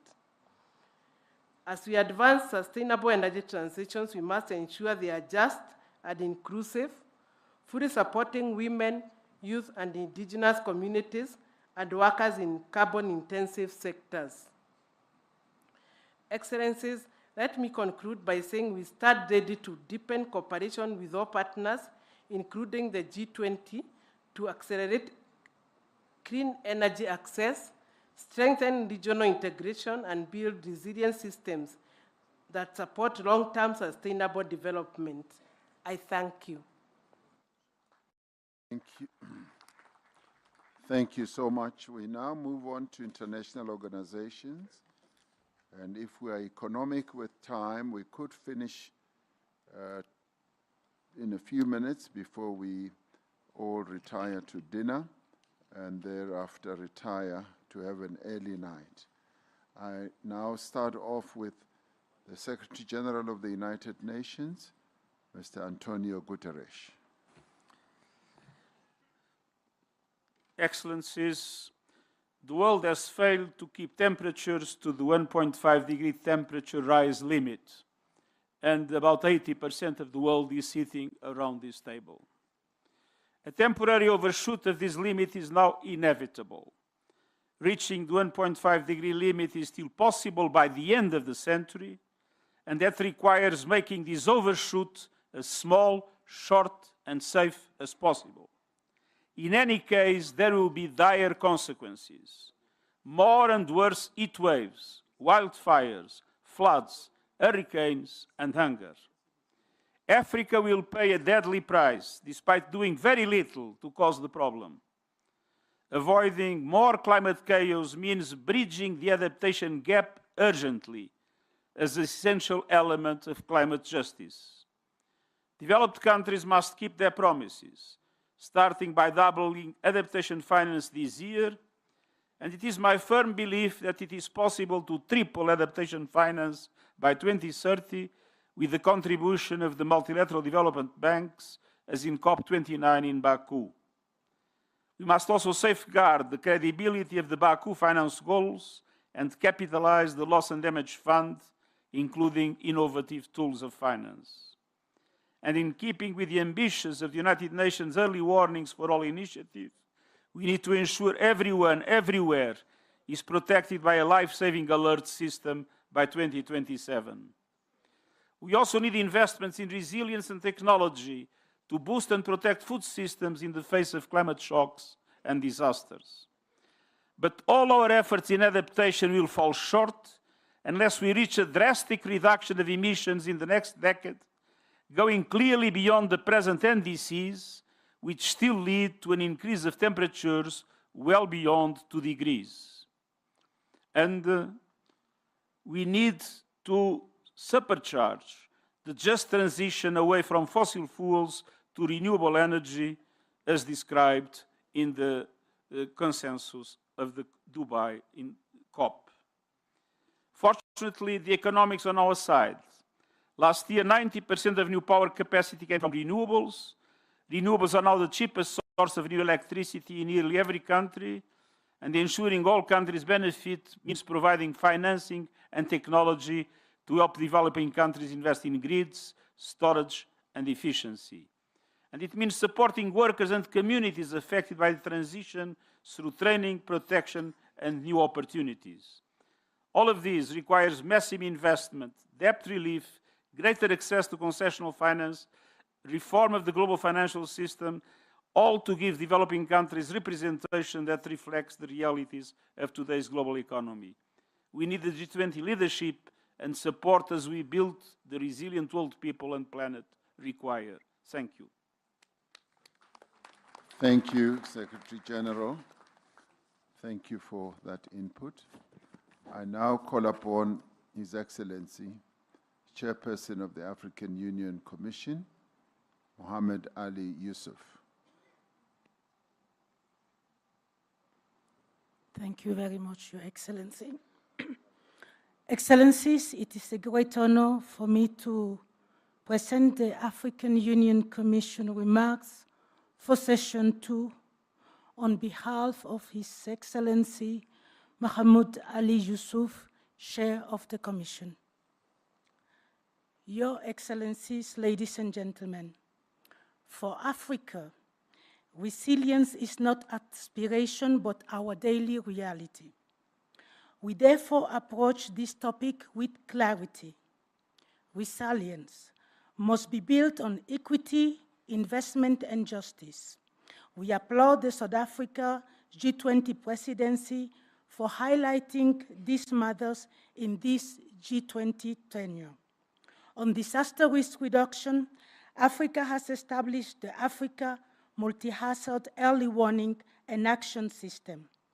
It is strengthening national DRR strategies. Yet, only 40% of Africans are covered by multi-hazard early warning system, the lowest globally. We welcome, therefore, the G20 high-level voluntary principles for investing in DRR development under the South Africa G20 presidency. This will highlight anticipatory action, resilient infrastructure, and risk-sensitive investment. Our call is to translate these principles into financing aligned with African systems so that every African is protected by 2027 under the G20 Early Warnings for All initiative. In conclusion, Your Excellencies, a resilient world cannot be built without Africa. Our continental framework are ready, our political will is firm. What we require is a G20 partnership grounded in predictable financing, simplified access, and technology transfer, the one that respects Africa's development choices. It is time to move together from commitments to implementation and from principles to delivery. Thank you very much. Thank you so much. I now ask His Excellency Dr. Carlo Monticelli, Governor of the Council of European Development Bank. President Ramaphosa, leaders of the G20. Throughout history, the world has repeatedly faced periods of profound technological and societal change, periods that have shaken established systems. Time after time, it has been the most vulnerable who have shouldered a disproportionate share of the social, human, and economic burden that comes with such transitions. Present circumstances stand apart for two key reasons. First, the pace at which the change is unfolding and its fully global reach have no precedent. Second, there is a growing recognition that transition must be just.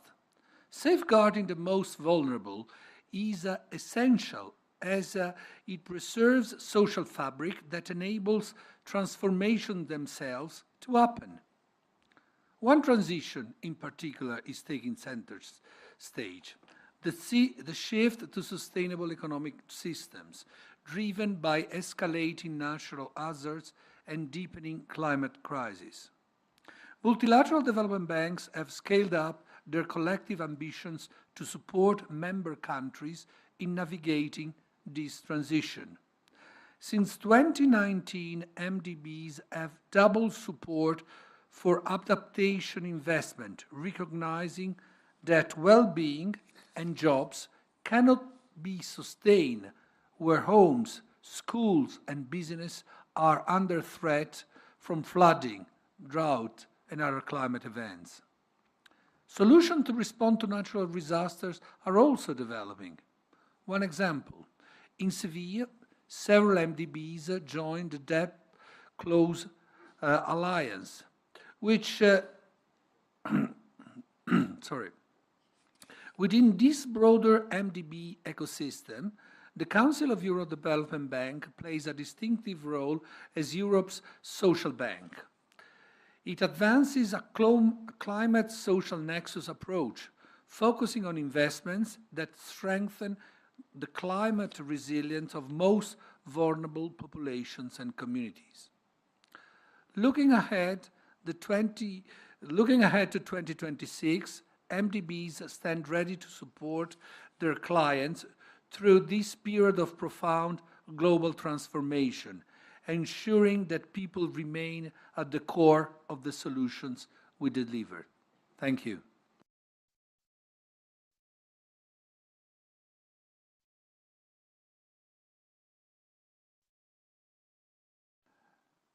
Thank you indeed.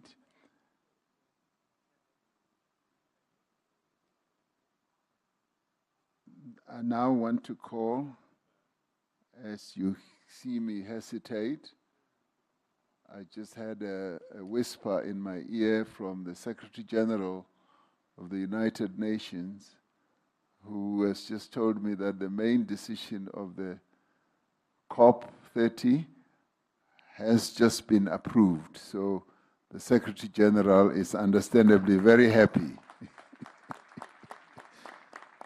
and I congratulated him. Thank you very much, Secretary General, for sharing. Thank you so much.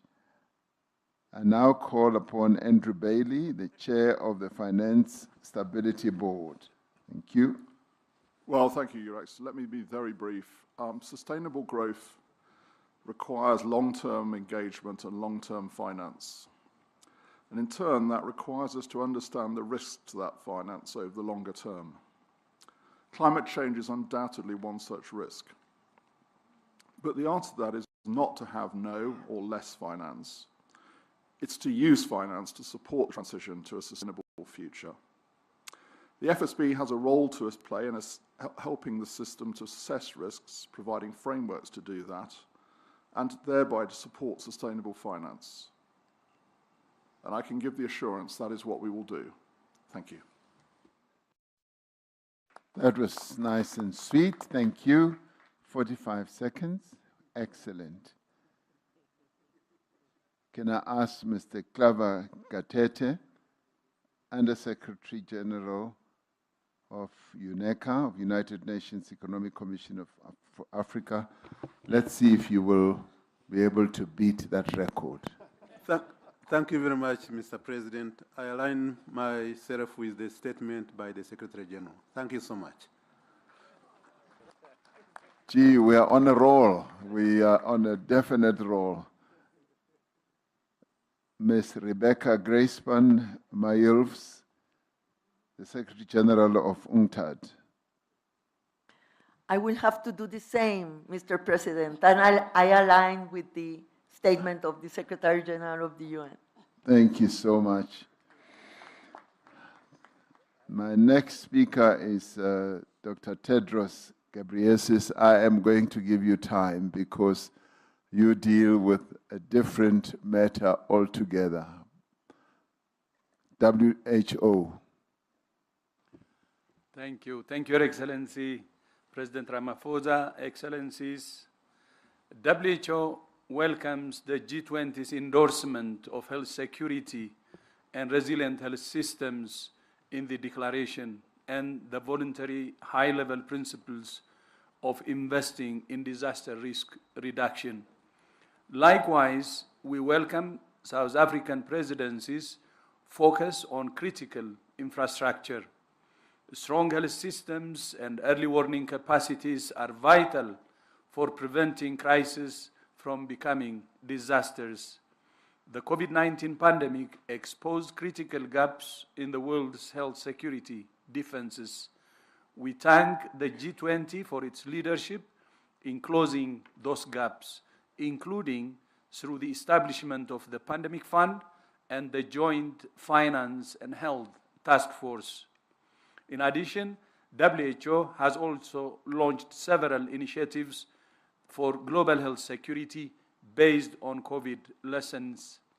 And as you know, at the World Health Assembly this year, WHO member states adopted the WHO Pandemic Agreement, which, when ratified, will become a landmark instrument of international law.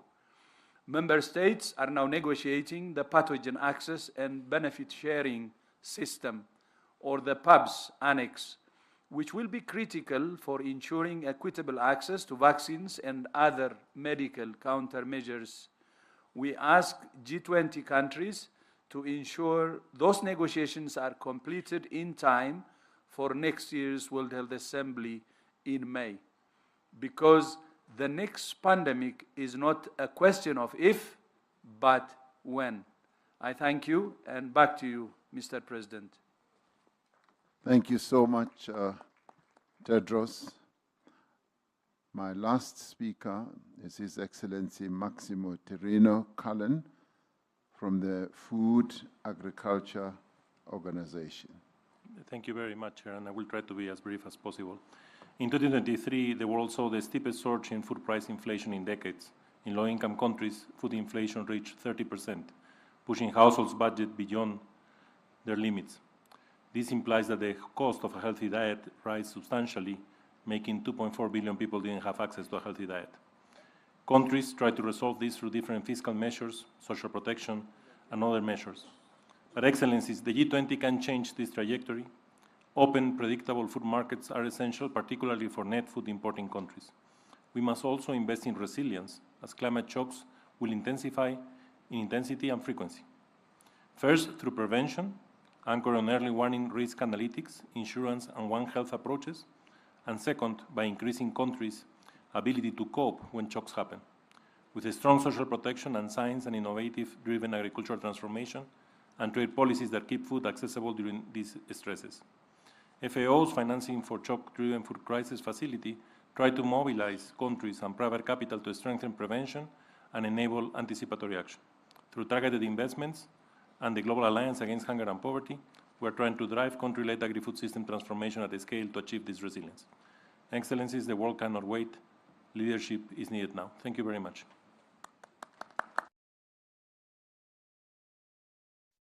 Thank you very much. I'd like to extend my thanks and gratitude to you all. And by way of concluding this, we'd like to say as South Africa, the global community is faced by several formidable and related issues. And a number of them are poverty, unemployment, food insecurity, inequality, environmental degradation, and climate change. The complexity of these challenges does call for enhanced action. Resilience is not merely about recovery after a disaster or crisis. It is about foresight, shared responsibility, and sustainable development. A resilient world can only be achieved through inclusive economic growth, strengthening global partnerships, and reforming international institutions. It means we must be prepared. We must, as a matter of urgency, integrate disaster risk reduction into macroeconomic policies, climate financing, and sustainable infrastructure development. We must also ensure that vulnerable countries and communities have equitable access to technologies, to finance, and the capacity to anticipate and withstand future shocks. As we look ahead, South Africa believes that our collective efforts should focus on three imperatives. Firstly, we must strengthen global early warning systems. For many countries, this means scaling up of investments in data, in technology, and capacity to reach the most vulnerable communities that may be exposed to danger. Second, we must mobilize innovative finance for resilience. The G20 should champion accessible, practicable, and equitable disaster risk financing instruments. We need to pool risk, mobilize anticipatory funding, and forge public-private partnerships. And thirdly, we must mainstream disaster risk reduction into all sectors of economic planning, from energy and infrastructure to agriculture and urban development as well. Sustainable, balanced, and inclusive growth requires that we must take measures to address the severe imbalance in vulnerability to the increasing effects of climate change. Now, those countries most affected by severe weather events are often those that bear the least responsibility for climate change. This threatens to further deepen inequality between and within countries. Developing economies need resources and technical partnerships for effective adaptation. We need to make good on our commitments to fund loss and damage caused by climate change. And as 2025 marks the 10th anniversary of the Paris Agreement, we recognize its historic contribution to fostering universal climate action. And yet, global temperatures continue to climb. We have no choice but to fully effectively implement what we agreed to implement and its temperature goal. In doing so, We must hold fast to the principle of common but differentiated responsibilities and respective capabilities. Just transition pathways are key enablers for climate action. These should encompass a whole of economy and a whole of society approach. In the face of persistent hunger and escalating climate pressures, we face a sobering reality. According to the Food and Agricultural Organization, as many as 700 million people are experiencing hunger worldwide. Excessive food price volatility continues to undermine purchasing power, especially for low-income communities. But we must applaud the G20 for continuously keeping food security at the center of the developmental agenda. South Africa made food security one of the priorities of its G20 presidency, building on the excellent work of previous presidencies, including the Global Alliance Against Hunger and Poverty established under the Brazilian presidency. Platforms such as Agriculture Working Group, Meeting of Agricultural Chief Scientists, and the Food Security Task Force have delivered outcomes that underscore what we believe is the importance of building inclusive, diverse, and resilient, sustainable food systems. Since it was formed at a time of crisis, the G20 and the world has had to confront several crises.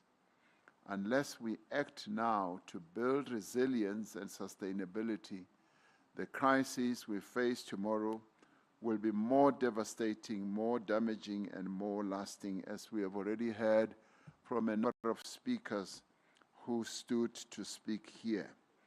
Now, that concludes our day today, and I think the day has gone extremely well, and we finished more or less on time. We left with one session, which is tomorrow, the third session, which is really a short session, just a half-day session. We now have an opportunity to have dinner together and to relax and to let our hair down. Those who have long hair and me, let my hair up so that we are able to mix and amongst each other and get to know each other rather well. We will now get an announcement of where we should go, and thereafter, that will be the end of the evening. We expect that this will just take 2 hours, and by 9 p.m. we should all be departing for the various places where we are going to rest. So thank you very much. Let's give ourselves a round of applause for the wonderful day we have spent. Excellencies, ladies and gentlemen, we invite the heads of state and government